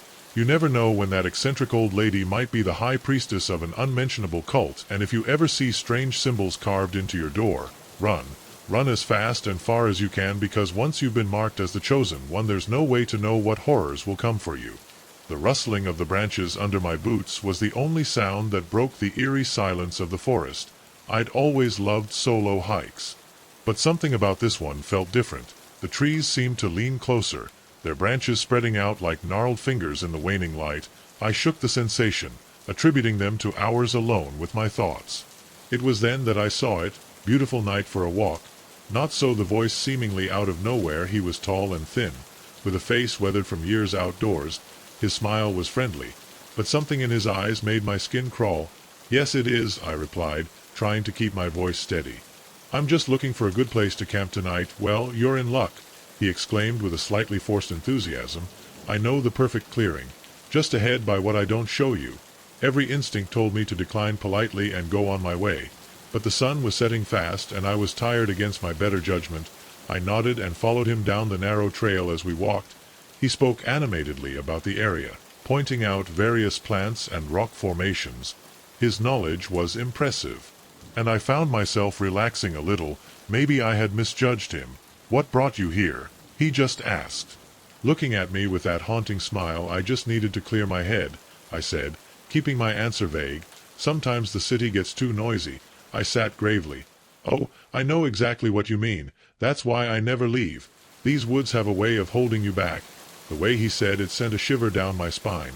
But before I could think about it too much, I emerged into a small clearing. It was perfect for camping, with a flat area for my tent and a circle of stones that formed a natural fire pit. This Is great, thank you, I said, taking off my backpack. I appreciate the help. Oh, it's a pleasure, he replied without making any move to leave. In fact, why don't I help you set up camp? Soon nightfall, and 4 hands are better than 2. I hesitated, not wanting to offend him, but I wasn't comfortable with the idea of it. Staying is okay, either I can handle it. Sure, you have your own camp to go back to. He waved his hand dismissively. Nonsense. I'm not in a hurry. Besides, it's not certain that anyone is here. Alone, you never know what kind of creatures might lurk in the dark. The emphasis he put on creatures made my heart rate quicken. I forced a smile and started unpacking my tent, hoping that if I settled in quickly, he'd leave while we worked. As the behavior became more and more strange, asking personal questions and then changing the subject abruptly. When I evaded answering, his eyes were constantly drifting into the forest around us as if he were keeping an eye on something, and more than once I caught him staring at me with an intensity that made me shudder. The sun had set completely when we finished the clearing. Now bathed in the silver moonlight, I took a step away to admire my cozy camp. When I felt a hand on my shoulder, I was startled a few inches from my face. You've done a good job, his voice said, low and rough, but there's still a lot to do before the night is over. I stepped back with my heart pounding. Thanks for your help, but I think I'm fine now. I should fly to your camp before it's too late. He tilted his head, reminding me eerily to a predator analyzing its prey. Oh, but I'm exactly where I need to be.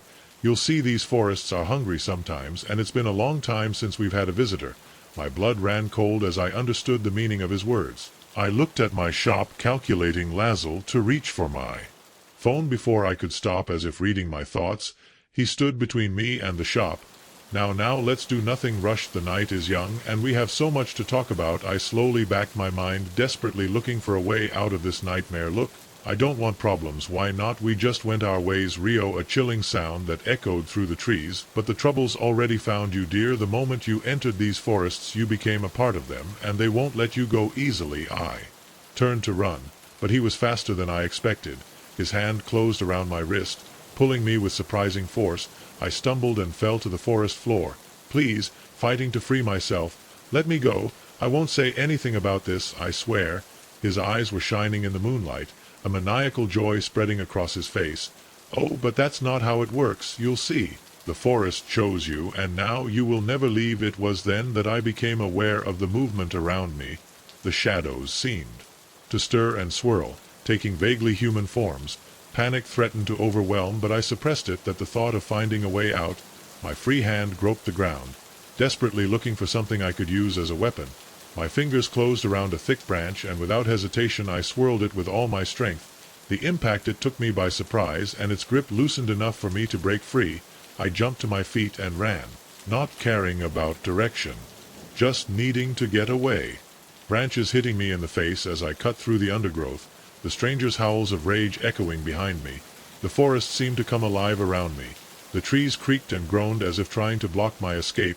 I ran until my lungs burned and my legs threatened to fail. Only then did I dare to go speed and assess my surroundings. The clearing and my camp had disappeared, replaced by a dense and unknown forest. The moonlight barely penetrated the thick docile, leaving me in almost total darkness. Leaning against a tree, I tried to calm my agitated breathing, and my unbridled heart needed to think, to devise a plan. But the forest felt oppressive, closing around me, with malevolent intent. A snap from nearby Rama froze me. I listened intently, distinguishing the sound of slow, methodical footsteps, searching the area. I know you're there, the stranger's voice called, now eerily calm. You can run all night if you want, but these woods always bring you back to me.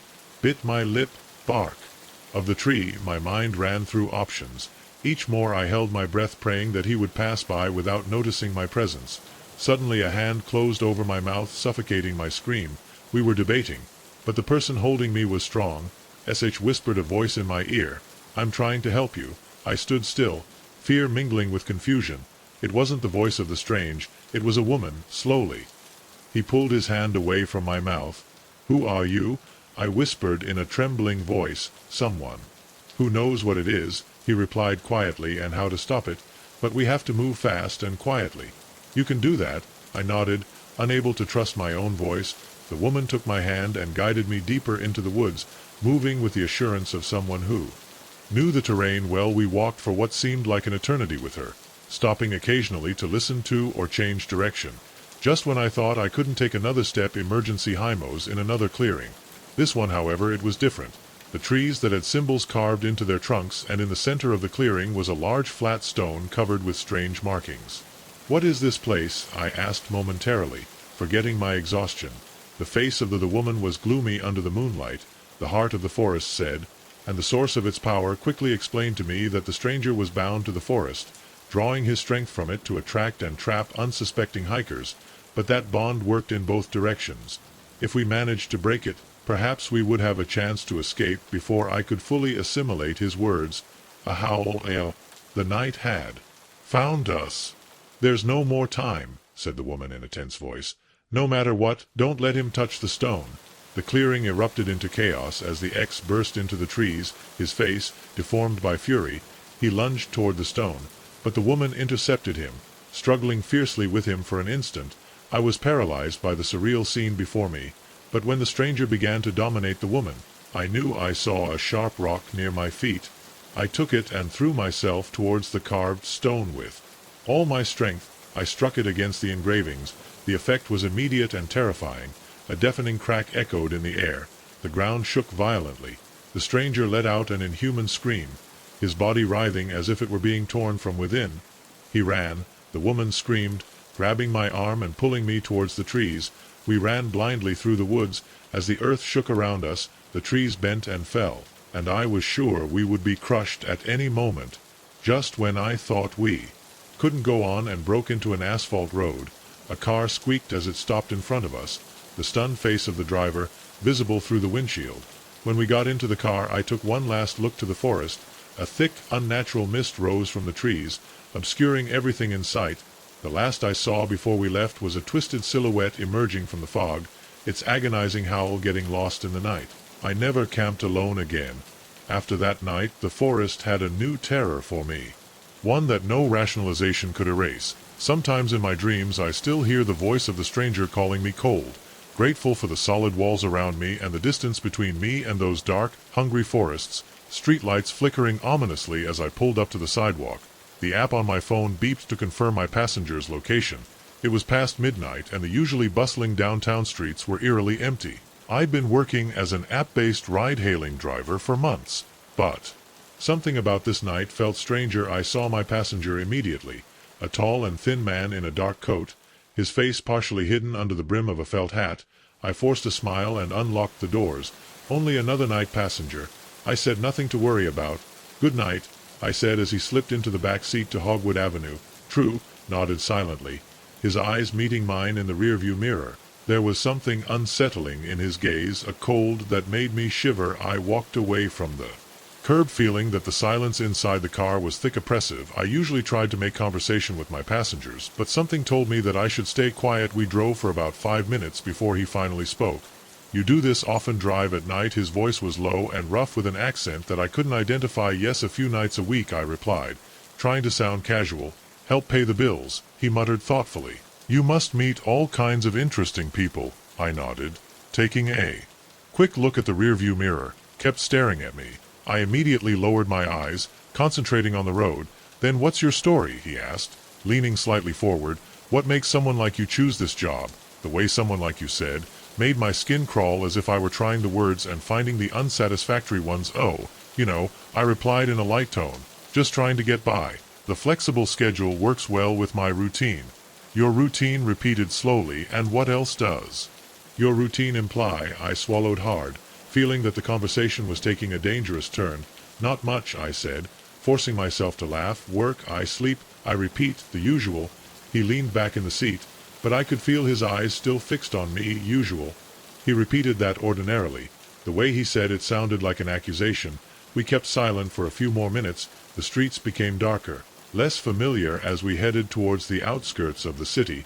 Then suddenly he said something that made my blood freeze. "Tell me about your family." My stomach shrank. I hadn't mentioned anything about my family. "Tell me about your family."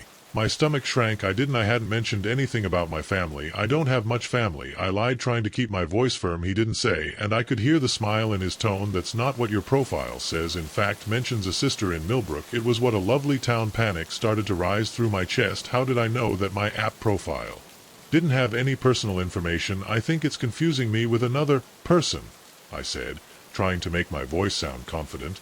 He let out a low, sinister laugh that made the hairs on the back of my neck stand on end. "Oh, I don't think so," Sarah said, using my name for the first time. "I think I know exactly who you are." My heart started pounding. "There must be a mistake," I said, my voice trembling. "Maybe we should end the journey here." His tone changed instantly, becoming hard and cold. "Keep going driving," ordered. "We are not done yet." I looked in the rearview mirror and saw that he put his hand in his coat. Fear paralyzed me. What I was taking out. I made a decision in a split second. I stepped on the brakes. To the fullest. The car stopped with a screeching blow, throwing it forward. I took advantage of its moment of confusion to unfasten my seatbelt and open the driver's door. In one fell swoop, I ran out, my feet banging the pavement as I sped away, not daring to look back. I heard a cry of frustration behind me and the bang of a door as it closed. The streets were dark and unfamiliar. I ran between two buildings, my gasping breath. I could hear their footsteps following me closer and closer. I struggled to go faster, my lungs burning suddenly. I tripped over a bump in the ground and fell hard, scraped the hands and knees against the rough asphalt before I could lift. A hand closed around my ankle and dragged me back, kicking with all my might, but his grip was like an iron claw. He turned me over, leaning over in the gloom and the moonlight.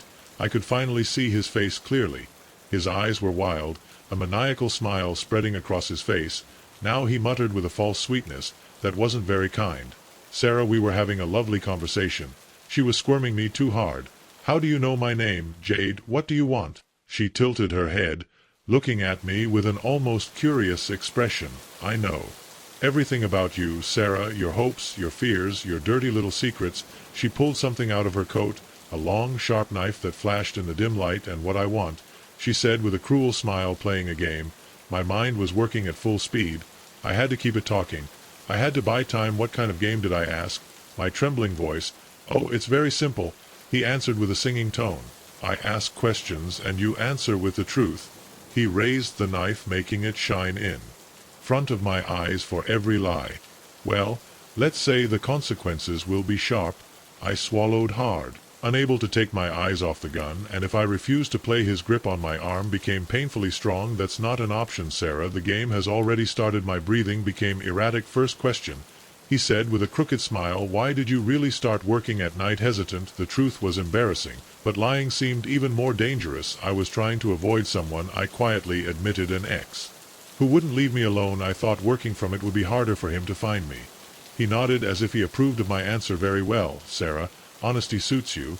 He twirled the knife between his fingers. "Next question. What's your biggest fear?" My heart was pounding. The truth was too personal, too revealing. But lying wasn't an option. Being powerless, I whispered, not being in control of my own life. His smile widened. "Interesting. And tell me, Sarah, what? So in control you feel now?" Anger mixed with my fear. "What do you want from me?" My voice breaking. He clicked his tongue, moving the knife slowly in the air. "No, no, no, that's not how the game works." I asked the questions. "You remember?" Suddenly a flash of light flooded the alley, cut us both momentarily. An engine roared, and the attacker raised his head in surprise. A car had turned into the air. The alley with the high beams, Enos, everything seemed to freeze for a second. Then, with a growl of frustration, the man let go of me and ran into the shadows. The car slammed on the brakes next to me. A woman rolled down her window. Her familiar face was March, another driver of the app, a kind older woman. "Sarah, oh my God, you're fine?" she asked worriedly. I nodded weakly. I was shaking as I got up. "Marge, how did you found helped me get into the car." Looking cautiously into the darkness, I got a notification of a trip cancelled in this area. Something didn't feel right, so I came to see.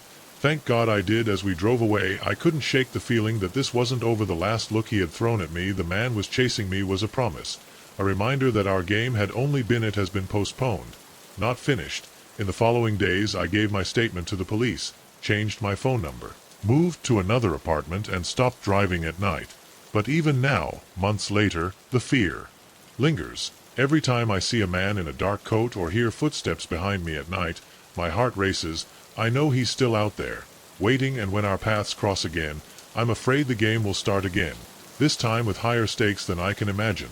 The moment we parked in the driveway of our new house, I felt a chill that had nothing to do with the crisp autumn air. The house was beautiful, A lovely Victorian construction with a wraparound porch and windows Abu guards.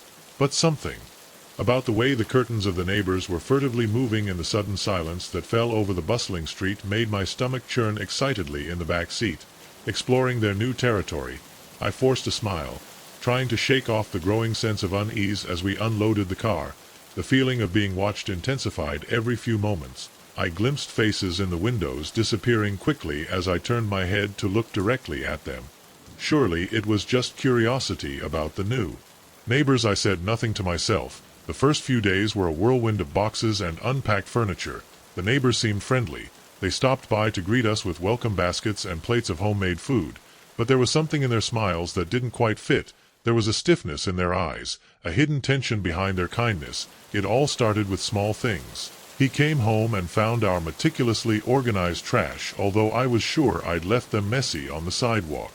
The flower beds I hadn't had time to tend to suddenly appeared weed-free and covered with a fresh layer of mulch.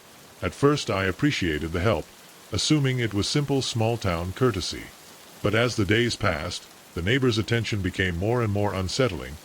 I was in the kitchen when I noticed Mrs. Johnson, our next-door neighbor, standing in our backyard staring through the window. When she saw that I had caught her, smiled brightly at me, and waved her hand as if it were the most normal thing in the world. I returned the gesture awkwardly before rushing to draw the curtains that night. During dinner, I decided to address the tea theme with No, you think the neighbors are a little too friendly, I asked, trying to sound casual. He laughed, poking a piece of chicken with his fork. Honey, after living so long in the city, you're just no used to the hospitality of a small town. It's good that people care, don't hand you without being convinced, but also not wanting to argue. Maybe I was right, maybe I was just paranoid, but with each day I would get the feeling of being constantly watched. It would become unbearable. I would wake up in the wee hours of the morning and see shadows moving across our lawns. I would hear whispers outside our windows, conversations that would stop abruptly as soon as I approached. Even the children began to notice. Lily came home from school one day, her face pale and tense. Mom whispered with her eyes wide open, "The other children say we shouldn't be here." When I asked my skin hedgehog, "They say this house is." I tried to reassure her, but her words sent a shiver down my spine. That night I couldn't sleep. My mind was full of questions. What had happened to the family who lived here before? Why had they left so suddenly, leaving furniture and personal belongings as if they had fled in the middle of the night? Determined to get answers, I decided to investigate. The next morning, while I was at work and the kids at school, I was on my way to the village library.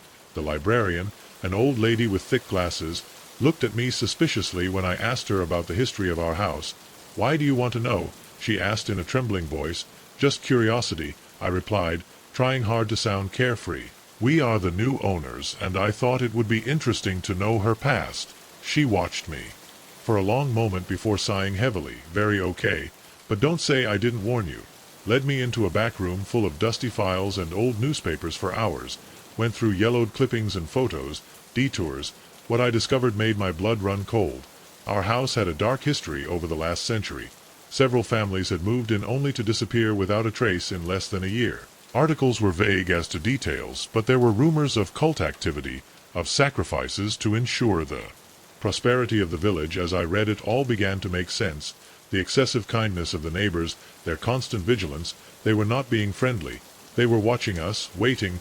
I left the library feeling dazed, my stomach churning. As I walked back home, I noticed the looks of the villagers with a new and terrifying clarity. Their smiles seemed forced into their eyes. I went into the house, urgently ready to tell Mark everything. But I stopped in dry. Mark was sitting in the living room, surrounded by neighbors. All they turned to look at me when I walked in.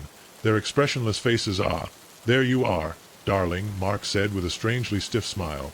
"We were talking about the village festival." Their tono was too flat. "The neighbors think we should be the hosts. This year terror settled in." "I don't think it's a good idea," I managed to say. Taking a step back, Mrs. Johnson stood up in stiff, unnatural movements. "Oh, but we insisted," she replied with forced sweetness. "It's tradition. The newest family is always the hostess." I looked at Mark, silently begging him to realize the danger we were in. But his eyes were glazed over with a gentle smile on his face. "Where are the children?" I asked with the voice strained. "They're in the park with the other kids," Mr. Thompson said. Another neighbor. "Don't worry, they're in good hands." The way he said it made my skin crawl. I knew I had to get my family out of there, and quick. I'm a little tired, I said, feigning a yawn. I think I'll go to bed. I hurried upstairs, my mind working frantically. I had to find the kids. To convince Mark to flee the village before it was too late, I threw some things in a bag with shaking hands, but before I could get out I heard footsteps on the stairs. Deliberate heavy ones weren't Mark or the kids. My heart hammer in my chest. I had to get out, I had to run, and I had to do it now. I looked around frantically, looking for something I could use as a weapon.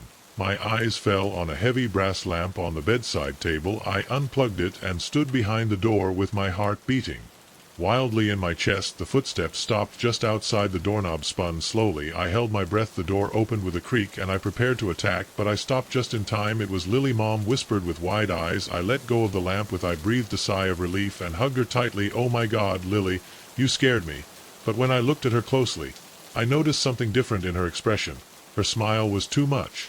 Her posture too stiff. Mom, everything's fine, she said in a strangely monotone voice. The neighbors say it's time. My relief turned into pure terror. I took a step back. Time of what, darling? Her head tilted at an unnatural angle.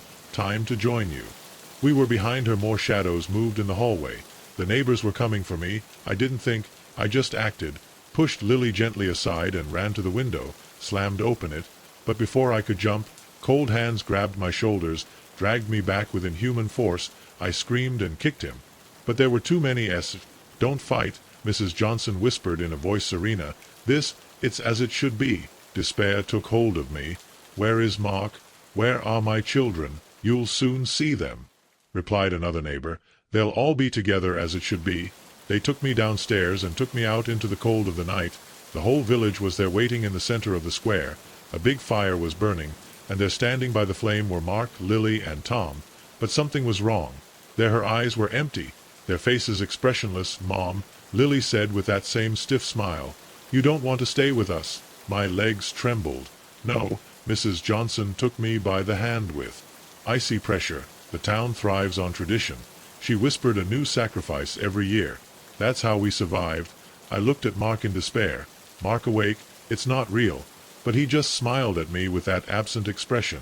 The hands of the neighbors pushed me towards the bonfire. Don't fight, Mr. Thompson whispered. Soon you'll be part of something bigger. Number. With a surge of adrenaline kick, with all my might, I hit Mrs. Johnson in the face. Feeling a bone snap under my foot, I took advantage of her surprise and ran out. The screams of the villagers erupted behind me. I threw myself into the darkness of the forest with the sound of their footsteps stepping on me. Sharp heels, sharp branches cut through my skin.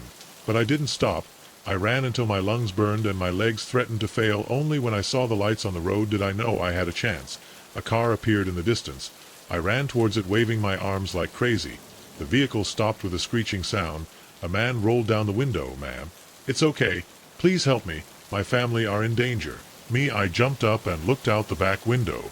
The road was empty. There was no sign of the town or the neighbors or Mark or my children. Just the dark, quiet tree line. Where did you say you were going, ma'am? The driver asked. I looked straight ahead, feeling like I had no answer. I had nowhere to go. I had nowhere to go to. But I would find them. I had to, because sometime in that town, my family was waiting for me to return. I hoped to complete the ritual, and if I didn't find them first, I knew that one day they would come for me. The security cameras turned off. One by one, each screen fading into static before going black. I approached the monitors, completely forgetting the coffee in my hand, while a chill ran down my spine. In my 3 years as a night guard in the Oak Ridge office complex, I've never seen anything like this. What the hell do you mutter? The whole system seemed dead. I picked up the phone to call my supervisor, but the line was dead. I pulled out my cell phone with no signal. It was as if the whole building had been disconnected from the outside world. It was then that I heard a faint thump, followed by the unmistakable sound of footsteps echoing in the empty hallways. I froze, my heart beating in the chest so hard that I felt like I was drowning. The building was supposed to be empty. I was the only one here charged with guarding 20 floors of offices and conference rooms plunged into darkness. Footsteps grew stronger, more determined. They were not coming from the lobby or elevators. They were coming from deep within the building. Impossible. I had secured everything myself at the start of my shift. I stood up, my legs under my weight. Protocol said I should investigate any unusual activity, But every instinct inside me screamed to run, to get out of the building as quickly as possible. "Hello," I called in a ridiculously weak voice. "Here, security. Identify yourself." Silence, then a low laugh that seemed to come from everywhere and none at once. I grabbed and left the security office, my heart hitting hard against my ribs. The corridor, a dark tunnel, stretched out before me, barely interrupted by the glow of the emergency lights at every step. I was more aware of the sound of my own shoes against the floor and how agitated my breathing was. I slid the flashlight from side to side, its haw of light cutting through the gloom like a knife. The air felt different, denser, charged with a strange electricity that made the hair on my arms stand on end. I arrived at the elevators and hesitated the most. It would be sensible to get out of here, ask for reinforcements, but curiosity and duty pushed me to keep going. I pressed the call button, more by inertia than anything else. To my surprise, the elevator rang with a ding and the doors slid open with a soft whisper. I entered, my finger floating on the buttons of the floors where the sound came from. I tried to remember to locate its origin. The 10th floor, I decided that's where it would start. The elevator slowly went up each number, illuminating it with something. But the 10th floor was as dark and quiet as the lobby. I cautiously exited, my flashlight exploring empty cubicles and closed doors. Everything seemed normal, undistractable. To keep calm. "This is your last warning. Identify yourself or I'll call the police." Another laugh closer, this time, then a low, raspy voice. "Oh, I don't think you're going to call anyone, friend." I turned the flashlight, immediately cuts through the darkness. For a second I saw a figure at the end of the hallway, tall, too thin, and with eyes that seemed to make glow in the gloom, and then disappeared, sliding into one of the offices. My mind worked frantically. This was not a common intruder. Something was very, very wrong. I had to go. I thought, get out of here, ask for help. But what if that thing escaped, and if it hurt someone else? Against all common sense, I walked down the hallway, my free hand reaching for the pepper spray on my belt. I came to the door where the figure had disappeared. My heart was beating so hard I felt like it was going to explode. I took a deep breath and pushed open the door. The office was dark, seemingly empty. Barrel, the flashlight across the room, a desk, a filing cabinet. Everything seemed normal until the ace of light reflected something. 2 dots. Bright eyes. I backed away awkwardly, trying to get the pepper spray out, but before I could lift him, a hand emerged from the shadow and slammed into my grasp. My flashlight fell to the ground, rolling and throwing erratic beams of light in all directions. In those fleeting flashes I could see his face, pale, almost translucent skin stretched over an elongated skull, a mouth full of sharp teeth too numerous to be human. And those eyes, they shone with an inner light that didn't belong to this world. I ran like I had never done before, leaving the office and going into the dark corridors. But it was faster, possibly fast. I felt his icy hand close on my arm. "No," he didn't whisper, his icy breath against my ear. "You won't want to leave." I still fought with all my strength. I managed to run without looking back, straight towards the stairs. As I climbed 2 by 2. His laughter echoed behind me. "You can run," I hummed, "but you can't hide. This is my playground." Now I didn't stop. I didn't look back, I just ran. I took the stairs 2 by 2, my breathing heavy and my heart pounding with a force that hurt. I didn't know where I was going. I just had to walk away. You emerged, you 4, a place to hide. Most of the offices were closed, but I finally found one whose door opened at the first try. I slid desk, hugging my knees as I tried to control my breathing. The silence was absolute. Only the deafening beat of my own heart broke the stillness. And then the slow, deliberate footsteps, reverberating down the hallway, stopped just outside the door. The doorknob turned. I closed my eyes, as if not seeing what was about to come in could make it disappear. "I can smell your fear," he whispered, the voice, closer than I dared to imagine. "Is intoxicating." I opened my eyes. 2 legs were right in front of the desk. Slowly, very slowly, the thing crouched down until his face was level with mine. At that moment I understood what absolute terror meant. It was not just fear. It was the recognition that I was at the mercy of something that should not exist, that what was in front of me was not. He was human, who had never been smiled, showing his mouth full of impossible teeth. "I found you," he whispered. I don't remember exactly what happened next. I screamed, I struggled, I ran again, my mind blurred with sheer panic. The hallway seemed to stretch on endlessly, like a maze designed only to catch me from behind me. His laughter echoed mockingly, enjoying my despair. I finally saw the hall, the front doors. but when I tried to open them, they were locked when they had closed. Then in desperation, I grabbed a chair and threw it against the glass. The glass shattered into 1,000 fragments. The night wind hit my face like a slap in the face. I ran. I ran until my legs no longer responded, until I collapsed several blocks away. People gathered around me, their faces full of concern. I couldn't speak. I couldn't explain. The police arrived. The paramedics arrived. They took me to the hospital, treating cuts and bruises that I didn't even remember getting. I tried to tell them what happened. I could see the disbelief in their eyes. They thought I was crazy or drugged or both. The next day detectives came to take my statement. They said they searched the building. They didn't find anything. The security cameras just showed me frantically running through the halls fighting something that wasn't there. I quit that same one day. I couldn't go back. I couldn't risk meeting it again. For weeks I jumped at every shadow, shivering brightly, not that inhuman. Smile sometimes in the stillness of the night when everything is quiet. I think I hear her raspy laugh, as if I were right outside my window waiting, knowing that someday somehow she will find me again, and next time maybe the old house won't be so lucky. Rolling hills, its weathered facade contrasting sharply with the elegant photos of the Airbnb listing. As I drove down the gravel road, a sense of unease settled in my chest like a dense fog. This was supposed to be my writing retreat, a time of peace to finish my novel. But something about this place felt strange. I shook the sensation, attributing them to city, and took my bags from the trunk. The key was exactly where the host said it would be, under a flower pot by the front door. When I turned it in the lock, the door opened with a squeak that seemed to echo in the emptiness of the house. The interior had its rustic charm, with exposed beams and antique furniture, but the air had a slight smell of dampness, a hint of abandonment that neither the decorative cushions could conceal. I ran a finger over a nearby shelf, leaving a trail clear in the thin layer of dust. Hello, I called, more out of habit than expectation. The advertisement guaranteed total ITY after all, but my voice seemed to be absorbed by the walls, as if the house itself swallowed the sound. I spent the afternoon settling in, unpacking. As the sun began to descend, casting long shadows on the wooden floor, I decided to call it a day and go to rest. It was then that I heard a slight thump, as if something had been moved downstairs. I froze, my heart racing. Surely it was nothing, I said to myself. An old house creaking maybe, or a branch hitting the ceiling in the wind.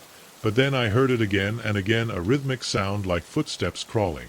I approached the hallway, straining when I heard the sound stopped, but now there was something else, a slight scratch like nails against wood coming from within the walls. Hello, I repeated, my voice trembling. Silence. I let out a nervous laugh, trying to dispel the anxiety that oppressed my chest. I was letting myself be carried away by my imagination. I just closed the door to my room and got into bed, making sure to leave all the lights on. I wasn't scared, I just wanted to read a little before going to sleep, but every creak of the house, every gust of wind outside kept me on tenterhooks. The morning came with the sunlight filtering through the curtains, and I immediately felt silly because of my night fear. I made myself a strong cup of coffee and sat down to write, determined to make up for lost time.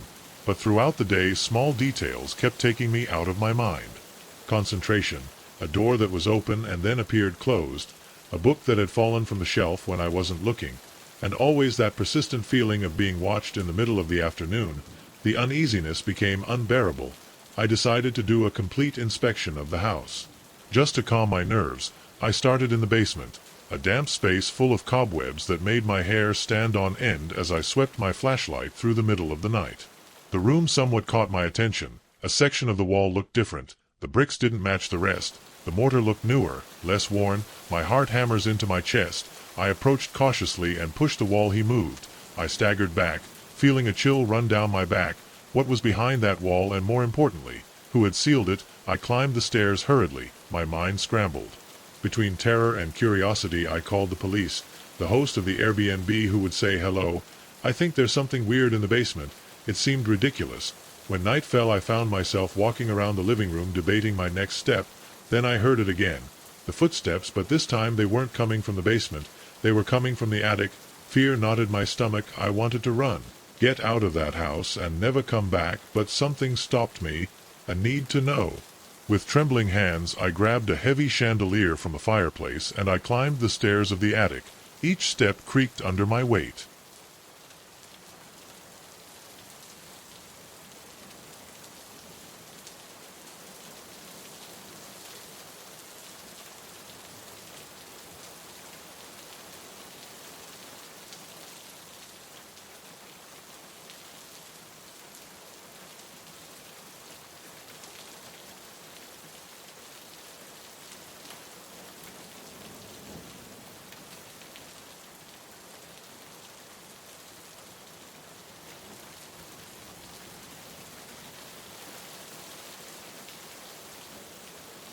announcing my presence. Darkness was absolute.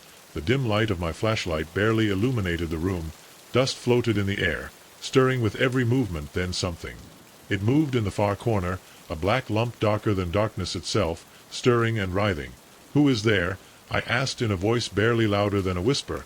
The lump stopped and slowly began to take shape, a hunched and twisted being turned towards me. Its sunken and pale eyes reflected the dim light of my flashlight. I let out a scream and stumbled backwards. My feet hit something and I fell on my back. The creature advanced its clumsy and unnatural movements. I crawled backwards, desperately looking for something to defend myself with. My hand tripped over the flashlight. I raised it and directed the ace of light straight to her face. What I saw made my blood swell. Laura wasn't human. Not quite. Her skin was withered and torn, but her eyes were alive, full of hunger. "You shouldn't be here," she whispered in a voice rough like stone, rubbing against stone. I couldn't move. I couldn't breathe. This wasn't real. It couldn't be real. The creature moved forward, its joints crackling with every step. "This is ours house," hissing. "You are not welcome." Ours. The word rang in my head with absolute horror. Something. He moved behind the boxes and stacked furniture. More shadows, more figures emerging from the gloom. My mind panicked. I ran downstairs with the screams of those things echoing behind me. I reached the front door and pulled the handle. The door was closed when it had closed.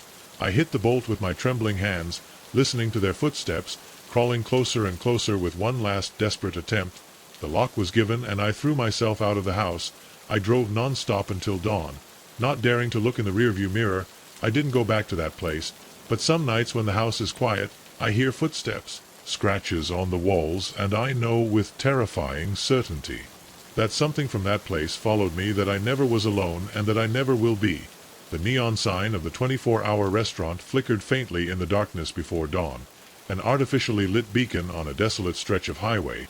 I pushed the glass door, ringing the bell over it to announcing my arrival at the almost empty establishment. It was my third night shift of the week at the round-the-clock cafe, and already the place was beginning to feeling more familiar than my own apartment. As I tied my apron around my waist, I saw them again, the regulars, always the same 5 people, always at the same table in the far corner of the premises. They were there every night that I worked, from opening to closing, clinging to coffee cups that never seemed to be emptied. There was something strange about them, something I couldn't accurately identify. Maybe it was the fact that they never seemed to eat, or how their hushed conversations stopped abruptly whenever I approached their table, or maybe it was their eyes, always watching, always following my every move with an intensity that gave me goosebumps. Sarah, my coworker, Jake called from behind the counter just in time for the early morning shift special. I forced a smile, trying to shake off the restlessness that invaded me. "Great, let me guess, burnt coffee and rancid donuts." Jake laughed, but it sounded hollow in the silent coffee shop. "You know it well. Hey, have you noticed something strange with those guys?" He nodded in the direction of the table in the back. I hesitated for a moment, relieved that I wasn't the only one who felt it. "Yes, in fact they're here every night." "No." Jake leaned closer, lowering his voice. "Not only do every night never go away." A chill ran down my spine. "That's impossible. The coffee shop closes on Sunday mornings for cleaning. They can't just..." The bell over the door rang, interrupting me. A truck driver came in, rubbing his tired eyes. Jake straightened his posture, returning to his customer service smile. "We talk." Then he whispered, as the night wore on. My eyes came back again and again to the table in the background. The customers were still in an eerie state of stillness. Their coffee cups remained full, even though no one refilled them. Once, out of the corner of my eye, I would swear I saw one of them, an emaciated man with sunken eyes, blink as if it were a faulty image on a screen. But when I looked directly, it was solid again. Around 3 in the morning, the cafe was empty except for Jake, the regulars, and I. The silence was suffocating, broken only by the hum of fluorescent lights and the occasional clink of a cup against the table. "I'm going to take out the trash," Jake announced, his voice sounding too loud in the tense atmosphere. I nodded, grateful for Soledad's moment to collect my thoughts. As soon as the back door closed behind him, one of the customers stood up. It was her hair, a white tuft contrasting with her pale skin, moved with an unnatural grace, her feet gliding over the linoleum instead of stepping on it. "Sarah," said her voice, a dry whisper that inexplicably filled the entire cafeteria. "We need to talk." I froze, my heart beating against my chest. How did I know my name? I never wore a nameplate. "I'm sorry, But you haven't noticed us, she interrupted me now. Right in front of from so close I could see that her eyes were completely black. No iris, no scara. You felt the anomaly of this place. I swallowed, unable to take my eyes away from those empty eyes. What are you talking about? Who are you? She smiled a smile too wide, too sharp. We're the Watchers, the Guardians, leaned closer, and you, Sarah, you've been chosen. The lights flicker violently in the brief darkness. I felt a icy hand grab my wrist as the light stabilized. I found myself standing in the center of the dining room. The 5 customers surrounded me. Jake was nowhere to be found. What's going on? I asked, my trembling voice. Where is Jake? The emaciated man stepped forward. Jake is no longer with us. He served his purpose. My stomach churned. He was killed. The white-haired woman shook her head. Not dead, transformed as you will be. They began to sing a strange language, the words merging into a discordant sound that made my head spin. The space around us changed. The walls of the restaurant faded, revealing a vast starry void. We are the guardians of the threshold, the woman explained, her voice resonating with a supernatural echo. This restaurant is at the crossroads of realities.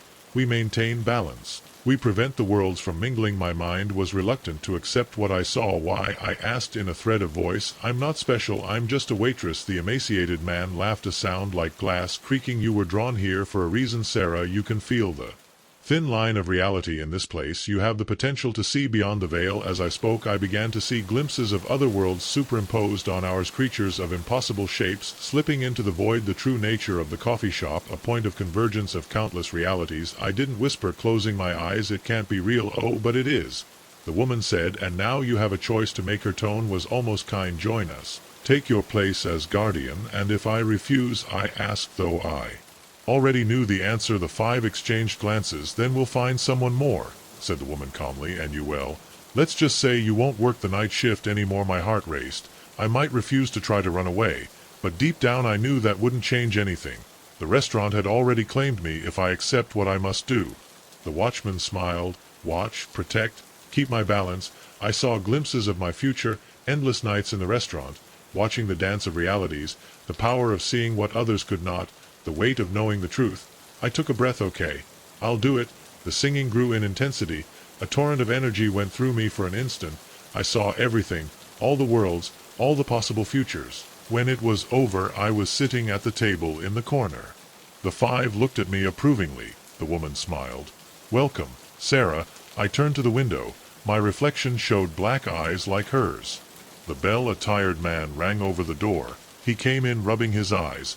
I smiled to him. I was just another night customer, but I saw the truth. Now I was a watchman. The welcome to Millbrook sign flashed past us in the blink of an eye, the faded paint peeling on the aged wood. Blink, sure, I'd imagined it. We'd been driving down this deserted road for hours, and it was the first sign of civilization we saw. They saw that, I asked, looking at my friends in the back seat. Jake, his face buried in his phone, growled without looking up. Sarah, our official navigator, puckered. The teacher, as she checked the map spread out on her legs. Millbrook, muttered, it doesn't appear here. The shiver on my spine didn't go unnoticed. I let go of the accelerator, a sense of unease settling in my chest. The sun was setting, tinting the sky shades orange and purple, casting long shadows over the empty road. Maybe we should turn around, I suggested, my knuckles clenching on the steering wheel, and then we saw it. The town emerged from the evening mist as if it had been hidden up until that moment. Small houses lined quiet streets, their windows dark and expressionless. A single lantern flickered at the main intersection, casting a dying glow over the deserted avenue. Well, this is lovely. Jake finally looking away from his screen, the irony in his voice not from a high scan. The empty streets. Something was wrong. I couldn't pinpoint what, but I felt it in my bones. The silence was absolutely broken, just by the purr of the engine. Let's go on and on, Sarah whispered. Let's get out of here. I nodded and gently pressed the accelerator.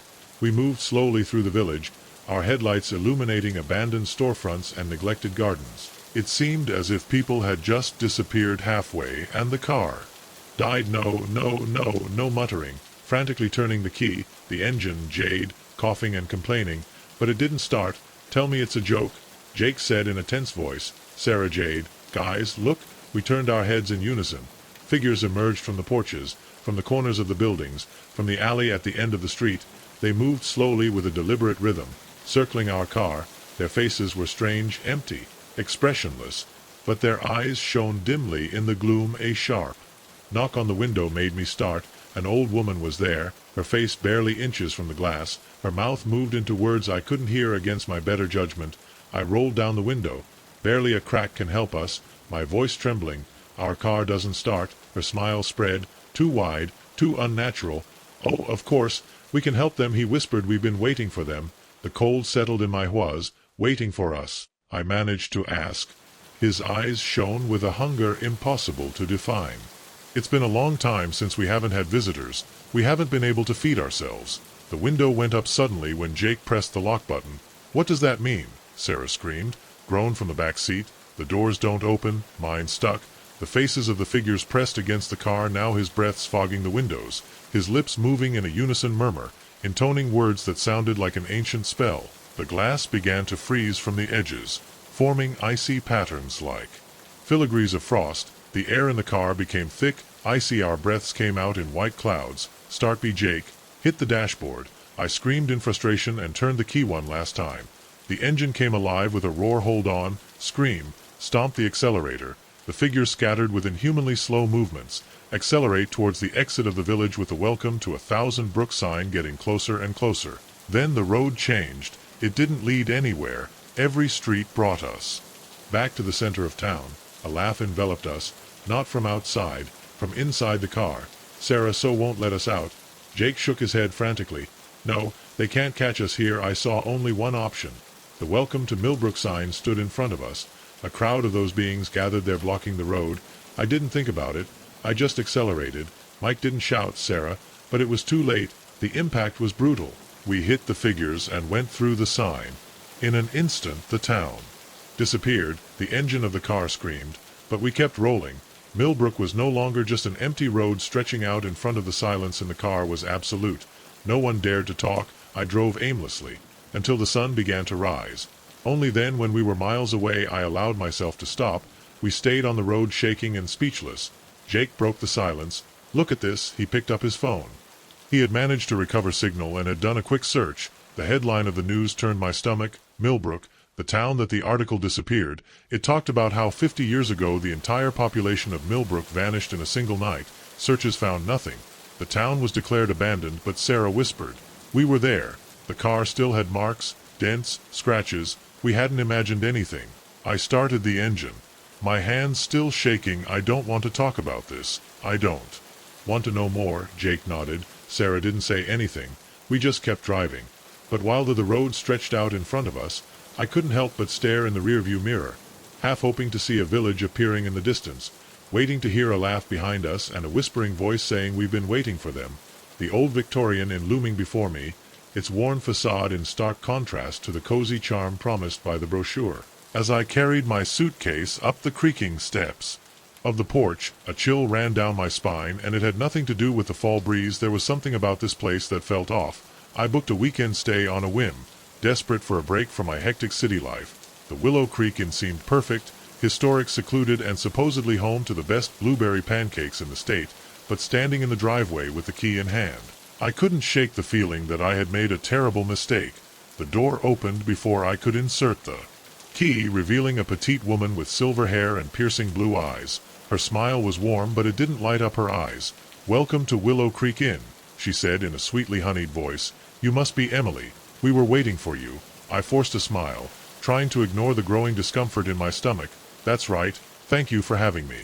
She let me in, talking to me about the history and amenities of the inn. But as soon as I heard her, my attention was caught up in the strange symbols carved into the wooden railing. They looked almost antique. Run, your room is on the 3rd floor, said the innkeeper, who introduced herself as Mrs. Holloway. Last door on the right. Dinner is at 7 in the main dining room. Don't be late. There was something in her tone, a slight threat. I shook my head, scolding myself for being paranoid. I was here to relax, not to make up mysteries. As I walked up the stairs, I couldn't help but notice the silences that the inn was. There weren't supposed to be any other guests. The brochure mentioned that the place was fully booked at this time of year. My room was small but cozy, with floral wallpaper and a 4-poster bed that looked like it was taken from a museum. Unpacked to explore the surroundings before dinner, the gardens behind the inn were beautiful, an explosion of autumnal colors. But as I went further I noticed something strange. Hidden among the trees and bushes, there were small stone statues, their features worn by time. They all seemed to be looking towards the inn, their eyes empty, somehow accusing. A twig crunched behind me, and I turned suddenly. A man was there, tall and slim, with a gardener's apron tied around his waist. His smile was friendly, but there was something unsettling in his eyes. "Enjoying the garden?" Miss asked in a hoarse voice. I nodded, trying to keep my voice steady. "Those statues are interesting." His smile hesitated for a moment. "Oh yes, family heirlooms. Better not pay too much attention to them." Before he could ask what the dinner bell meant, the bell rang. The gardener's smile came back, too wide, too bright. "You'd better hurry up. Mrs. Holloway doesn't like to be kept waiting." I returned to the inn with my mind full of questions. As I entered the dining room, I was surprised to see other guests already seated. There were 5, all middle-aged or older, all looking at me with an intensity that made my skin stand on end. Mrs. Holloway appeared beside me, leading me to an empty seat. "I'm glad you were able to join us, Emily. We were about to start." The meal was delicious, but as soon as I tasted it, the conversation at the table was forced and strange, full of inside jokes and meaningful looks that excluded me. And every time I tried to ask questions about the inn or those of other guests, they quickly changed the subject when they served dessert, a blood-red sorbet that Mrs. Hollow insisted in that it was her special recipe. I noticed that the other guests were watching me expectantly. The dining room seemed to hold its breath when I took the first bite. The taste exploded on my tongue. Unlike anything I had ever tasted before, it was delicious, but there was an underlying bitterness that unsettled me. As I swallowed, a wave of dizziness enveloped me. "You feel good, dear, to you?" Mrs. Holloway asked, her voice sounding distant and distorted. "Ah, maybe you should. Lay you down." I tried to get up, but my legs felt heavy. The room swirled around me, the faces of the other guests turning into grotesque blurred masks. The last thing I saw before darkness enveloped me was Mrs. Holloway's smile, no longer warm but predatory. I woke up with a start, my head throbbing. I was in my room, though I didn't remember how the clock had gotten there on the bedside table. It was 3:33 in the morning. As my eyes adjusted to the darkness, I realized something terrifying. I was not alone. Shadowy figures towered around me, my bed, their indistinct features in the gloom. I tried to scream, but no sound came out of my mouth. I was paralyzed, unable to move or speak, as the figures leaned towards me. One of them spoke, her voice, a dry whisper that seemed to come from all over me. "Parts and none is perfect. The ritual can begin." Panic invaded me, breaking the spell that kept me motionless.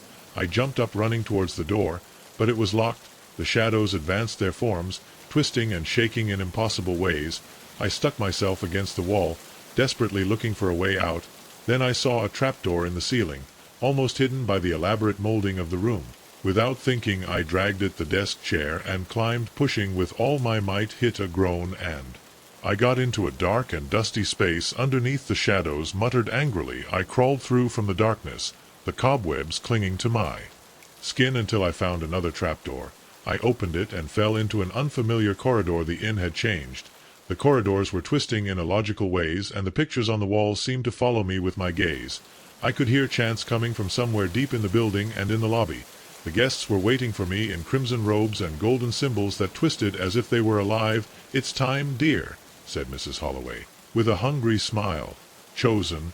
I froze in the doorway. I had 2 choices: surrender or flee into the unknown. Without hesitation I chose darkness. The neon sign at the gas station flickered faintly in the midnight gloom, a lonely headlight on a desolate stretch of highway. My old Chevy limped into the station, the engine coughing as if it were about to surrender. The gas gauge had been empty for the last 10 kilometers. I silently thanked that I got this far. I got out of the car shivering. But I needed fuel. I had no choice.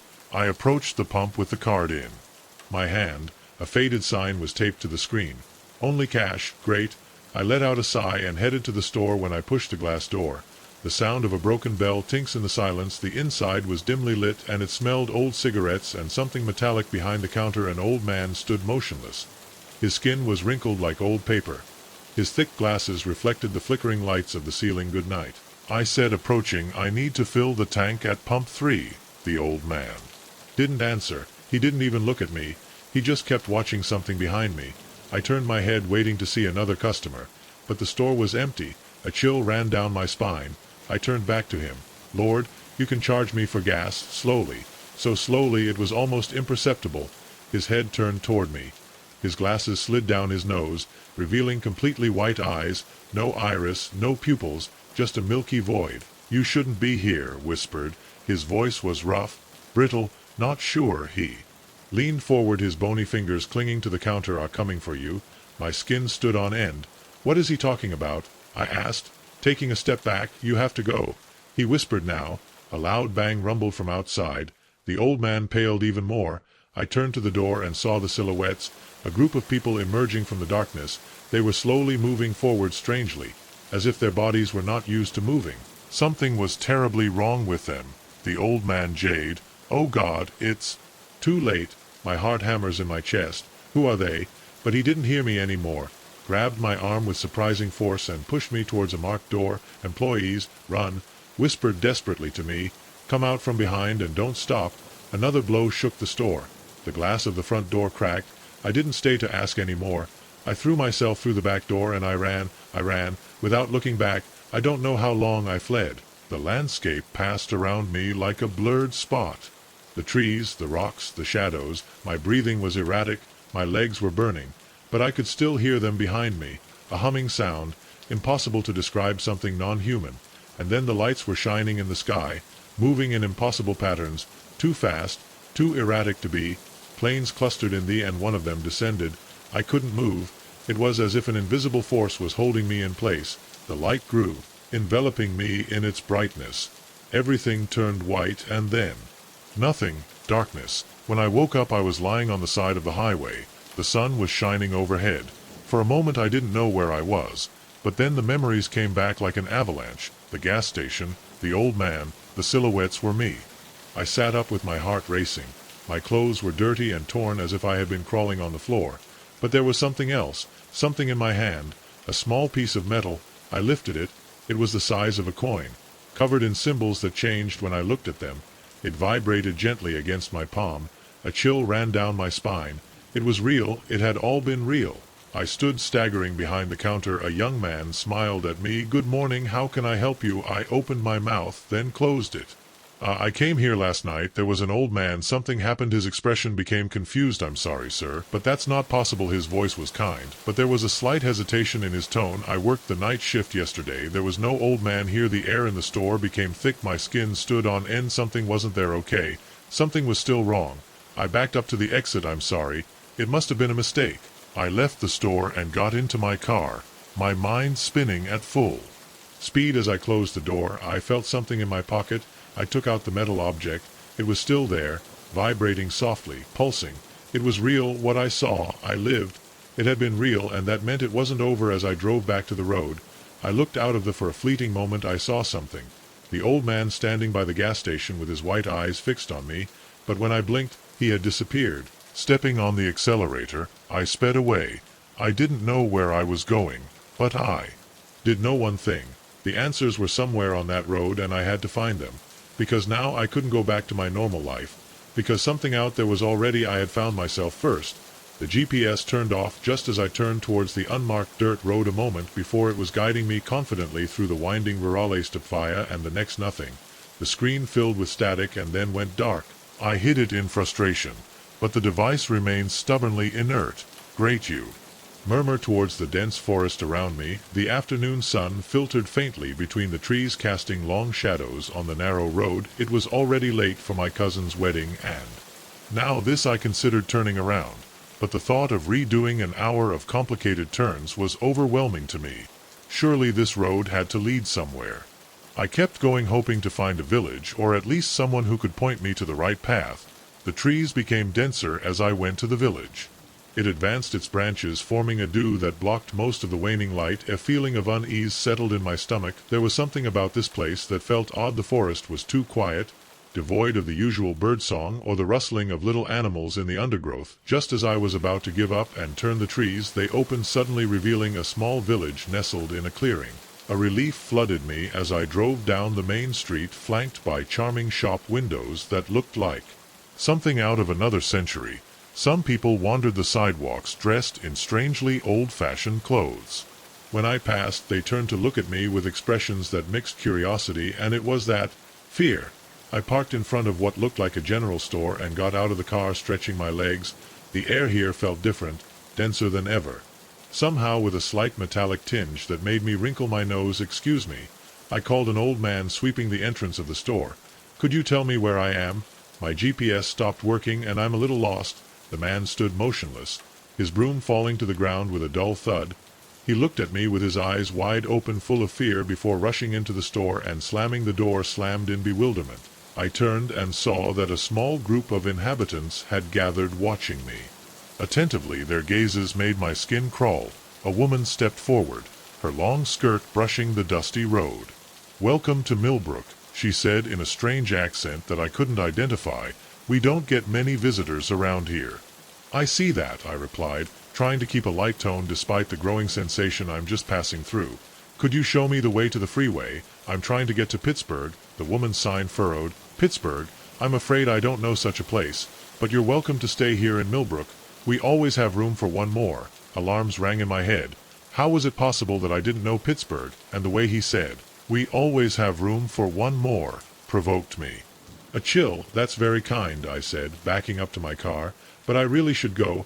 My family is waiting for me." When I reached out to open the door, I felt a hand on my arm. A man had appeared next to me, his grip unusually strong.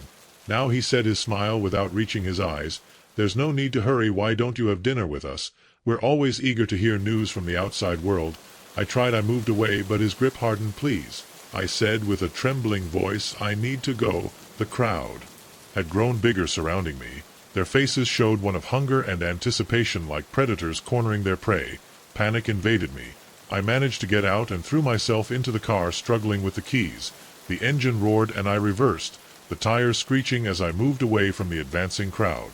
I turned the car and stepped on the accelerator, running back down the dirt road. In the rearview mirror, I saw the townspeople flood the street, their faces twisted with anger. The forest seemed to close in around me as I sped up, the branches clawing at the sides of the car. My heart was beating so fast I could barely breathe. What the hell had just happened? I drove for what seemed like hours.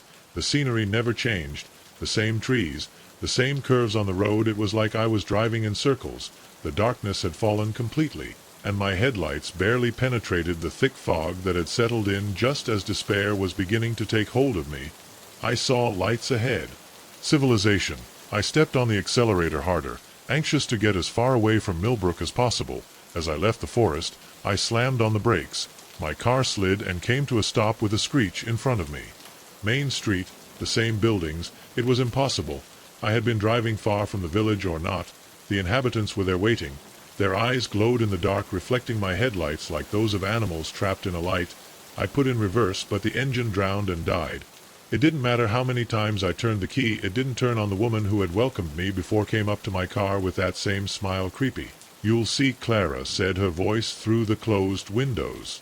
"Millbrook always has room for one more, and once you're here, you can never leave." Tears of fear and frustration rolled down my cheeks as I tried in vain to start the car. This couldn't be happening. It had to be a nightmare. A knock on the window made me jump. The man who had held me before was there, with his face stuck to the crystal. "Come on," said his voice, muffled but still audible. "Don't make this harder than it needs to be. Accept your new home." I shook my head violently, pressing the lock button.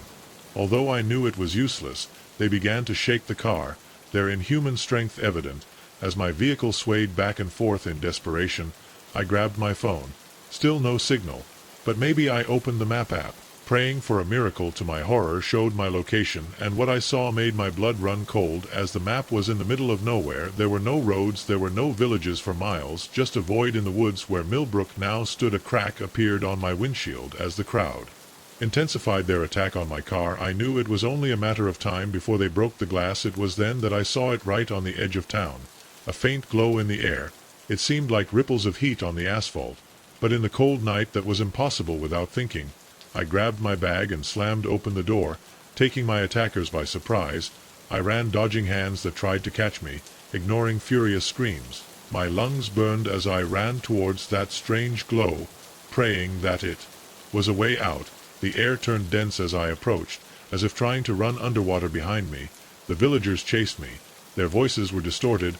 I threw myself into the glare, felt resistance as if pushing against a rubber membrane, and then I fell, rolled down a steep slope and landed on my feet, and saw that I was on the side of a road. My clothes were dirty and torn, my skin covered in scratches by I fell, but I was alive. And more importantly, I was free. A car stopped, the driver stopped, an old man with a friendly face rolled down the window with concern. "It's okay, miss, you need help?" I nodded, too overwhelmed to speak. When I got into his car, I took one last look at the forest from which I had come out for a moment. I thought I saw faces watching me among the trees, but when I blinked they were gone. The driver listened patiently as I told him. I was telling my experience by skipping the most incredible parts. He assumed I had gotten lost in the woods and had been wandering for hours. I didn't correct him as we headed to Pittsburgh. I couldn't shake the feeling that I had escaped from something terrible. I kept waiting for every Thousand Brook curve to reappear with its inhabitants ready to claim me. Even now, years later, I avoid back roads and small towns. I keep my GPS updated, and I always tell someone where I'm going because I know. Somewhere hidden in the modern world, Millbrook, keep waiting and always have room for one more. The mop hit the floor with a wet sound echoing in the empty hallways of Pinnacle Industries at 2 in the morning. The huge office complex was a whole different world. There were no rushed executives or heels echoing, just me and endless a stretch of gleaming floors. I had been working the night shift as a janitor for months, and the loneliness had become almost comforting almost tonight, yet something felt strange. The air was fraught with tension like calm before a storm. I shook my head, trying to shake off the restlessness. "Control yourself, Mike," you mutter. Executives on the top floor. I noticed a ray of light escaping from beneath a stranger. The bosses never, they were working so late. Curiosity won me over. I approached silently, abusing my ear. Muffled voices filtered through the door. Urgent, agitated. "We have to move the cargo tonight," whispered a man. "The feds are hot on our heels." My blood froze. Cargo. This was not a simple late-night business meeting. And the janitor asked a woman, her tone heavy. With concern, my heart skipped a beat. I was left paralyzed. "Leave it to me," replied the man with chilling tranquility. "We can't leave loose ends." The unmistakable sound of a gun being cocked brought me out of my trance. I staggered back, got out of there quickly, abandoned my cart and ran towards the stairs, not daring to wait for the elevator. Just as I pushed the door of the stairwell, I heard screams behind me. They knew I was there. I went down the steps 3 by 3 with heart beating. Wildly, angry footsteps and voices echoed over me, getting closer and closer. When I reached the lobby, I was no longer thinking. I was just running. I was about to knock on the front door when a shot went past my ear, shattering the glass. Instinct took control. I threw myself behind a large flower pot, my mind working frantically. The main entrance was out of the question. I needed another exit. My eyes found the service door across the hall. It was my only chance. I took a deep breath, ran. The bullets whistled around me as it zigzagged. I bumped into the service door and forged with my key fob. "Come on." The lock clicked just as a hand grabbed my shoulder. Turning, concierge spat, raising his gun. Time seemed to slow down. I saw his finger pulling the trigger. I saw the barrel of the gun pointed at my chest. But I also saw something else, a wall-mounted fire extinguisher. Without thinking, I grabbed it and balanced it with all my might. The metal cylinder hit his head with a dry crunch. The man collapsed on the ground, his gun falling out of reach. I didn't stay to see if it would get up. I went through the door and ran into the night. They hit the pavement as I walked away from Pinnacle Industries, and as I ran I knew one thing with certainty. My life would never be the same again. Hours later, huddled in a 24-hour diner on the outskirts of town, trying to make sense of what had happened, my hands trembling as I held a cup of coffee, my mind playing the night over and over. Again in an endless loop. What I had discovered, drug dealing, money laundering, whatever it was big enough to kill for it, and now they knew my face. I knew I should go to the police, but they would believe me a mere janitor against the executives of a powerful corporation. Even if they did, they could protect me. When the sun began to rise, bathing with a pale light, I made a decision. I couldn't go home. It would be the first place they would look for me. I couldn't go to the police. Too risky. I had to disappear. I went out into the cold morning breeze with nothing but the clothes on my back and the terrible secret I'd discovered. I started walking where I had no idea, but place had to be safer than here. Days turned into weeks, weeks into months. I moved from city to city, taking temporary jobs, sleeping in cheap motels, always looking over my shoulder, always hoping they would find me. I tried to convince myself that they had given up looking for me, that I was no longer a threat, but deep down I knew the truth. A corporation that was willing to kill to protect its secrets wasn't going to let a witness just slip away. I knew for sure almost a year later, in a small Midwestern town. I was working as a dishwasher at a diner, keeping my head down, saving enough to keep my eyes down. Keep moving. The doorbell rang and I looked up. Out of habit my heart stopped there, scanning the place with predatory eyes. There was that woman's wife, not in Pinnacle Industries. Our eyes met, and at that moment I knew that my time had run out. I ran. I went through the kitchen without giving explanations, and I went out the back door. I heard her cold voice behind me. "It's running. Take it alive. Yes, they can, but don't let it slip away." My feet were hitting the pavement, my lungs burning. I turned into alleys. I went up close, zigzag between back streets, but they were always one step behind me. When my legs couldn't take it anymore, I saw it, a bus station, a flashing neon sign open. It was my only chance. I pushed the glass door, envelopes jumping to the clerk behind the counter, a jade ticket throwing all the money I wanted. I had for the next bus anywhere. The clerk looked at me in surprise and started typing. "There's a bus leaving for Chicago in 5 minutes. I took it, snatched the ticket, and ran to the platform. When I got on the bus, I saw my pursuers enter the station. Their eyes swept through the crowd. The doors closed. The bus started moving. I dropped into a seat, my heart ringing in my ears. I had bought some time, but this was far from over as the bus merged with the highway. A bitter irony hit me months ago. I was a simple janitor, invisible to the world of the powerful. Now I was a nameless, homeless man with a white man on his back. I leaned my head in the window and watched as the landscape of my life disappeared in the rearview mirror. I didn't know where this road would take me, but I knew one thing for sure: there was no turning back. The night I picked up that mop at Pinnacle Industries was the night my old life ended, and this endless chase began. The miles went by. I closed my eyes for a moment. Allowing myself to rest tomorrow would bring new dangers, but for now, on this bus full of strangers, I was just another traveler, and in that I found a little breath of peace. Soon I would get married again. But for now I was safe. For now I could breathe. And in this world of shadows and secrets that was more than I could have expected. The first thing I noticed as I entered my new apartment was the silence. Not the peaceful tranquility of a well-insulated building, but an oppressive stillness that seemed to devour every sound. My footsteps that usually echoed in the wooden floors were muffled, as if I were walking on cotton. Even the thud of my suitcase as it hit the floor sounded strangely muffled. I had been excited to find this place, a spacious one-bedroom apartment in the heart of the city, for a price that seemed too good to be true. But as I stood on the threshold with a chill running down my spine despite the summer heat in the outside, I began to wonder if it really was.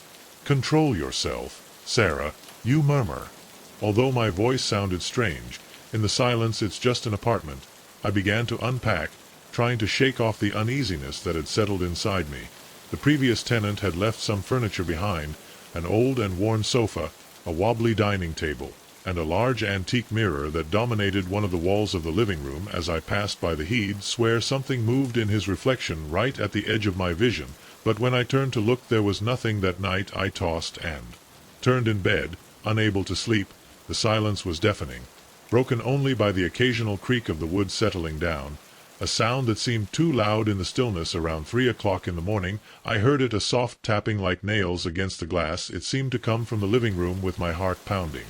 Let's slide. It got louder as I approached, the dim moonlight filtering through the curtains. I could see the source of sound, the mirror. Something was moving inside it, a dark shadow that didn't match my reflection. I froze, unable to look away as the shape became sharper. It was a pale face and cadaverous, with eyes that seemed to glow in the dark. A hand pressed the glass from the other side, long, bony fingers reaching out as if trying to pierce it. I screamed.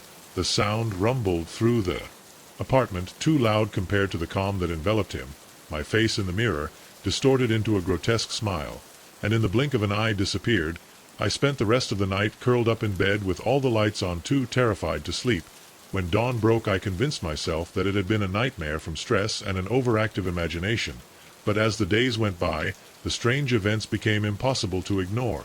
The objects moved when I wasn't looking, always just a little. The keys appeared in places I had never left them. The tapping came back every night, sometimes from the mirror, sometimes from the walls or the windows, and there was always that suffocating silence, as if the air itself was holding its breath. I tried to leave, tried to break my lease and find another place to live, but every time I made plans to move something went wrong. My car broke down, My bank account was mysteriously emptied. Applications for new apartments fell at the last moment. It was as if the building itself conspired to hold me back. A week turned into a month and I got used to the strangeness. I avoided looking directly in the mirror. I ignored the nighttime tapping. I pretended not to notice when things moved on their own. I told myself I was adapting, but deep down I knew I was losing control over reality. It was a Tuesday night when everything changed. I was making dinner, cutting vegetables harder than necessary. When I cut myself the finger, a drop of blood fell to the floor. The apartment seemed to shudder. The ever-present silence was broken. A low hum filled the air, growing in intensity, the lights flickering. Whispers came from every corner of the room. The room ran guided by an impulse that I did not understand. The mirror vibrated, its surface undulating like water, and inside it I could see dozens of pale and cadaverous faces with the same desperation in their eyes. "Help us," whispered their voices, a cacophony of "Please free us." I backed my mind. Spinning. "Who are they?" I asked in a trembling voice. "What do they want?" One of the faces moved forward clearer than the others. It was a woman, her eyes sunken and full of sadness. "We are the ones who came first," she said. "Caught up in hunger from this place. Feeds on our fear and despair." My stomach shrank. "How can I help you?" The woman's expression, it became urgent. The blood said, "Your blood is the key given. Voluntarily, you can break the spell." Before I could answer, the mirror became calm. The faces disappeared. The apartment went back into a spectatory silence, as if waiting for my decision. I spent the next few days in a state of denial and growing certainty, researched the history of the building, and discovered a pattern of disappearances and strange events going back decades behind previous tenants who disappeared without a trace, leaving all their belongings behind. Reports of strange noises and moving shadows. Then I found references to an ancient ritual, something about blood, offered under the light of the full moon. The next full moon would be in 3 days. I knew I had a choice. I could leave, forget all this and pretend it never happened, or I could stay and help the souls trapped in the mirror when it came.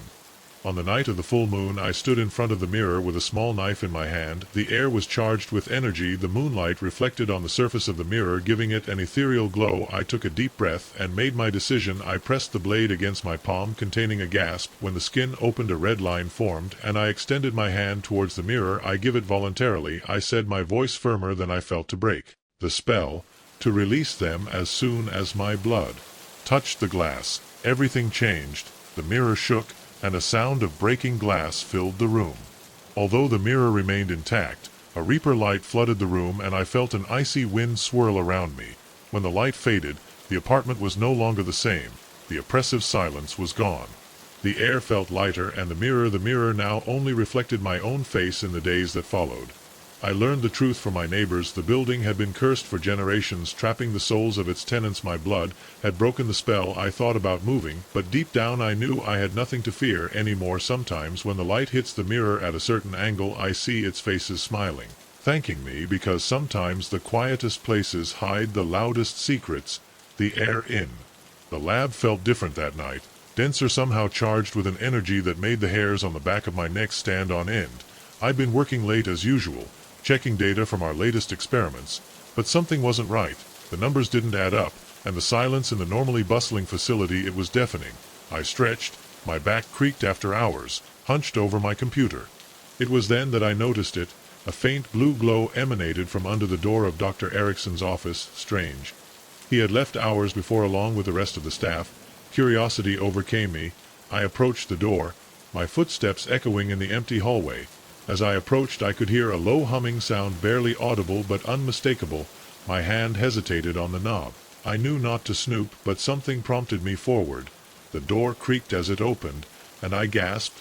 Dr. Erickson's office, normally immaculate, was in disarray, papers strewn everywhere, and strange symbols scrawled on his whiteboards. But what caught my attention was the fountain of blue glow. A small device on his desk pulsed with a light from another world. I approached, hypnotized. The device was unlike anything I'd ever seen before. It was about the size of a softball, covered in intricate inscriptions that seemed to change and move as I watched it. The buzzing intensified as I got closer, and I could feel a strange vibration in the air. Without thinking, I reached out to touch it. The instant my fingers made contact, An electric shock, it ran through my body, images flashing before my eyes, strange landscapes, bizarre creatures, advanced technology beyond my imagination, and then darkness. I woke up on the floor with my head throbbing. How long I had been unconscious. I looked at my watch and felt my stomach sink. 3 hours had passed, although for me it was only seconds. I jumped up, looking frantically around me. The device had disappeared. In its place was a note written in the chaotic calligraphy of Dr. Erickson. If you are reading this, sorry, you should never have seen this. Run before they find you too. My mind ran at full speed. Who were they? What they had gotten myself into? I had no time to think. A noise in the hallway made me freeze. Heavy and determined steps approaching. I threw behind the Dr. Erickson's desk, with my heart pounding so hard I feared he would give me away. The door opened and 2 men came in. Their voices were low, but I managed to hear fragments of their conversation. He's engaged. We have to contain this, and the girl. The new investigator knows too much. Take care of it. I covered my mouth to stifle a gasp. They were talking about me. I had to get out of there as quietly as I could. I crawled towards the window. It was a long fall to the floor, but I had no choice. Just as I was about to move, a hand grabbed onto my shoulder. I turned sharply, finding myself face with one of the men. His eyes were cold, devoid of emotion. Where do you think you're going? He asked with a chilling calm. I reacted instinctively, tapping my elbow on the solar plexus. He growled, loosening his grip just enough to that I could free myself. I ran to the door with adrenaline pumping in my veins. The hallway was a blur as I ran away, with alarms ringing behind me. I could hear screams behind, steps chasing me. I took random turns, hoping to lose them in the maze of corridors of the facility. I burst into the main lab. Rows of experiments lined the walls, each one stranger than the last. But I didn't have time to stop. I needed a way out. Then I saw it in the corner of the lab, partially hidden behind a huge piece of equipment. There was a door that I had never noticed before. It had no visible mark, no handle, no lock, but as I got closer it slid open silently. Without hesitation I threw myself through it. The door closed with a slight sizzio. I plunged into the darkness. For a moment panic threatened to consume me. Then some lights flickered, revealing a long sterile corridor that seemed to extend to infinity. I began to walk, then to run. The corridor seemed endless, with no twists and turns, no doors in sight. Just as I began to think I had made a terrible mistake, I saw something ahead, another door. This one glowed with the same bluish light of the device. In Dr. Erickson's office I reached out to the handle, my fingers trembling. As soon as I touched it, another electric shock ran through my body. More visions, but this time I understood. They weren't random images, but information, knowledge about things beyond our world, beyond our understanding of science and reality. The door opened to the other side. There was no other room or hallway. There was a vortex of energy spiraling. I stood on the threshold, my mind reeling from the avalanche of information and the impossible vision before me. I knew with a terrifying certainty that crossing that portal would change everything. I could never go back to my old life, to my old understanding of the world, but to stay meant to be captured, or worse. The sound of footsteps approaching made the decision for me. I took a deep breath and I took a step into the unknown. The first thing I noticed when the lights went out was the silence a moment before. The hum of the refrigerator and the soft murmur of the fan from my laptop filled the room. The next nothing, just the sound of my own breathing, suddenly too loud in the dark. I fumbled for my phone. The glare from the screen blinded me momentarily. 9:47 at night with no signal. Great.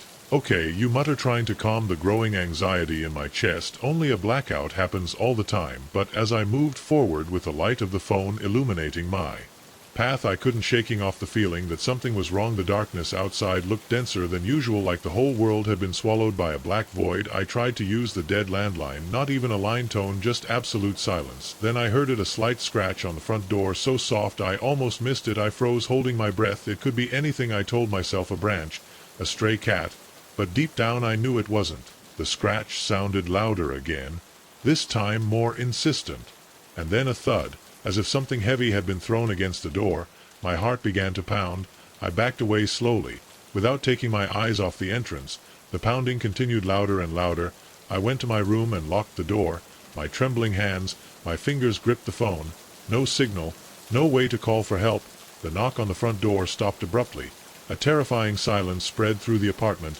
Then slow, deliberate footsteps moving around my living room. An icy pressure settled in my chest. I covered my mouth with my hand, trying to contain the sound of my breathing. This couldn't be happening. It was impossible. The lock was on, no one could have gone in. But the footsteps continued to get closer and closer. They stopped right outside my room. A whisper of laughter broke the silence. "I know you're there." My blood froze. My voice was low and harsh. "Why don't you come out to play?" My body was paralyzed by fear. The doorknob shook first slowly, then with more force. I jumped towards the window. My hand struggling with the latch was old and stuck. I pulled with all my might, my desperation growing with each knock against the door. "Don't be shy." The latch struck with a squeak. The cold night air rushed into the room. I was about to jump when the door splintered behind me. I turned my head just in time to see a tall and thin figure with eyes shining like embers in the dark. I didn't stop to look at him. I threw myself out of the window. I fell awkwardly down the stairs, feeling the icy metal against my skin. The footsteps inside the room were fast, frantic. I knew I didn't have much time. I ran downstairs, my bare feet echoing against the metal, a crack behind me. I looked over my shoulder. He was there, standing at the open window, smiling. My lungs were burning. But I didn't stop. I jumped the last steps, falling heavy in the alley. I ran without looking back. The streets were deserted. Every window was dark, every door closed. "Help!" I screamed, but my voice seemed to fade into nothingness. A car needed a car. My keys were always in my pocket. I ran to where my stalled sedan was parked. The steps behind me were getting faster and faster, my hands shaking. They could barely get the key in the lock. The engine coughed once, twice it came on. I stepped on the accelerator just as a dark shadow appeared in my rearview mirror. The car skidded on the road. I saw its silhouette standing in the middle of the street, looking me away. Even in the distance, I could see its smile widen. I drove for hours, my white knuckles on the steering wheel. Every shadow on the road made me shudder. The first ray of the sun appeared on the horizon, and for the first time I allowed myself to relax slightly. I had escaped. I was safe, but then my radio suddenly came on. A crunch of static filled the car, and then a low, harsh, funny voice. "Really? You thought you could run away from me?" I let out a scream, sharply turning the steering wheel.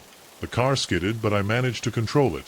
The radio was silent again, as if I had never spoken.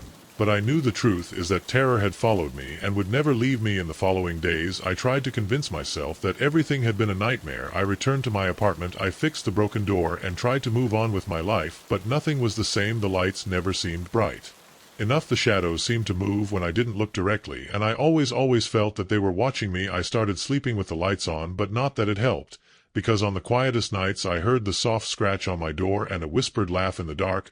I moved apartments, then out of the city. But it didn't matter where I went. He followed me. I saw him in the crowds. I heard his laughter in crowded cafes. Friends and family began to worry. They said I looked tired, paranoid. But how could I explain to them? How could I make them understand the horror that was lurking in me?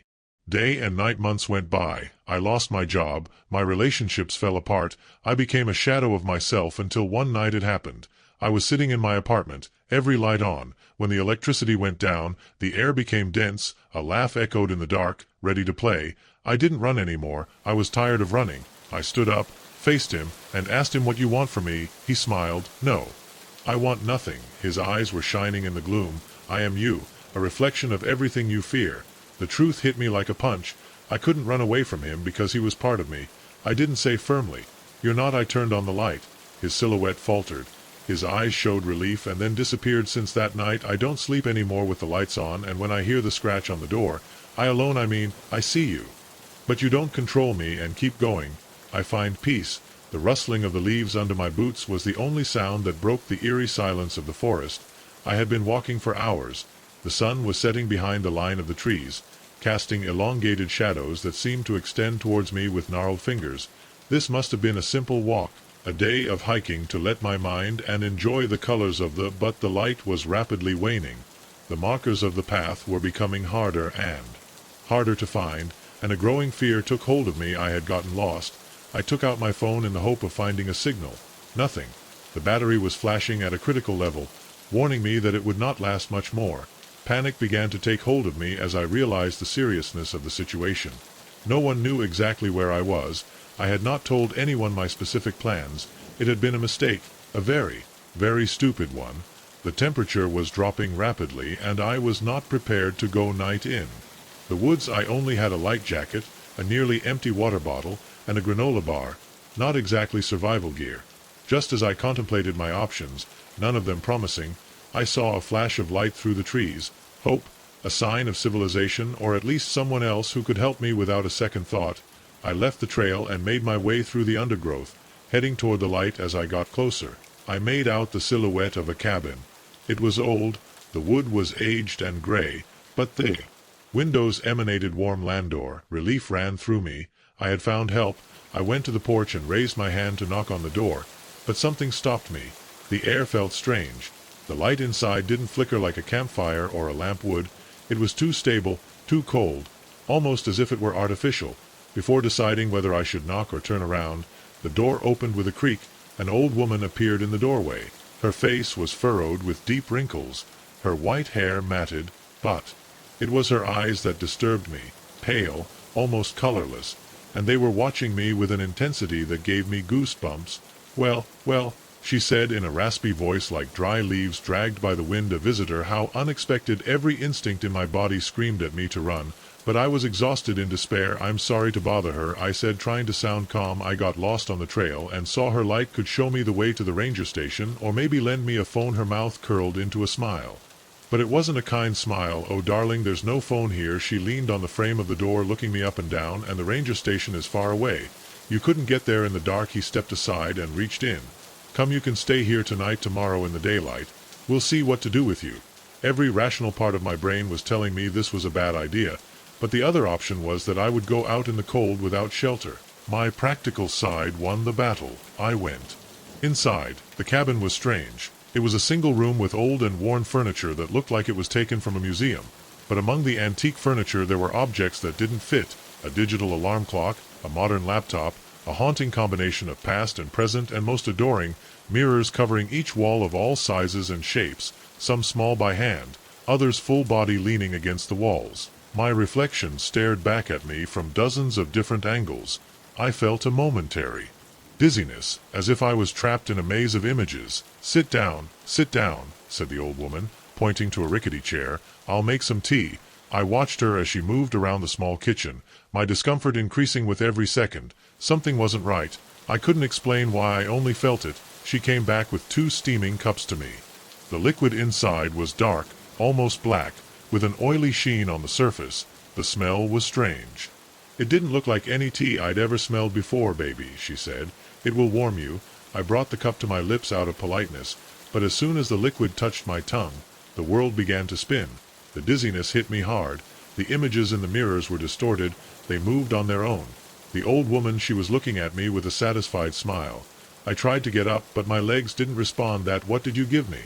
I managed to stammer. Her head, her eyes shining inhumanly. Just something to help you rest, she whispered. You'll need it for what's coming. My vision went dark. The last thing I saw before losing consciousness was my reflection in one of the mirrors. But it wasn't me. It was someone older, someone with eyes full of terror, someone who had been here before. And then everything went black. I woke up with a gasp, my head throbbing with a stabbing pain. For a moment, I didn't know where I was. Then the memories came back suddenly. The forest, the cabin, the old woman, the tea. I sat up with difficulty. I was still inside the cabin. But something was wrong. The sunlight filtered through the windows, but the air had a weight on it. Strange, as if I was breathing something dense. The most disturbing thing, however, was the silence. I couldn't hear birds or the rustle of the wind in the trees. Nothing. I stood up staggeringly and looked around. The old woman wasn't there. The place seemed abandoned, covered in dust and cobwebs. It was as if no one had lived there in years. But that didn't make sense. I had been here last night. I had talked to her, and without, however, the cabin Lucia, as if it had been uninhabited for decades. My stomach churned. Something was terribly wrong. I staggered out. I was older, or worse, I was in a different time. A sound behind me made me spin suddenly. The old woman was there, but she was no longer old. Her face changed. Sometimes she was young, sometimes old, sometimes something else, something that my mind could not comprehend.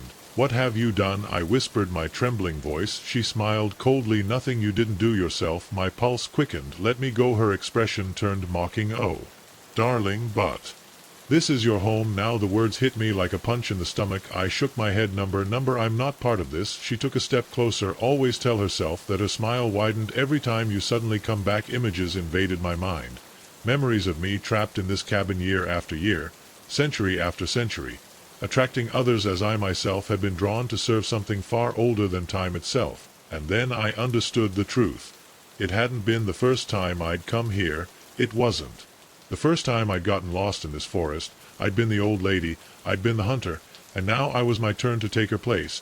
The old lady, or what was left of her, laughed softly and took a step back. Don't worry, darling, it gets easier with time. Her shape began to fade as if it melted into thin air.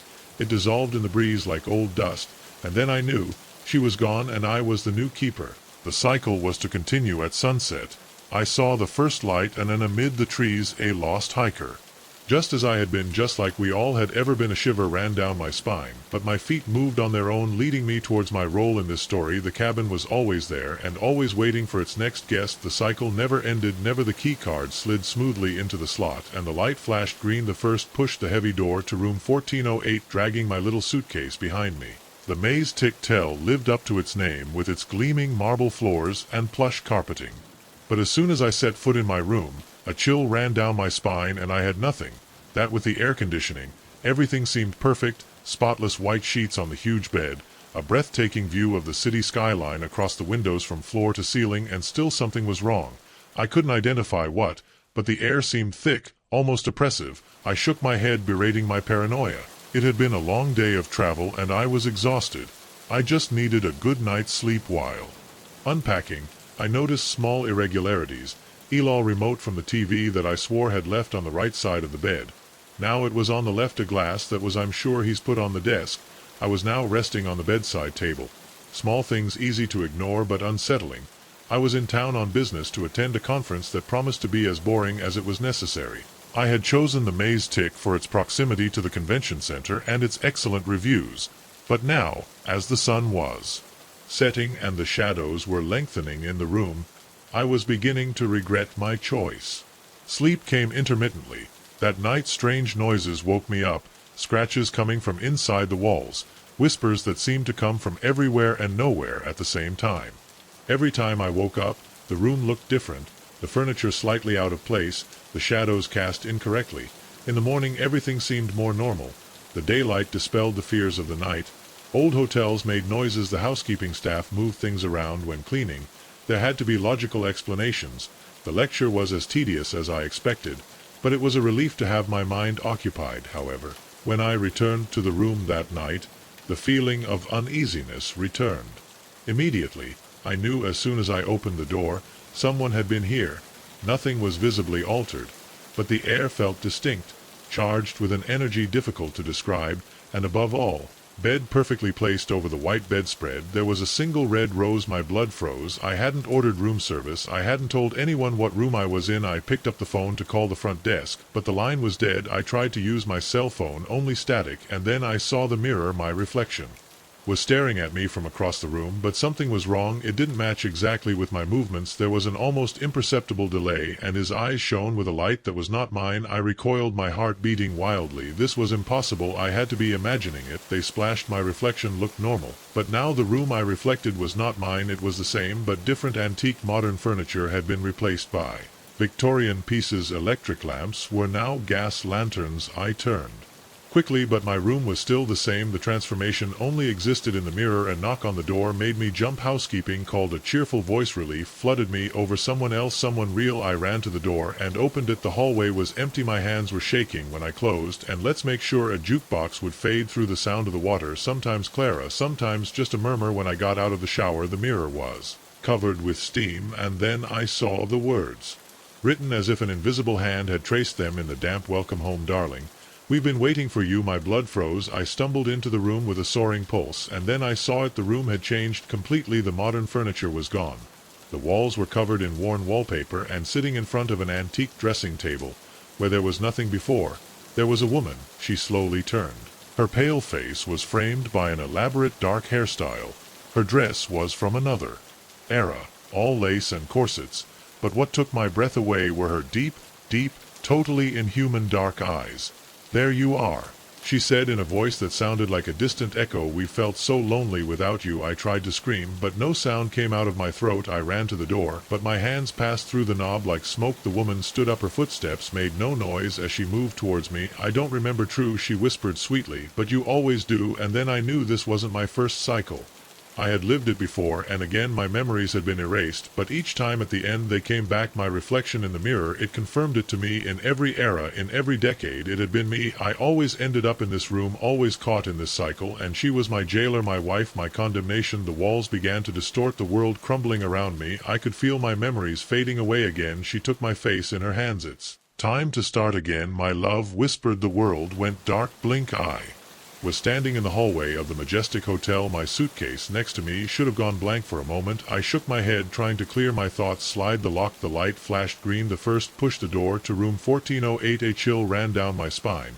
But it was only my imagination. It had been a long day, alone. I needed to rest. In the mirror my reflection stared at me for a split second. I thought I saw something in her eyes, something old, something hungry. Blink. It was just my imagination, just another night in another hotel room, or not. And in the distant echo of time I heard a woman's laughter, the sound of glass breaking. The first warning sign must have been the price of rent, 00 a month for a room spacious in a Victorian house.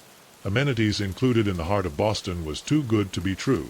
But I was a penniless college student, desperate for a place to live, and Mr. Blackwood's kind smile with his affable grandfather air convinced me instantly.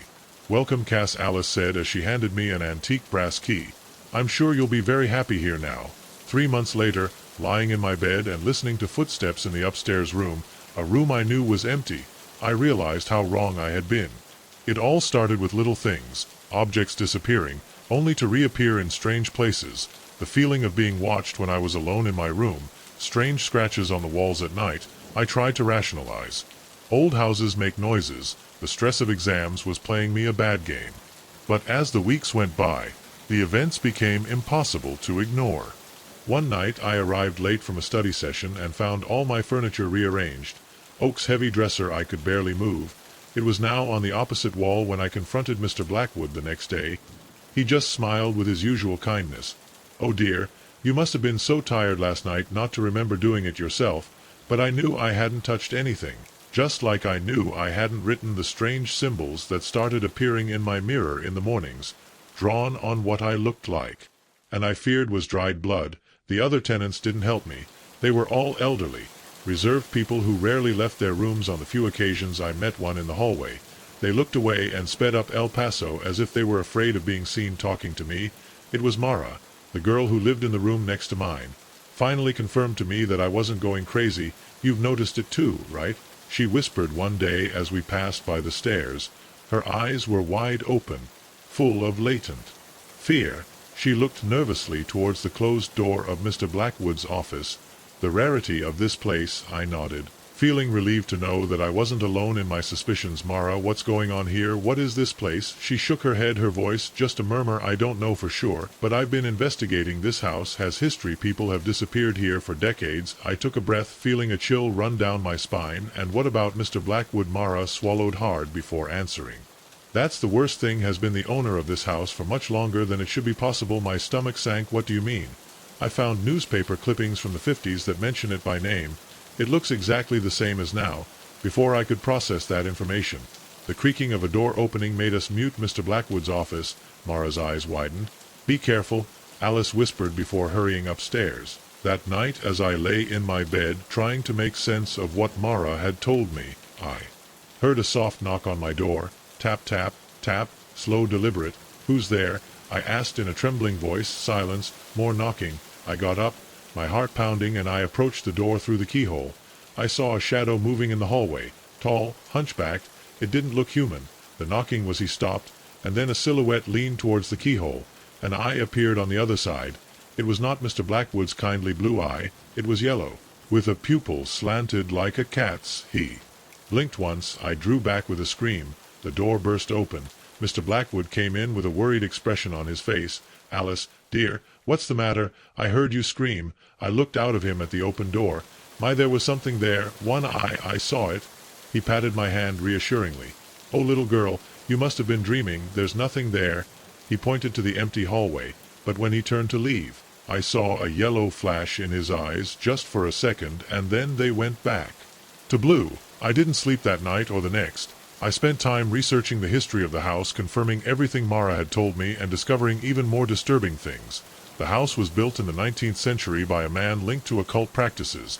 Over the years, dozens of tenants disappeared without a trace, and Mr. Blackwood appeared in documents from every decade. Always the same, always smiling, always offering rents too good to be true.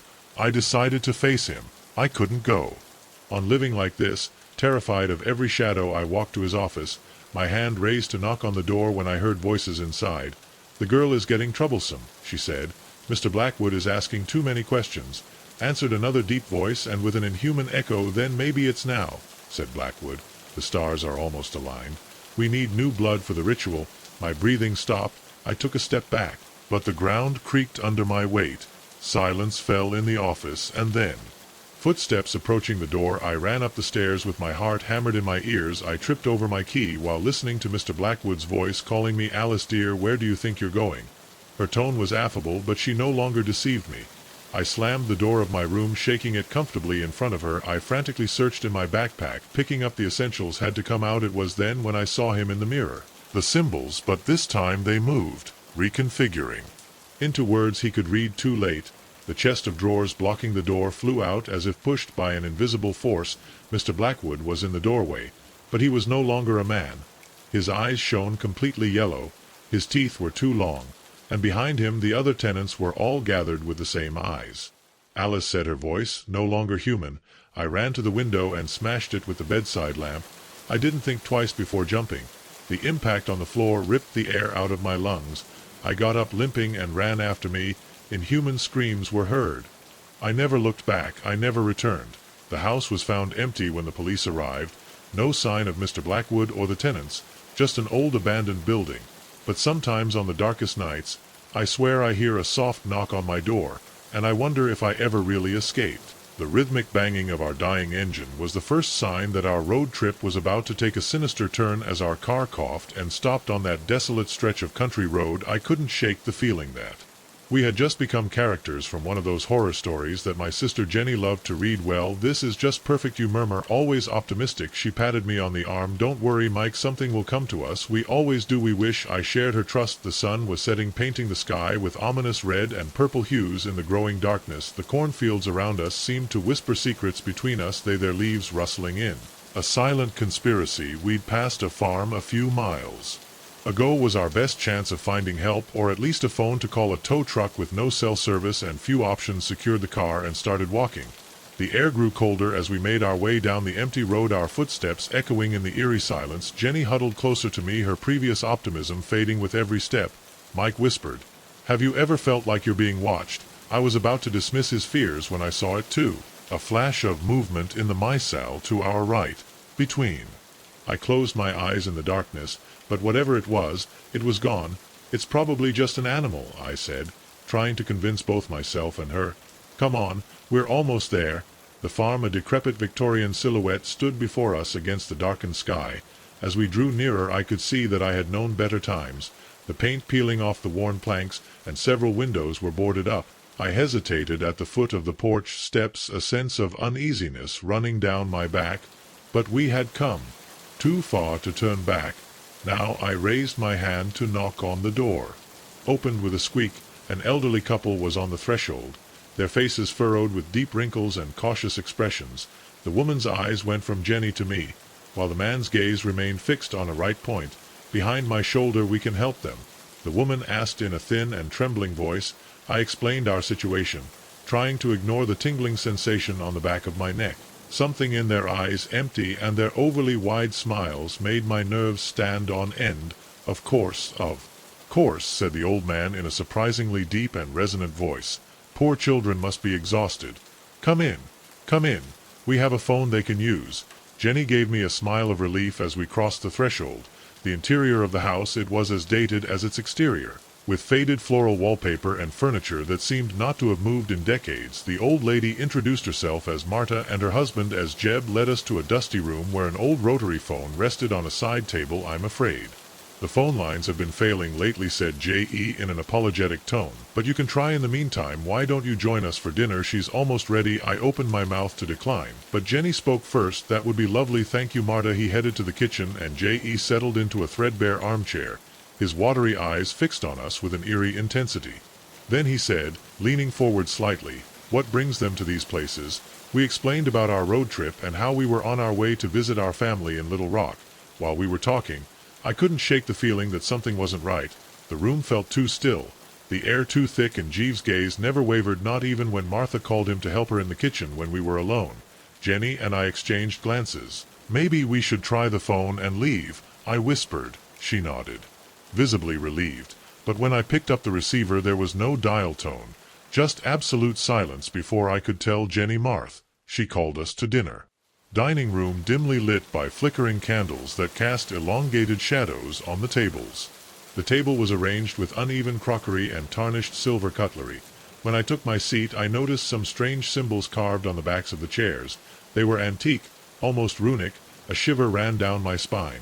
Marta placed a large plate covered with a woolen cloth in the center of the table.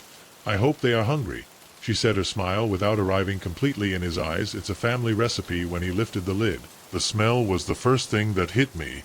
It was strong, meaty, but with an undercurrent that turned my stomach. The stew inside the plate was dark, almost black, with unidentifiable pieces of meat floating in the murky liquid. Pale Jenny next to me tried to keep her composure. "Looks interesting," she always said politely. Jeeve and Martha were staring at us while they were serving the stew on our plates.